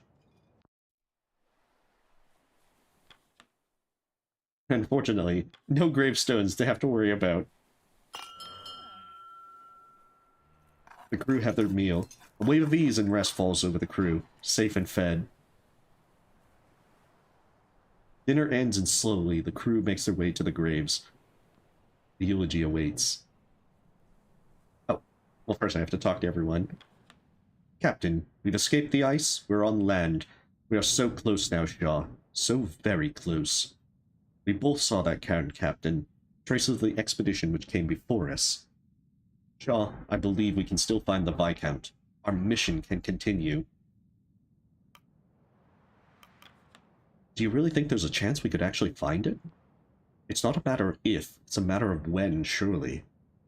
I know that after all this time, the specifics of our employ may seem inconsequential. But tell me, Captain, do you think the Appertons would pour all this effort, putting this many lives at risk, if they didn't think there was something truly paradigm-shifting at the end of it? Don't think for a second we aren't going to finish what we started, Templeton.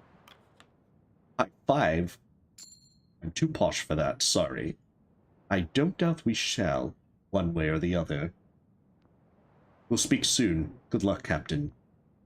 He stops and turns before leaving. One last thing. What happened to your captain's hat? I gave it to Grimly. He's earned it after that sale. He leaves. Hey, welcome, Scrooge McDuck. Nutley approaches you. Captain, we've come a long way, haven't we? You've grown quite a lot in that time, Nutley. Have I? Am I any taller? Before we move on, there's something I have to confess. Something I've carried on my back this whole time. I don't feel right keeping it from you any further, so I allowed Captain Hunt to abandon us. Explain. When the ship was going down, I saw him. I watched as he grabbed his supplies and begun to take off onto the ice. He saw me, but he didn't say a word. He knew that I was too spineless to do anything. Couldn't even bring myself to tell anyone. He was right. I was too spineless, until now at least. And now you know. Arthur, it wasn't your fault. Expect no punishment for this. It didn't help. Every time I could have done something, I froze up. I'll carry that guilt with me. I'm sorry, the truth had to come out. Do what you will with this information. I'll accept anything you decide, Captain. Nutley walks off, returning to his tent. Captain, is there something I should be made aware of? Is this about the Apperton Company? The tin food? No. Mr. Templeton has been snooping around interrogating me on my report. It seems as we approach rescue, he's taken it upon himself to approve what lies in my writing. He has taken it upon himself, correct? You didn't set him up to this, right? Templeton is acting of his own accord. Good to know. I'm no stranger to people who want to omit parts of my work. I saw it plenty while covering the riots, but I have no intention of censoring this report. A story not based in the truth is worthless. If I have to leave parts out or fabricate others, then was it a story worth telling in the first place? You could always gloss it up a little. Make it fabulous. You turn your head to see Kurt approach and apparently haven't eavesdropped on the conversation. What do you mean? Well, the story can still be plenty honest, but some require a little bit of polish. What about your films? Weren't they the honest accounts of your expeditions? Ah, they were. Well, more or less. More or less. Most of it was true, I'm sure. Most of it? I'm not interested in mostly true.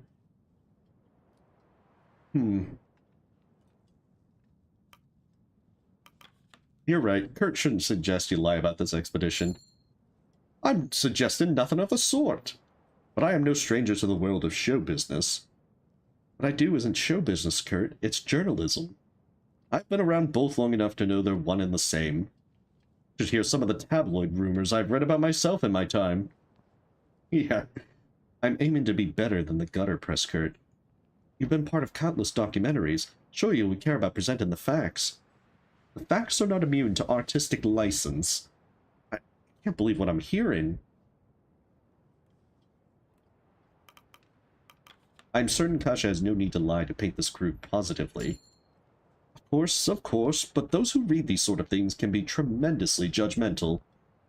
Why are you suggesting this, Kurt? I just feel we brave so much that we deserve a somewhat flattering write-up. So perhaps some omissions are necessary. Yeah, definitely. To be honest, Kurt is largely the real deal. Such as what? Many of this crew come from backgrounds best not shared with the public, and more has happened here that should remain on the ice. That private conversation with Nutley. You resigned yourself from the sale. Is that what this is? You want nobody to know about whatever health issue you keep under wraps? Let's see.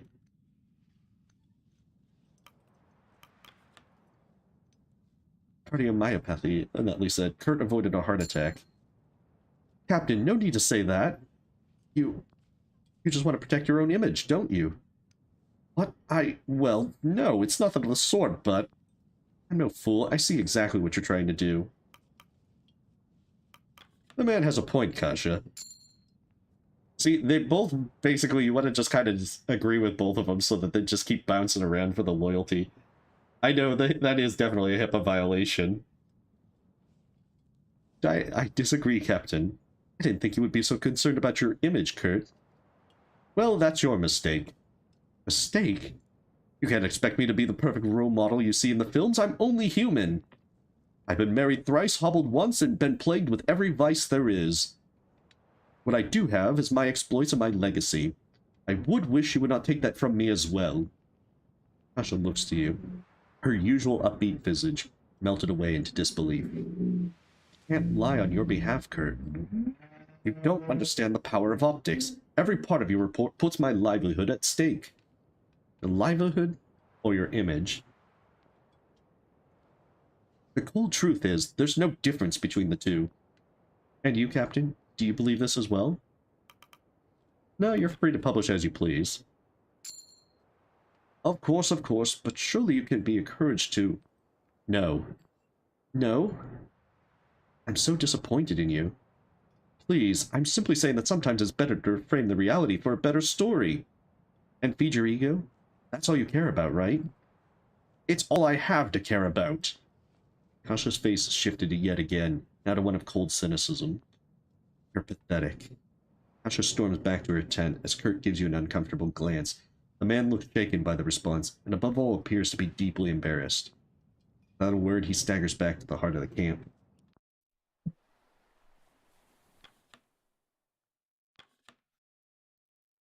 The crew are called together before you. You tentatively lift yourself onto a crate. Hushed whispers roll through the audience. Kasha readies her ledger and pencil. They once again await your next words. How will you deliver them? Let's see. The weight of those lost rested on your shoulders. Even though we technically have only lost Rufus, Hunt, and the 3 members of the Temperance crew. However, the 13 dogs that have been lost definitely deserve a mention. Their loss hang on your words. You dare not speak without acknowledgement of exactly that. The crew look to you, miserable, scars of that sail past exposed under the light of the day. I would like to begin by honoring those we have lost. The eulogy begins. The Stoke brothers begin a tune in remembrance. Include the name of Rufus Hunt and the missing crew of the Temperance. You recite the names and stations of all those lost to the ice and ocean. Each individual name seems to sting different groups of the crew. By the time you're finished, not a single soul is left without their affected moment. Include the name of the lost dogs. This perks up Cordell's attention. May all be granted their rest. When did you last do this? I did play this during the week. I got engrossed in it. At first I thought this would make for a really good just streaming in general, and then I've got hooked. The eulogy is ended. The crew look to you for answers. Kurt speaks up. Our work's not finished yet. We still have a mountain to scale. We all saw the cairn. Across that path is safety, a cabin with enough supplies to last us until rescue. Templeton clears his throat. What is our current priority, Captain? No matter what, we must scale that mountain. We will know our next course of action from there. I don't think we actually did a eulogy per se, because I think we did say that a memorial would be made once we got the Temperance out of the ice, but we never actually got that out of the ice. I think that was when we first got elected captain. Kurt gives a nod. The assurance of solid ground seems to stir those listening. Well said, Captain. Indeed. Well, we don't have much time. Best be moving on back to work. The crew are granted the time they need before they eventually disperse, returning to their roles at camp. That's true. I suppose you're right there. Let's see. You dream you're back on the Temperance. You awaken, shaken, literally, by the engineer. He stands over you, bug-eyed. For a moment you think you're back on the Temperance. Hammond? Shaw! It's Cordell! What about Cordell? There's food and supplies missing from the stores. I think she's trying to make a run for it. Lead the way. After getting up, the two of you charge out of the tent into the snow. I found tracks heading up towards the mountain pass. You follow tracks away from camp.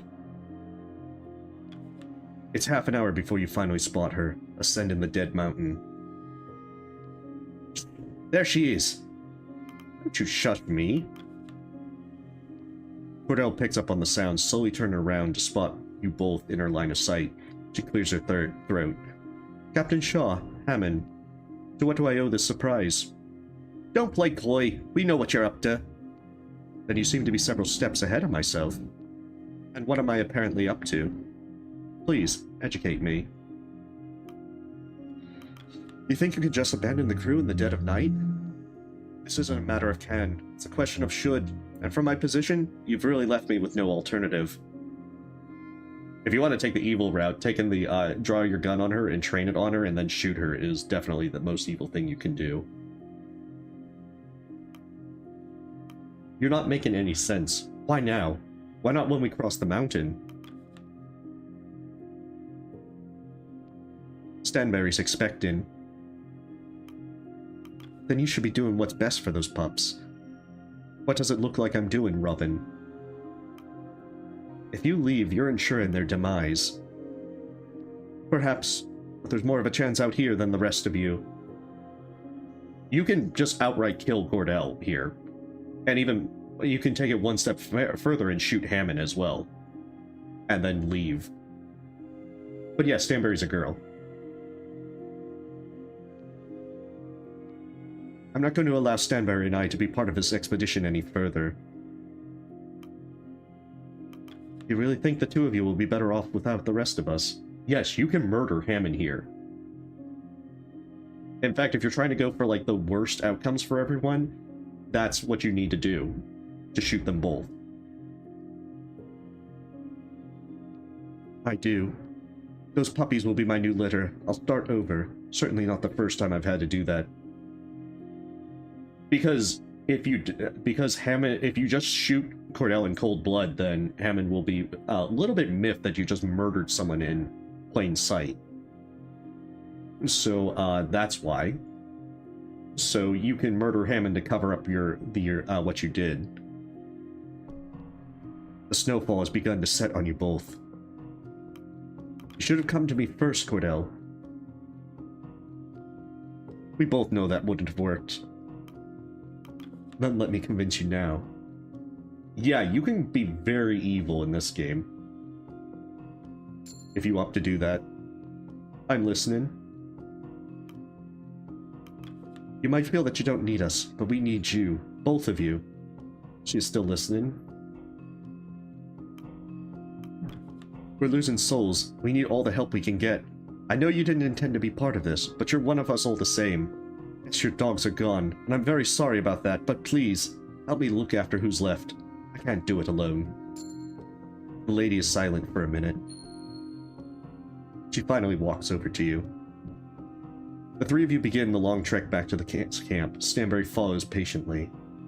Yeah. Move indeed. Not a word is spoken on the journey back. But this event, she only leaves the expedition if you let Stanberry be spared. If you have her put down Stanberry, then this event doesn't happen. And somehow, even though it was week 39, we're back on week 38. We're traveling through time, just in the wrong way. Yeah, if she's loyal to you, then that's how you can persuade her. Kasha, be careful! You turn your head to spot Kasha perched precariously over the edge, her camera in hand, lining up another shot from her position. It's a great shoot at the horizon, trust me. You got a good shot of falling to your death. Get back over here. The ground isn't safe. You can't trust anything beneath your feet this high up. Kasha doesn't heed their warnings, instead lining up the shot and snapping it cleanly. There, no issue, and this just might be the banner image for my report. If the civilian is done being foolish, might we move on? Kasha nods and turns back around to join the rest of the crew, only for her to slip on the ice beneath. You lunge forward and pull Kasha forward so that she isn't hurtling over the edge, but her initial stumble sent the camera falling below. That was a close one. My camera! Be thankful the camera took the plunge and not yourself, young one.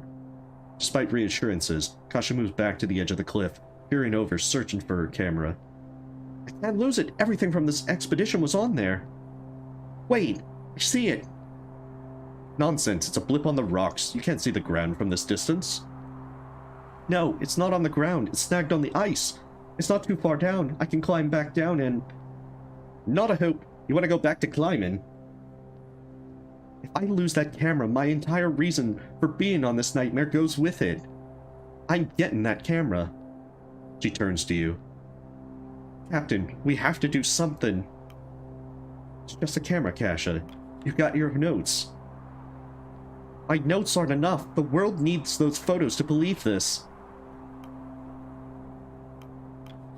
Aren't they? You have the testimony of the rest of us? The story comes from you, not that machine. Kurt steps forward.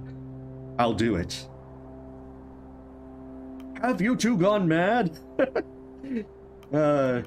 Fine, but be careful. Even if you tell them no, they're gonna go. I'm coming too. This is my fault. You'll be safe with me. No, I meant the man with years of bloody climbing experience. Very well. Kurt affixes the rope to Kasha, locking her in tight with the climbing gear. Oh yeah, this is gonna go wrong. Leave the climbing to me. As a civilian, your safety is top priority. I would suggest rethinking this plan of action. We cannot afford to lose our navigator. It's because I'm the navigator that I'm going down. If I can't save that camera, no one can. That would be the preferable option. Kurt pays no heeds to the protest of Templeton, continuing to climb down with Kasha in tow. Thank you. Don't thank me until the job is well done. Bad luck otherwise. They're risking their lives for a bloody picture box. You should stop this, Shaw. Let them go. Kurt and Kasha begin to slide down the wall of the cliff at a steady pace, Kasha keeping her eyes on her camera at all times. Actually, I think I have the stuff set up to save them both. But if you want to be evil, you'll see what the evil option is here. Easy now, easy now. You can do this, Kurt. Reassuring yourself isn't very reassuring to me, you know. Okay, I think I can get it from here. Think, both of you, please don't make any rash movements. She collects the camera. And there we go! Now get back up here, you bad men! Job well done. So much for bad luck. Yes, now let's climb back up. Kurt begins to adjust the lines on his climbing gear, prepared to lead Kasha up, but the extra weight from the camera causes the rock beneath Kurt's feet to crumble, and the former film star goes hurtling back.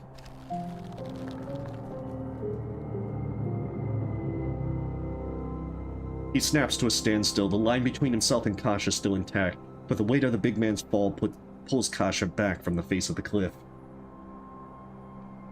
Blast! Kasha, are you alright? I can't see the cliff. What's happening? This blasted line won't hold with me. Pull us up! The rest of the crew hang back, lest any added weight at the cliff's edge cause an even more dire incident.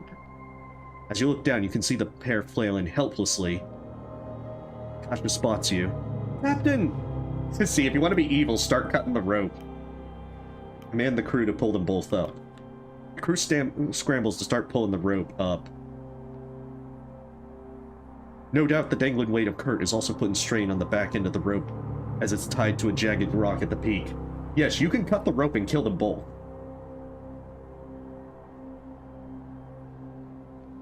You notice the rope beginning to fray at the edge. So does Kurt. The navigator pulls out his knife. Kasha! She looks down at the man as he shouts. I always promised myself I'd lose a few bastardin' pounds. Bit late for that, I suppose. Take a photo. What? Take a photo of me for prosperity. Once in a lifetime shot. No! Do it! Don't you dare, Kurt! He isn't listening. You can pull her up, Kurt. You can do this! He definitely shouldn't be climbing with a cane. You see a twinkle in the man's eye. Do you really believe that, Captain? You're Kurt. Of course you can. He puts the knife in his teeth. He starts to swing his admittedly impressive weight. As he reaches the mountainside, he takes the knife and cuts his line, before gripping to the side of the mountain and returning the knife to his mouth. He begins to climb. Kurt? The navigator responds through the metal between his teeth. They faked this stunt in my third film, but it's worth a shot now. Kasha silently prepares the camera for a photo. She daren't use the flash. The man climbs until he's beside Kasha. He takes the camera from her and continues gripping the mountain. Pull the rope! Heave to! The crew begin to pull the rope. Keep going! Kurt, Kasha, and the camera are all pulled to safety. As they reach the peak, Kurt bursts into relieved laughter. Don't laugh. That was terrifying. Made it all out all right, I think. Still, that was, well, just like the movies. Yes, it was all quite daring. Might we move on? Well, that's the thing. If you let Kurt lead the boats, he would have a heart attack, and then he won't be able to climb up there. He will die at that point. But if you let him rest, then he doesn't have the heart attack, and he can climb out and save them both. You can also save them both if you threaten to cut the rope if they don't pull the camera up. But, yeah. Or you can just cut the rope and cut them loose. Literally. I'm glad you both made it out. I was so worried. Can't believe the show business fake would actually be daring. I barely believe it myself.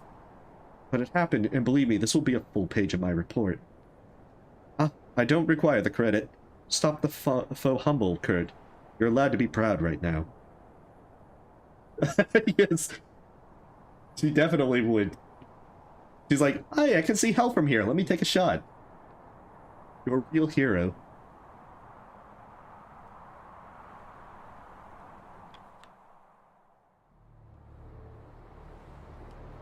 Now we're finally... The crew finally crest the mountaintop. Grabbing everyone's attention is a cave in a rock wall. A cave? A good spot, some shelter from the winds. Still, what lies inside? It may prove a danger. The crew get to work setting up camp at the peak of the mountaintop. Camp is set up.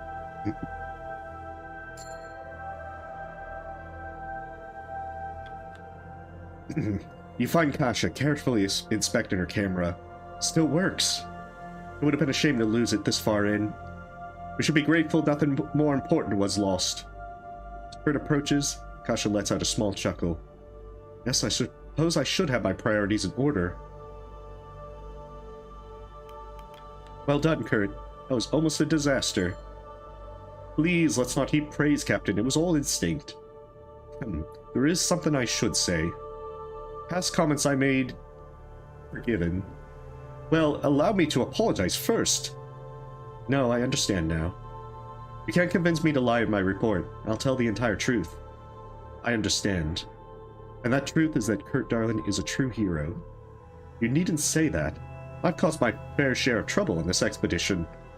Yes, and I don't intend to hide that from anyone. But your heroism is more important to share. What did you tell me about inspiring others? Thank you. I can only hope another young Kasha Belford reads my report. You deserve to be commended, Kurt. We don't deserve anything, Robin. That shouldn't be our motivation. Chasing glory has been my vice for too long. Whatever you write about me, it has my blessing. There, I can expect honesty. Thank you, friend. And thank you. No, they're gonna be reckless forever. They're reckless BFFs.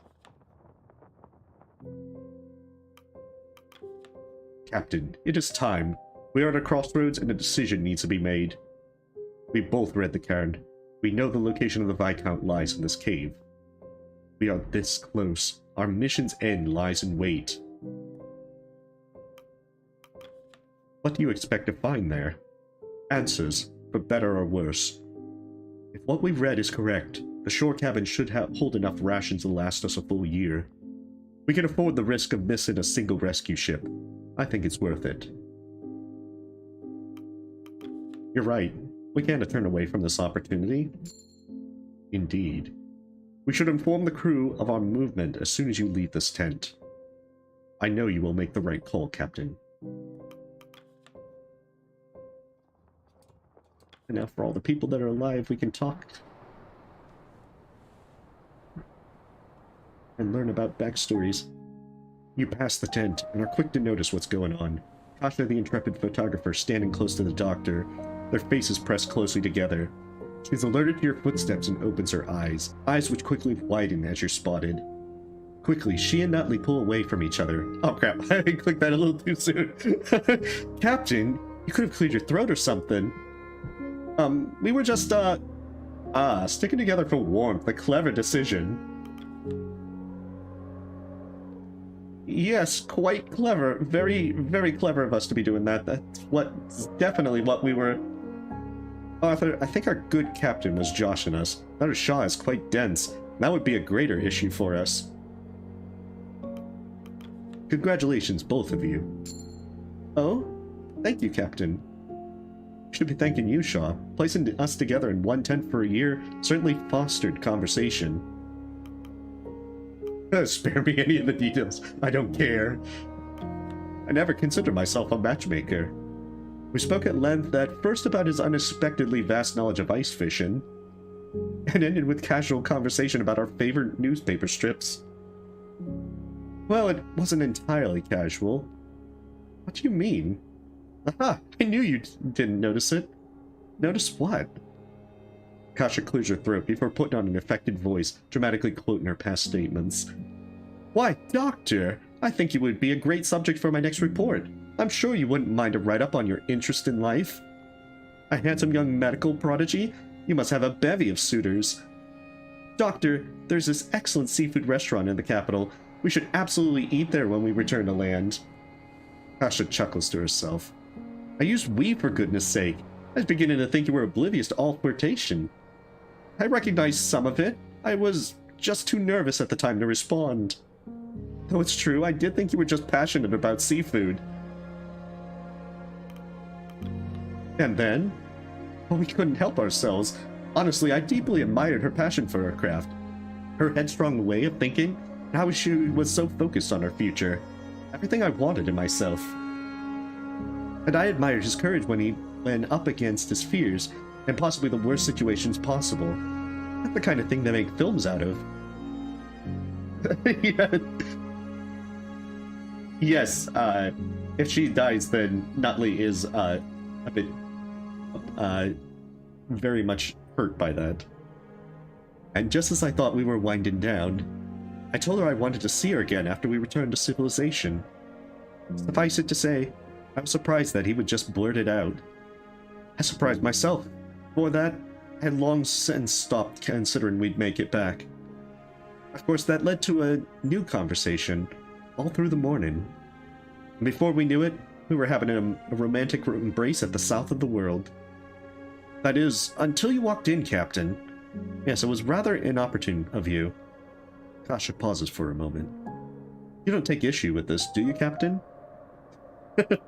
So, when will you be holding the wedding? Excuse me? I'm the captain. I guess I can marry people. You're married. Huh, good one, Captain. Presuming all goes well, not for another year or two. Or 5. Now, Doctor, you know me. I like to live fast. 5 years is fast. I think I could whittle you down. I'm joking, of course. It's far too soon to speak on that. Well, forbidden or not, we're at the end of our journey here, I hope. Matters of the crew are in the past. To sail home with Kasha? Well, it's something to look forward to. Been quite a while since we had that. Agreed. I wish you both happiness. It's what you deserve. Thank you, Captain. Now, if you excuse us. 10 or 20 is more appropriate. Like, waiting forever? You. I wish to speak with you on a matter. What matter? Concerning your report. Put simply, I have a story for you include regarding who I am. You're a kennel master. That is true, but not the whole truth. Well, this is sudden. I have been curious about your past. I have no doubt you were. Cordell turns to Kasha as the reporter quickly scrambles to gather her notepad and pen. Now, I am certain you have heard them call me Lady Cordell. Yes, frequently. I asked around and apparently it was a moniker granted due to how you spoke. Well, those who dubbed me with that name have no idea the irony in doing so. The truth is, I am a noble, or rather I was. What? I suspected you might have had an upper-class background. That way I can, sound like I was in on it all along. Your suspicions have not done you wrong, Shah. I was born and raised within the nobility. I don't mean to call you a liar, but that's just a big claim. Ingrid Cordelia Weston. What? You keep your ear to the ground often. I'm sure you have heard of her. Yes, actually. She's a distant relative of the monarchy, a seat as an MP for a brief period. Went missing unexpectedly. Well, I am Ingrid Cordelia Weston. I have all the proof I need to show you. No need. I believe you. You do? It would certainly be an odd thing to lie about. I assume you are aware of the political system, Kasha? To no end. Researching it was possibly the most dull and harrowing part of my last report. And yourself, Captain? Vaguely.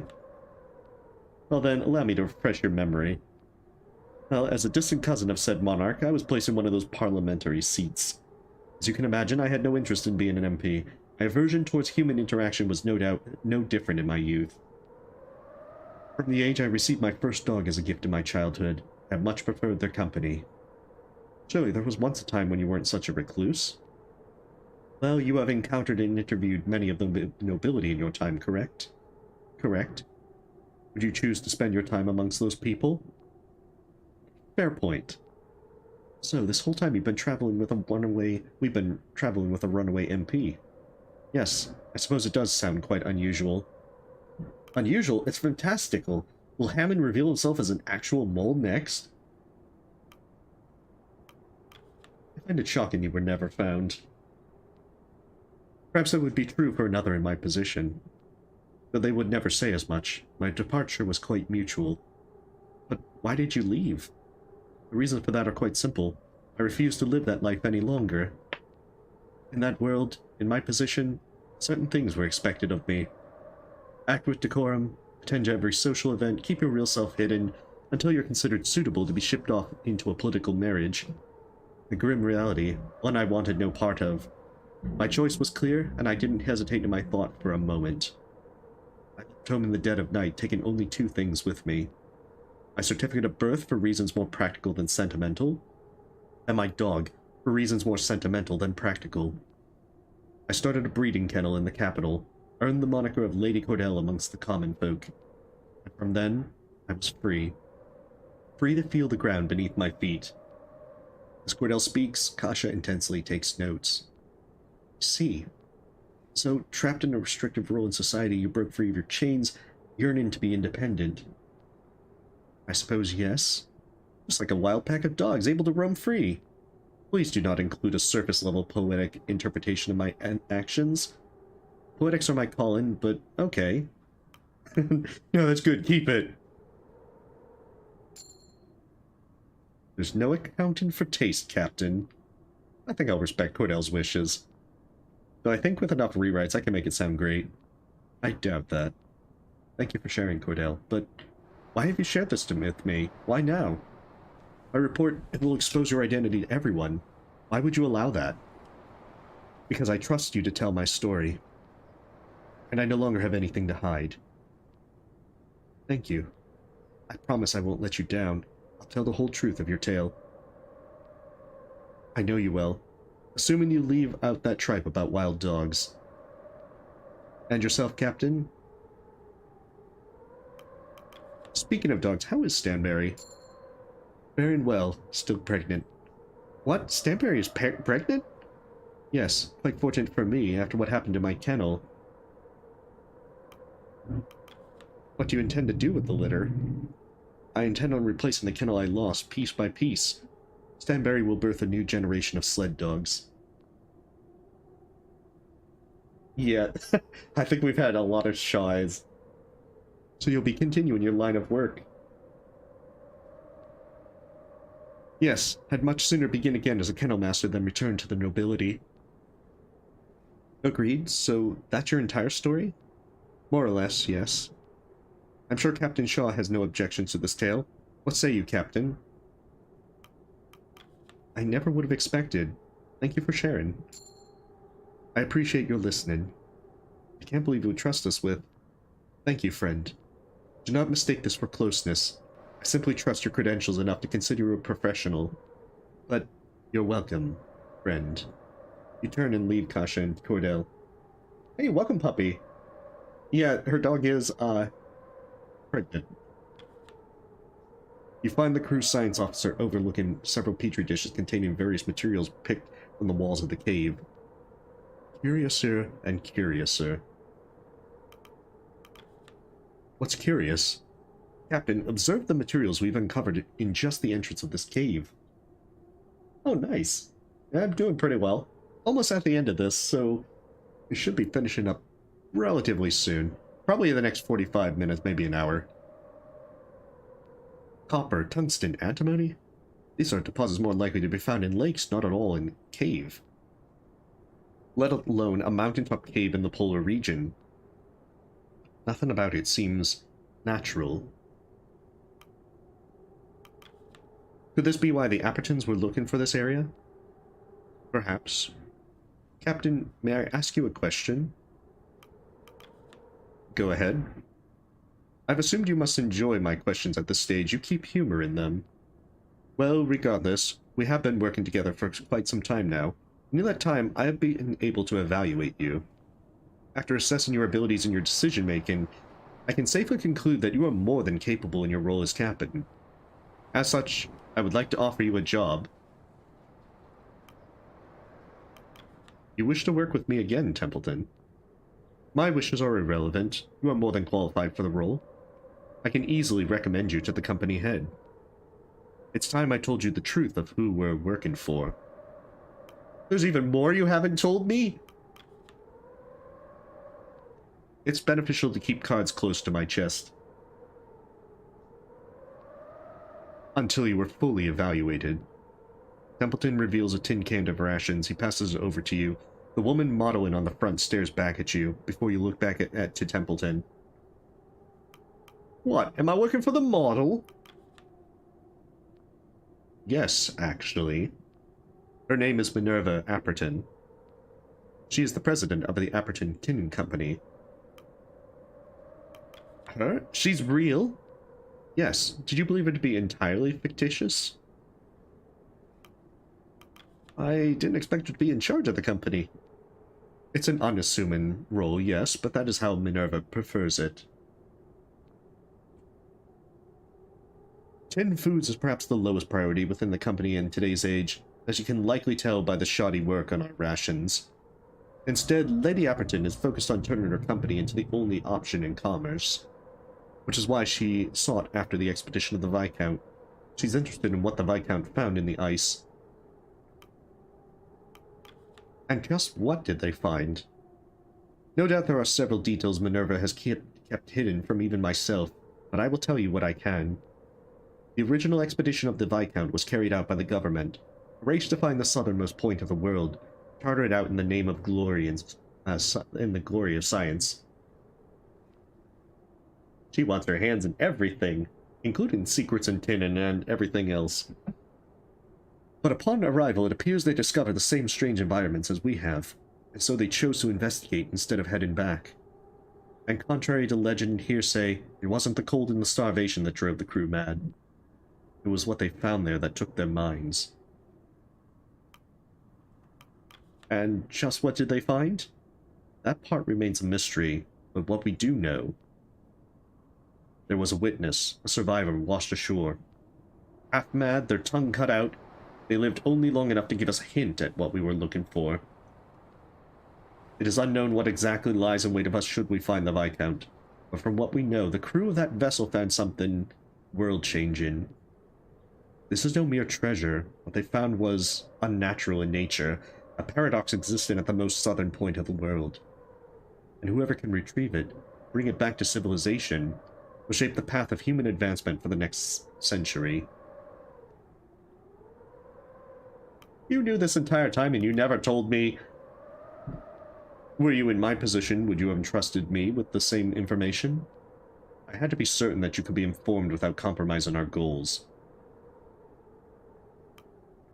Well, then it's our top priority to recover what the Viscount found. Precisely my thoughts, Captain. It is good to see we are both of the same level mind.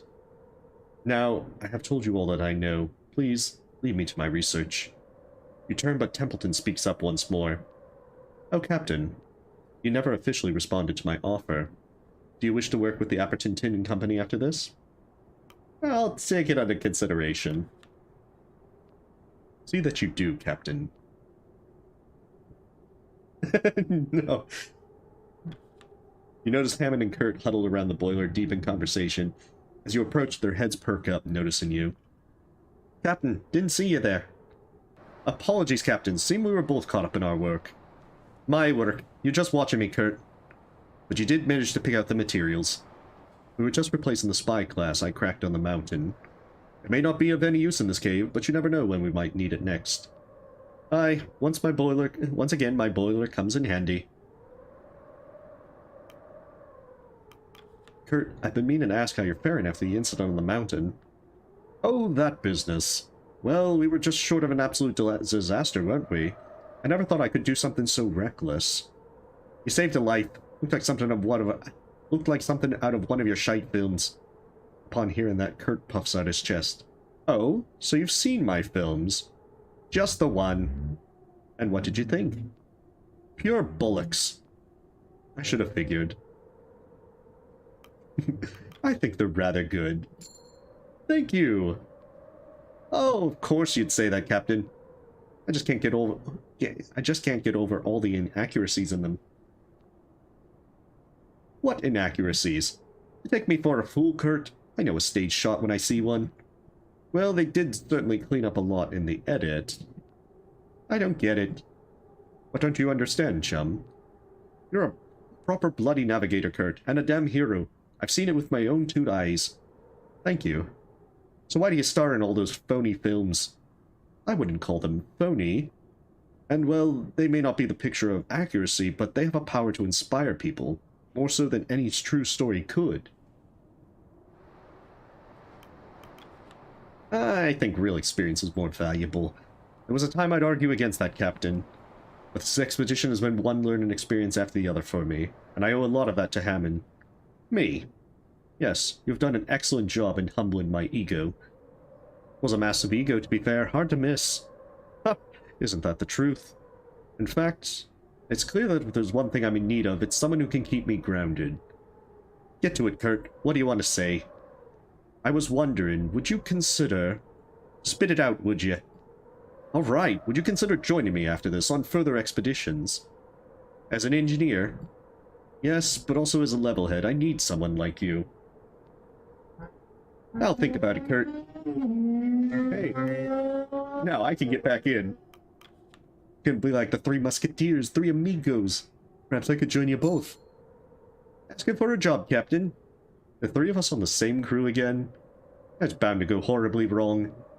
Perhaps, but I think our ingenuity will help us pull through. Hammond pulls up the replacement spyglass. Anyway, here we are, all finished. Incredible, great work, Hammond. No problem, Kurt. Kataranagi. What? My real name. Kurt's just for the media. Kataranagi, Tohoro. Alright, Kataranagi. See you around, friend. True. You too. This is only because we kept everyone alive and loyal, to be fair. Well, it be, Shaw. The status report? Well, the good news is we're not likely to starve tonight, at least. Can't be surprised by anything at this point. I think so. We don't get too much on Kurt's background. One thing, haven't noticed much wildlife on this island. Further out than anyone else has gone. Looks like even the birds and seals don't want to be here. Think there might be something in the cave? It would be a pleasant surprise if a mountain cave had fresh haul of penguins and seals, but I doubt it. We'll be able to sort something out. Thank you for the update. Thank you for listening, Captain. Thank you both for all your hard work. Just trying to do right by the crew. That recognition doesn't go unnoticed, right, Grimly? Aye. Will that be all? I was wondering if you two would like to work with me again after this. As permanent crew? I don't know, Captain. Your expeditions are so far marred with disaster. Junior chuckles to himself. But if we end up triumphant in the face of it, we'll consider it. Suppose I should give you this back. Take care, Captain. Ah, they finally call me Captain. So at this point you get two options. You can either try and go to the cabin to go for the rescue ship, or we can go for the Viscount. In this case, we're going to go for the Viscount, because we'll get more story out of it. The Dark Cave Network reveals itself into an opening.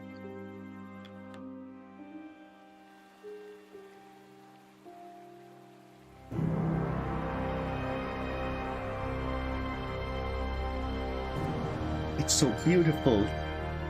There it stands before you, the Viscount, where it was left by its former crew, but not as it was left. The ship stands quite different indeed. The snow filtering into the grotto seems almost frozen in time. The weather itself remains fixed in awe of this impossibility sprouting from the great lost ship. You can barely believe your eyes. This certainly isn't a dream. You make out the letters spelling Viscount on the hull of the vessel. After 5 years, no, 6. After the most roundabout road possible, you finally found it. God, you are uncharacteristically at a loss for words. You continue to stand in awe of the ship. Neither of you can come to words, staring at the frame of the ship before you. My word, it's... Kasha appears to be lost for words. She slowly raises her camera up and snaps a photograph of the ship. My goodness, would you look at this? In all my years, never have I seen something this remarkable, beautiful, amazing. It sure is something. The impossible lies before our very eyes, a reward for those who braved the land of no return. Sure, could have all been worth it to find this at the end of our road. My goodness. Sure, despite the vegetation, the Viscount looks to be intact. Definitely praise the sun. I shouldn't hazard to get my hopes up, but... remarkable. Truly remarkable. Captain, we must study this at once. I was concerned, Shaw. I was worried we might not find anything at the end, but this... This is more than I could have possibly have imagined. How could something like this exist out here? It's just not possible, is it? Believe your eyes, Doctor. Wow, Grimly, this looks familiar, doesn't it? Aye, a tree in the snow. The fruit of the 3 sisters, right? Little tale would keep me up at night. Careful, Shaw. There's many sailors' songs about this, none of them good. Awfully superstitious, don't you think? The letter at the cairn told it how they got in there. But, yeah, Templeton is like, I can finally use my degree. Any good sailor would be. Besides, we're looking at it now, aren't we? What the fuck? Am I seeing things here? You are not. You've got to be fucking joking. I know. This tree. The tree? I don't give a shit about some bloody tree. What? The Viscount. Look at it. It's seaworthy. You know that from a look. I know every inch of it. It's just like its twin. We can sail this. Captain, this truly is a discovery for the ages. We need a moment to collect our thoughts. Under no circumstances is anyone to touch that boat. For all we know, that plant could be poisonous. We need to practice extreme caution. Well, you're the botanist, aren't you? Take a look at it. Lots of growling. Bark, bark, bark. Stanberry, please. I'm no expert on plants, but something about that thing unnerves me. Don't trust it for a second. Yeah. We should focus on setting up camp before we do anything rash. Indeed. Well, we should not lose focus. The crew get to work. Set up a makeshift camp on the side of the ship in the grotto. Okay, you have a great night, Bob. It's locked.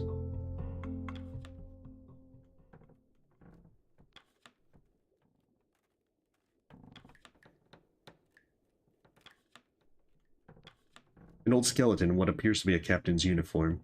Their bones have fused to the roots around it. They've clearly been here for some time. Inside their coat you find a ship's key. The engine of the Viscount, the classic retrofitted steam train model, twisted amongst the roots of the tree.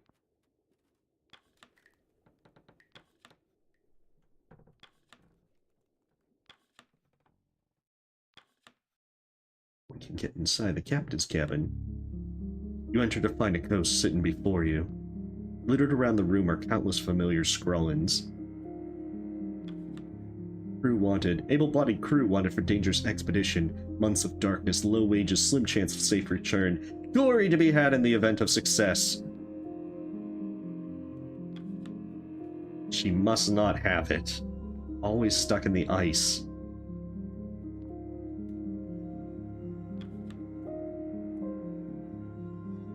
Grimley, Junior, Cordell, Hammond, Templeton. Yeah, hey, that's the what drew us here in the first place.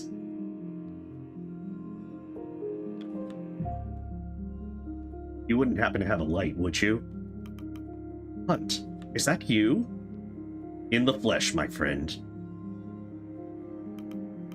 I thought you were dead. Not dead, not quite alive either. Somewhere in between, I think.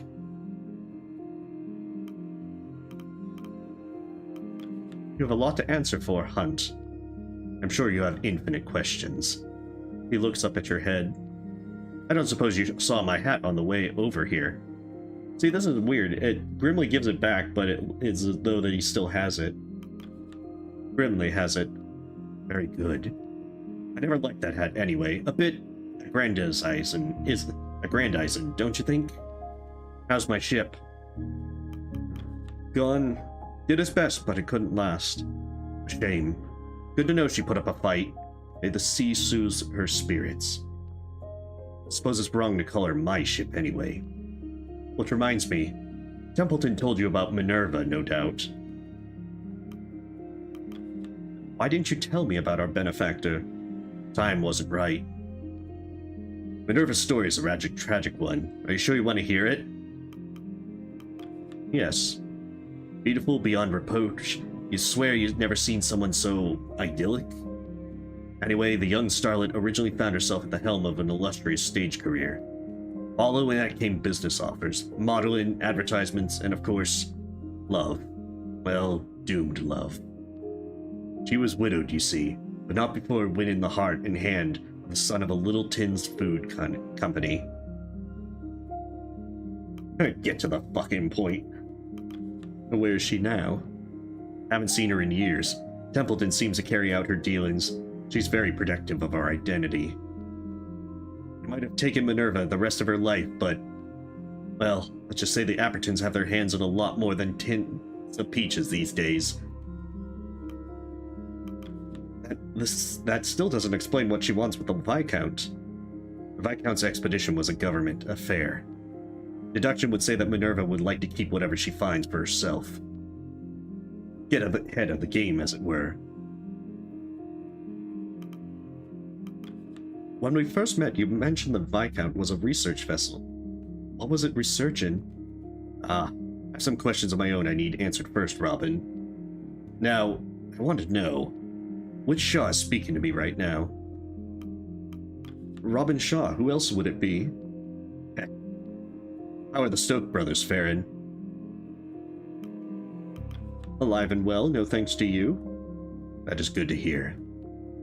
You made land after the sail, I assume. How was everybody else? How did you fare on the ice? The Kennel Master attempted to lead the expedition once we made land. I talked her out of it. Not easy to do. You must have made a convincing argument. Kasha dropped her camera during the climb. You should have given Kurt more credit. Man's a hero, saved them both. Even the camera? You should commend the man.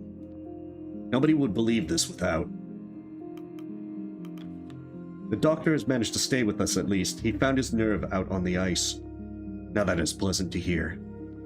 He was the only crew member I was unsure of. I didn't want to upset his father by getting the poor boy killed. Not that any of that matters now. I'm sure you'll be thrilled to learn Mr. Templeton is fine. I expected as much. Has he given you much grief? Actually, Mr. Templeton has been a valuable ally throughout all this. Is that so? Maybe I should work on my interview technique. Now, I have questions of my own. Of course, of course. I'm sure you're wondering what led me here.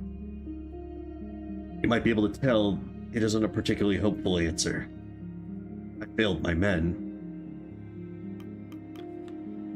Well, there were 4 of us, as I'm sure you quickly figured out. Smurf, Corvid, Joe, and myself grabbed what we could and headed off with one of the larger lifeboats. Why did you abandon us in the first place, Hunt? I left for the good of the crew. What good? We've suffered out on the ice. You'll understand soon, Shaw. Our flight was in the name of finding ourselves here. All of us. Smurf was the first to go. They knew what they were doing. They made their choices, and now they have passed. How? Did the cold take them? Everyone... He looks wistfully at the table. The custom of the sea occurred. You ate them? It was Corvid's idea. There was protest, but after we learned the tins were poisoned with lead, we had no choice. There's always a choice, Hunt. The other 2 argued over partaking. Smurf refused and said subjected himself to further tins. He didn't last long after that. He turned sour by the 4th day and attacked us, then froze himself. Corvid and I made it to the mountain, and then she made the impossible choice. She offered herself to the mission. The man goes quiet. I can't get the taste out of my mouth, Shaw, no matter what I do. I think I'm gonna be sick. You don't understand, Shaw. Every time this happens. My road always leads here, no matter what. It always leads to this. You've seen that tree outside, haven't you? Fruit. All this for fruit. You know it's not just that, don't you? This is what the Appertons have been after. We're here for this. All roads lead here, Shaw. What's so special about it? I've eaten of this fruit countless times, and yet I'm still here. We've had this conversation countless times. A different me, a different you, but the same. We keep coming back here. Do you regret your choices, Shaw? I remember you told me the sign of a good leader is understanding. Do you still stand by that? I like this one. Do you know how hard it's been to convince these idiots that I actually give a shit about any of them? It's just, such an great choice option. I do. That's commendable, Robin. The worst thing any of us can do, Robin, is become a consequence of somebody else's plan. Maybe you've been the best Shaw you can be. Maybe not. You still can be. He gestures towards the fruit. With this, you can go back. Change the path to me. You speak like you've been in this cave for years. Yeah, he's offering us drug peaches. I thought that only happened in Labyrinth. I haven't, and I have. Every time I've eaten this fruit, every past loop comes freshly back to my mind, and then I send my mind back once more. You can do the same, Robin. You can go back again. You won't really remember, but part of you will want to try something else. And some things will stay the same. We always get stuck. Temperance is always lost. But you can save lives, save rations, perfect your leadership. Yes. If you eat the fruit, that is, open up that eye of yours. He pushes the fruit forward. What do you say, Robin? Like, capital letters, eat the fruit. I don't trust it. My path has settled, Hunt. Yeah, well, the thing is, Smurf, Corbin, and Joe died following Hunt. So it kind of feels like that, like, if Hunt stays, then more people die or something like that. That's the assumption that I've got after playing this. That Hunt keeps trying to get, like, the perfect run, but he doesn't seem to be able to have that happen. Because he points out that the reason that he hired us, if you eat the fruit, you can ask him some more questions. And one of the questions is why he hired you in the first place. And the reason that he hired you is because you gave different answers every time he interviewed you, with the entire meta thing of the player. Because the peach allows you to basically change your stuff to make different branches, like the save tree system. If you've eaten the peach, it becomes purple, and you can then make a complete different branch. And that's what the peach allows you to do. So it's basically that Hunt has been stuck in a loop of trying different things over and over. Well, at least this means you're proud in your choices. We should head out, Robin.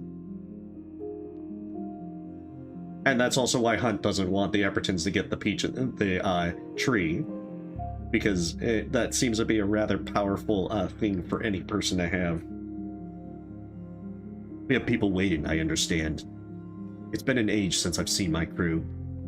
Oh, but before we do, the tree out there, do you plan on taking it back to the Eppertons? See, I feel like that's probably something that you shouldn't allow anyone to have. Something like that can't exist. He refrains for a moment. Interesting. I'm still making my mind up.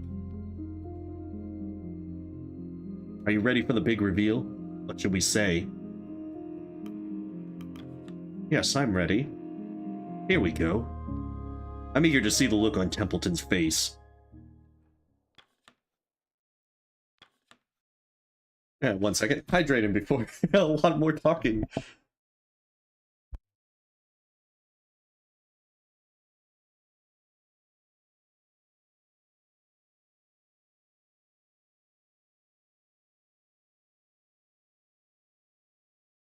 There we go. The two of you pace towards the rest. Templeton is the first to notice you. As predicted, the look on his face is a unique concoction of shock, anger, and mortification. Templeton, I appear to have found your lost captain. Other heads rapidly turn in your direction.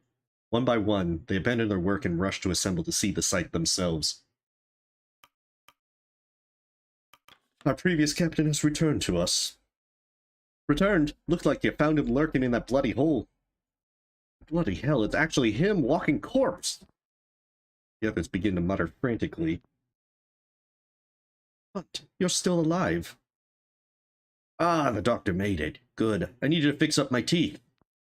Excuse me? You survived this entire time? I'm going to struggle to convince people my report is true at this rate. This is quite the shock. Hunt whispers to you. I knew the look on his face would be worth it. But, perhaps you would like to clarify our situation? Aye, I'd like to know what happened myself. Gods, is that Grimley? Ah, it's good to see you again. Where are the rest, Hunt? The rest, Smurf, Corvid, Joe, where are they? They didn't make it. All these years, and like that, they're gone. Did they at least receive good deaths? As best they could, Grimly. Now is not the time to dwell on those gone. Captain, yes? No, Captain Shaw. How in the world did you find this man? Hunt has been moving ahead of us for this entire expedition. I found him in the captain's cabin. Has he enlightened you on why he left? So you were right, Shaw. The bastard abandoned us. Heaven's right. Why'd you leave, Hunt? We deserve an answer. Hunt abandoned us so he could get a head start. He means to destroy the Viscount. Captain, I think it's time we open the floor to the rest of the crew. Something tells me many of them have words to share. Junior takes a run at the captain before being held back by his brother. You left us! Why? I didn't plan on going home. None of us were going to come back. Rufus, you at least had a chance. No, I did not. Gods, I know I didn't. Could have told us. Thought you trusted us. Why didn't you tell them, Hunt? They served you for years. Yeah, he definitely should be. It was more complicated than that. I do trust them. I do, but you're both young. I had to take the oldest, my top men. There was no room for the carpenter and the cook, was there? I didn't want either of you dying on my behalf. No, you pick and choose who'll die for you. I have nothing left to ask, Captain. Hunt, why did you bring me aboard this expedition? Excuse me? Doctor, this is hardly the time to work out your insecurities. The floor is open, Templeton. Quite so. Hunt, I have been asking myself this question since you left. Since I saw you leave. You... Pardon, you what? You saw Hunt leave, and you didn't stop him. He couldn't stop Hunt and his men. What does it matter if he saw him? It's in the past now. We won't hold it against you, Arthur. Yeah. Yeah, they definitely should be. And we didn't even mention the cannibalism part. I know, but I still need to know. I remember that. You looked like a frightened deer when you saw me ready to go. Is that why you brought me on board? Because I couldn't stop you? Because I was young, naive, easily manipulated? It is, isn't it? Hunt tilts his head in confusion. Hells no. Oh? No, it was a favor to your father. He's my barber. That's it? That's the entire reason? Aye, he's very good. Asked me to toughen his boy up a bit. Seems like it's done the trick. Kasha lets out a small chortle before covering her mouth to stop herself. Arthur's a respectable man now. Thank you, Robin. It's good to hear that. It's true. I've watched this young man grow over the last year. It's amazing how much he's matured. To be honest, I was worried from the beginning that my father was involved, and yet, after all that's happened, actually relieved the real reason is so benign. This entire time, it didn't matter. Put more thought into why I was here than Hunt ever did. The doctor has no choice but to laugh at the absurdity of it all. We're getting away from the point at hand. Anyone else apparently require a psychological evaluation? You turn back to the crew to find yourself face to face with Hammond. He darts back past you and confronts Hunt. Enough bloody games. You should have gone down with the ship. That's tradition, you coward. Tradition would want us all dead. Best not to follow that now, I think. Since when did you care for tradition, Hammond? I don't. I'm calling the bastard a hypocrite. He left us to die. Bastard! Indeed, to pick and choose when tradition matters, it's shameful, no? Don't even try to defend him. The crew are still looking to you to make sense of all this. Is there anything you would like to add, Captain Shaw? You clear your throat. The rest of the crew are waiting and watching and waiting. About our benefactor. Their name is Minerva Apperton. She owns the Tin Food Company. The Tin Food, as in the peaches, spent an age attempting to uncover information on the mysterious benefactor. You mean to tell me that we were eating from their tins this entire time? Curious, why would a tinning company invest in such a mission? Ridiculous. It seems our captain is suffering from some kind of delirium. A tinning company? Absurd. Hunt told me when I met him. Yes, it's true. Is that so? Well, I'm certain there's no questioning the testimony of a lunatic deserter. Rufus Hunt lets out a belly-aching laugh in response. For all your sakes, I hope you wouldn't believe such tripe. It goes for you too, Captain. Ha! Tripe! You have a talent for deflection, Templeton. Doesn't change the truth. Now, Captain, perhaps you have something more tangible to tell the crew? Let's see, the crew are still watching and waiting. No one else has any qualms to settle. We should move on. We cannot wait around here forever, Captain. The ship, this tree. What is our next course of action? Isn't it about time you told them about the tree? Hunt, what do you know of this? I'm sure you're very interested in knowing, Richard. Anyone would be. This is what your employer seeks. The fruit of this tree, it changes everything. It will change the world. Yeah, he's definitely saying this in a way that people are going to believe him. The fruit? Yes! I've tasted the fruit countless times. I have seen countless paths to this moment. My word. He's truly gone insane. No surprise that the man has lost his mind. Isolation out here? It would happen to anyone. Insane or no, this tree is unnatural. There's something wrong with it. That much we can agree with. It's fascinating. Listen to me. To hell with the Appertons. They can't be allowed to have this. Nobody should. What are you suggesting? It needs to be destroyed. Burned to the ground. What? Hunt, this is quite possibly the most important discovery of our age. It needs to be studied. Yeah. We just need to give Hunt an interview with Kasha, and everything's going to work out. Far in that, you were hired by the Appertons to retrieve it, not to decide your own ethical judgment. Hunt is right. This thing cannot be allowed to exist. Allowed to exist? Do you hear how drastic that sounds, Shaw?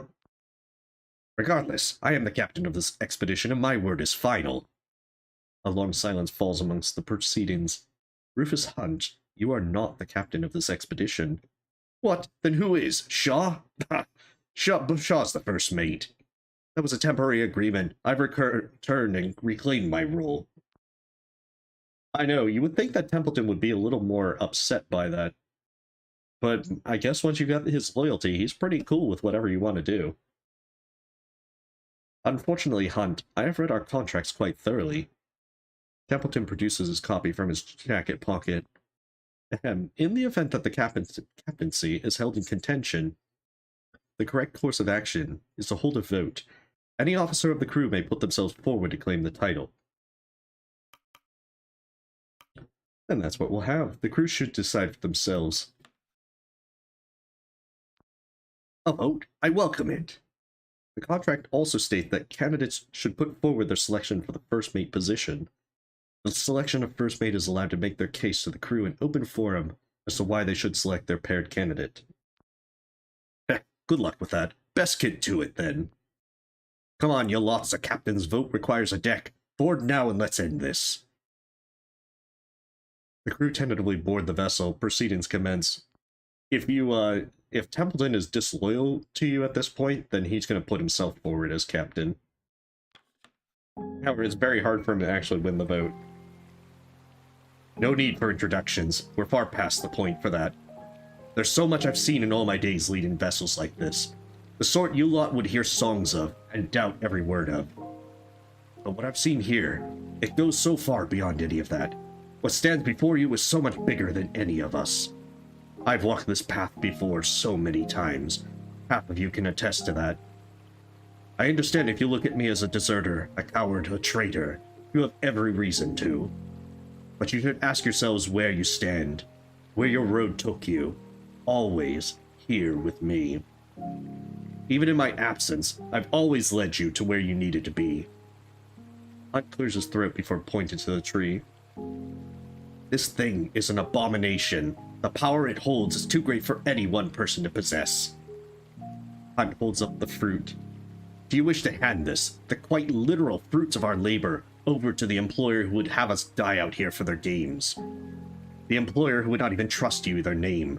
An employer who would leave us out to die on the ice, that would refuse to send rescue. There was a murmur in between the crew at the implication that a rescue ship was not sent. Robin Shaw was a fine officer, but Shaw could only hold down the fort in my stead. Shaw did not weather the seas. Shaw did not discover the Temperance. I did.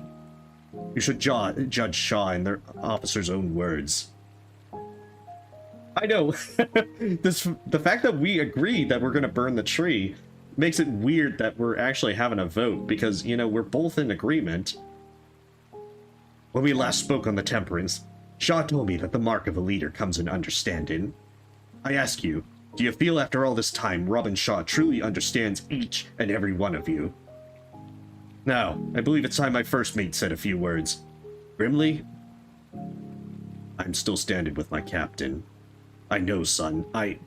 Not you. Captain Shaw. Grimly, what? No. What? How can I stand with you when you couldn't stand with us? Junior, will you accept the honor of... You're not my captain either. Junior, Grimly, haven't I taken care of you since you were but lads? Times change. We've realized what a snake you are, Rufus. Well, in that case, I believe it's your turn to speak, Shaw. Yeah. Granted, Templeton is a third possibility if he's disloyal. You step forward as the crew awaits with bated breaths. Hunt has already had his chance to speak. Now is your chance to refute his words. There's a stillness in the air. You have traveled so far with this crew, and now they stand. All seem to be hoping that your next words will instill within them a confidence, an assurance that all this time spent with you has been worth the trouble. You pause, collecting yourself for a moment, before making your first statement. You raise up the captain's hat, which you have carried with you all this way, and display it before the crew. A promise was made the day I took this hat into my possession, to all of you, and to myself.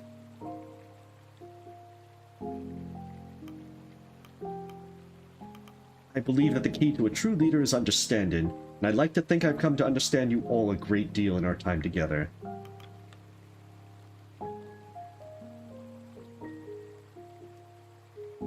We have come together like a well-oiled machine. I am proud to call you all my crew.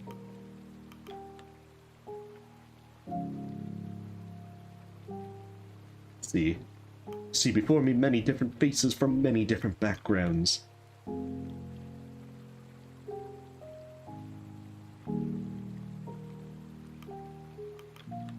And yet, look at you, here and now, you all stand side by side, shoulder to shoulder.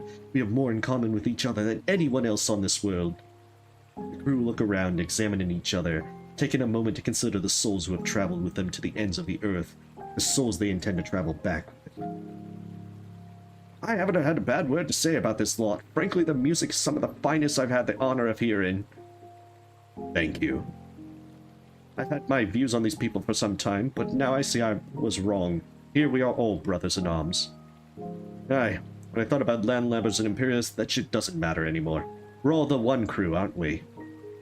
Your thoughts turn to the Viscount and the tree sprouting from its back. You must make your intentions clear. This tree cannot be allowed to exist. I fully intend on burning it to the ground.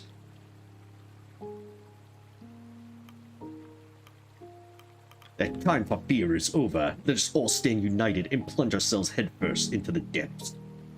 Who you choose as your first mate to speak on your behalf? Hey, welcome, Cookie Master. Welcome to the Pale Beyond. Alright, so who should I have speak up for me? I am loyal with everyone's loyal.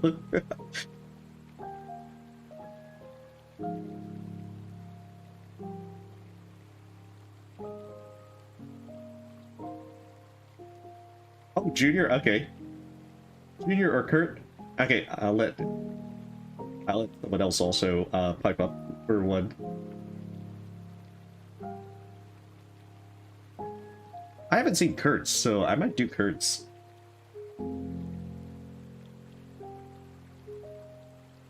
Okay, we'll go with Kurt. They nod back at you. Kurt steps forward. From the beginning, I had a great faith in Shaw's captaincy. Had we come far enough to admit, I was trying to be optimistic. A frail old man just trying to put on a brave face and hope for the best. But Robin has even surprised me, more than I could have imagined. Here is a captain who has carried us through every hell you can picture, cold and bruised, and still intends to carry us even further. How can that not instill your respect? Shaw is without doubt the finest leader I have ever had the pleasure to work with. I could only hope to be half as much of an inspiration. Kurt steps back.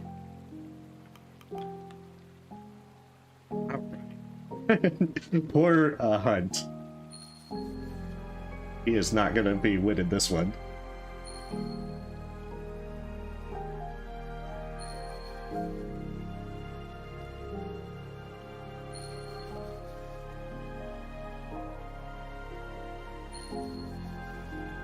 Actually, no one does because everyone's loyal to me. The only people who vote for Hunt is the sailors, if Grimly and Junior are still loyal to Hunt. Yeah, like, this was why I liked this moment. There you have it. Congratulations, Shaw. I knew you could do it. What? Then why did you challenge me? I forced the vote because I had to be sure. Congratulations, Robin. I didn't doubt you for a second. It's good to have that awful matter behind us, but that does leave Hunt. Honestly, he's the pitiable sort, but it doesn't change what he's done. We'll need to decide what to do with the chap. I'm curious on that myself. Well, Shaw, you're the captain. What should you do with me?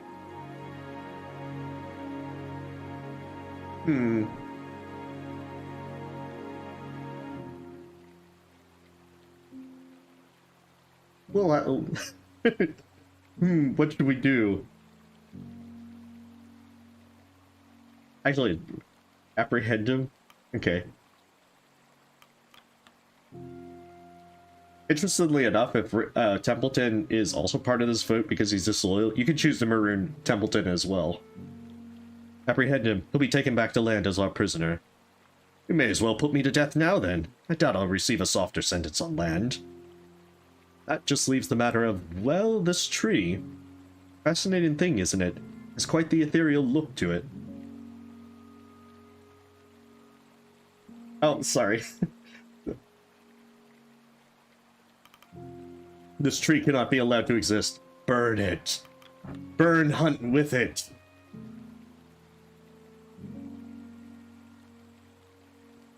Actually, that's actually might be a good point. If he hadn't taken the boat, there might have been room for the dogs. Captain, do you not see an issue here? If we burn the tree, we'll be lighting up the Viscount with it. If it can truly be sailed, we'd be throwing away our best possible escape. We have an alternative in the lifeboat. We cannot even trust the Viscount can complete its journey.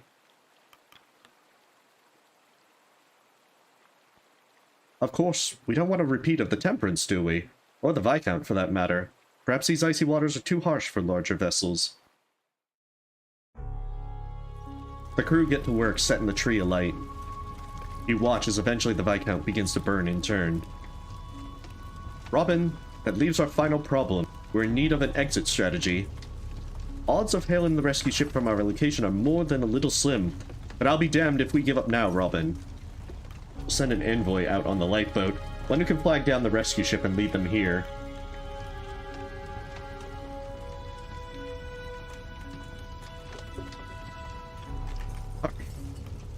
Stanberry. Alright, yeah, we're pretty much near the end. We just get like the final conversations with all the folks. To be honest with you, Shaw, I'm still trying to wrap my head around this madness. Well, I doubt such knowledge will be out of our hands once we return to land, correct? Still, I suppose we should be proud in our discovery. We wouldn't have made it this far without you, Cordell. Or Krian, or Rosa, or Pascal, or Stanberry. I did not accomplish much on my own, Captain. All I ask is that my colonel be remembered. It will be odd to return to land. My name will be in the papers soon. No doubt I'll be recognized for my past. How is Stanberry faring? She's much more excited to return to land, I believe. I hope we won't need to deliver her pups on the ship. I believe I'll find a new home, start over with a new kennel. I've done as much before. I intend to do so again. With any luck, we will not meet again. It has been good knowing you, Cordell. It has been interesting, Robin. Promise me that you will take care of yourself. I might as well throw away any script I've been working on out, Captain. This is far more fantastical than any film.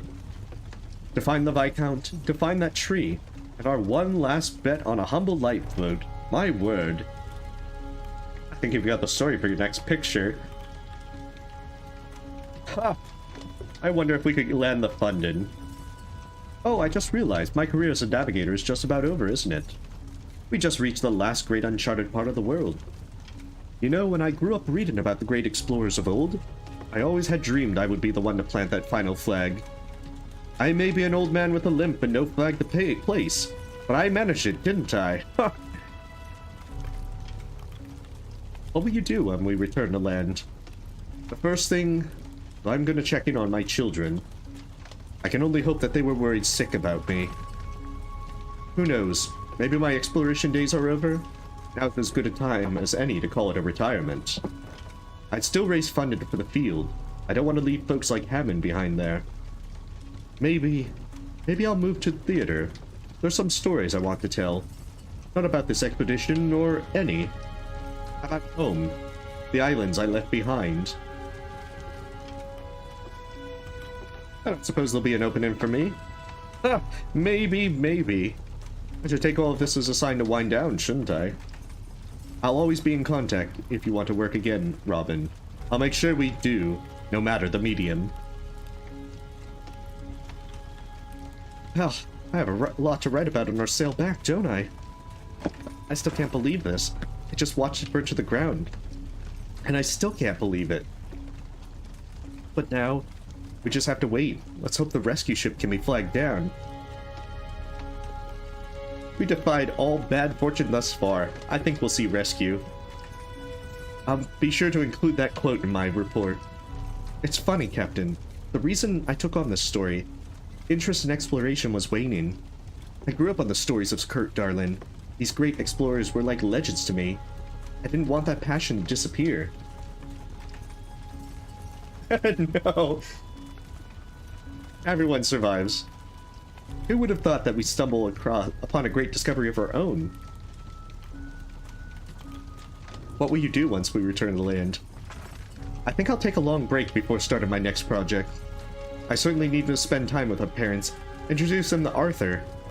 Regardless, I hope you continue to thrive, Shaw. You deserve that much. In fact, remember to keep in touch with me, especially if you have a good story to share. They'll write books about you one day, Robin. I know I will. Captain, I can't believe we made it. And yet, we still place our hopes on one lifeboat. Kurt is no doubt coming up with the perfect poetic phrase before we set off. You've made it so far. I'm proud of you, Arthur. Yeah, that would be disappointing. Thank you, Robin. I owe it to you. You know, I still thought it was all hopeless. Even after leaving you that letter, I had very little faith in survival. And yet, people were relying on me, Captain. I can only hope I didn't let them down. What will you do when we return to land? Well...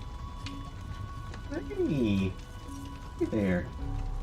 I have to face my family first and foremost. And introduce them to Kasha, of course. I never felt good enough to carry my family's name, but now... my father's name. But now... well, thank you. Keep in contact.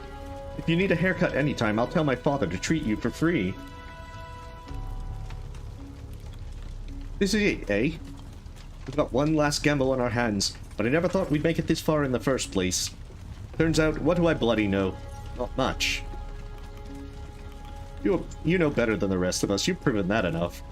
Aye, sure I have. But it makes me wonder, what else am I wrong about?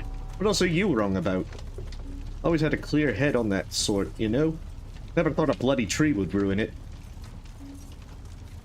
Well, it's ashes now. Aye, don't blame you for that either. I was shit scared of it myself. Served on a lot of ships in my time. Never once liked the one in charge of them. Military captains range from self-important and useless to drunk self-important and useless. Didn't have high expectations for Hunt, and had lower expectations for someone he hired. Another thing I was wrong on there. You're right, Shaw. What will you do when we return to land? Oh, be there. Oh. What else? I'll be going back to work. No rest for me. Hopefully more boring work next time around. Might take Kurt on his offer. Working with him seems a better gig than the Appertons. Robin, if you're ever heading a ship again, let me know. I'll be right on board with you. Everyone knows you'd be a goner without me. Can't believe it burned, like any other tree. One less thing to worry about, Captain. Still, what a fascinating thing to find. Not too happy about relying on a lifeboat every chance we miss rescue. We don't have much choice, best have faith. We've gotten lucky enough times, I suppose. We all should have been dead several times over. Maybe that luck will strike once again. Regardless, I'm looking forward to having a normal meal for once. If I see another penguin, seal, or tin peach can, I think I'll hurl my guts, Captain. Though we'll be dining on plenty of fish for the next sail, I imagine. What will you do once we return to land? Track down whatever greasy spoon I dined in back in the city, and try their entire menu. I'm tired, Robin. I'll be happy to have someone cook for me for a change. Stay in contact, Robin. If you ever sail out again, let me know. I'll be happy to work with you. Captain, working on a song that can carry us home. Think I'll call it En Voyage. Terrible name, I know. You've done great work, Grimley. I don't know how the crew would have managed without you. Don't thank me for that. Only natural to look out for our crew. Never thought I'd have a future until I met Hunt. Then I thought I'd never have a future without the man. Was wrong there, Captain. What will you do when we return to land? Don't really know. I'll figure it out, though, I'm sure. Don't know what the future holds. I'll just keep with the music, see what happens. Good luck, Captain. Oh, Captain. I must be honest, it is a shame you chose to remove the tree. I understand fear of the unknown is a great one. Still, I think the possibilities with this discovery were endless. Well, now we wait. It's out of our hands. But to make it this far? Still, despite it all, I have to commend you, Shaw. We've done something remarkable here. I'm sorry, Templeton, but the dangers outweigh the benefits. Well, I will have to take your word on that matter, Captain. I've always fancied myself an expert, Shaw. I'm sure that comes as no surprise to you. But over the course of our expedition, well, it's become clear how little I truly know. And to be honest, Shaw, that excites me. I'm excited for what lies ahead. What are your plans for when we return to land? There will be more expeditions. Minerva will not accept that this tree was the only of its kind. And I would be inclined to agree. To be at the forefront of such a discovery, I had my doubts once. I certainly had my doubts on you, Shaw. I've never been more happy to be proved wrong. I hope we have the chance to work together in the future. Our lives may be quite busy once we return. We need not work together to remain in contact. That is true, though what I will likely be able to share of my work in the future will no doubt be limited. Well, I can say one thing with certainty. The future is unknowable. Take care, Robin. No matter what happens out from here, take care. See, he's surprisingly still friendly with you, despite the fact that you do something that he totally didn't want you to do.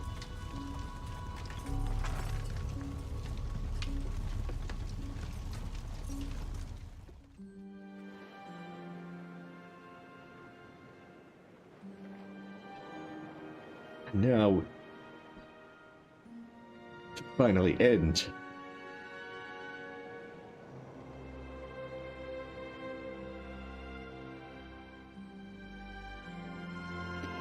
Don't talk to me or Stanberry ever again. Oh, the air was cold, a flake and white. The captain made a pledge. Out in the ice I made a claim and carved a course ahead. Of glory found in fortune frost, now with the tale to spread. A hunger drew the desperate here. Such lonely souls were led. What did I do when steel hearts broke and courage did abscond? I've led these souls, so help the gods, out of the pale beyond. And that's the end of the game.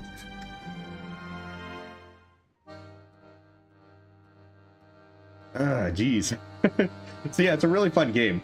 There is a different ending if you opt to not go after the Viscount and go down to the cabin. There's still more things that can happen if you choose to eat the fruit. No, there isn't an end cutscene, unfortunately. But there's also things that you get a slightly different ending if, say, Hunt wins the vote at the Viscount, or if Templeton wins the vote. But you really have to... there's a couple of different endings, but the thing is, the main two endings are if you go to the Viscount or if you decide to abandon the mission. Because there is a slightly different play of events if Hunt wins the vote or if Templeton wins the vote. Although they still more or less play out the same.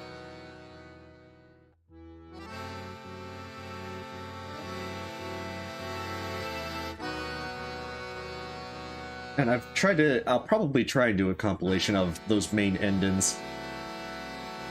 But there's also some really evil stuff that you can do. I was kind of surprised with how evil it is that you can be on this. And you can totally get away with it.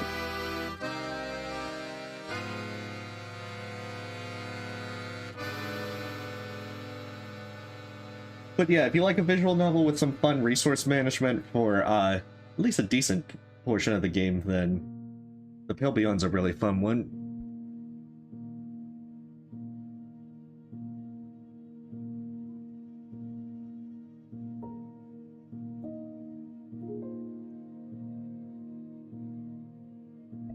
See, one of the things that it doesn't really let you know at first is more about the fact that how you can cut the rations to save some of them and take the decorum hit.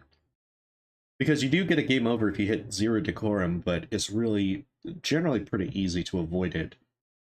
So part of it is kind of just managing the resources and knowing when to cut things and how to deal with the status debuffs. Alright, so yeah. I think that's where I'm going to stop for tonight, because that has been a long stream just to make it to the end. So I'm probably going to be cutting back on streaming and just kind of doing the Stardew Valley Expanded on Saturdays for a while. And basically, I think, unless something else comes up that I really want to stream. So nonetheless, thank you guys for watching. Stay safe, stay healthy. See you next time. And you have a wonderful evening. Or day, as it may be.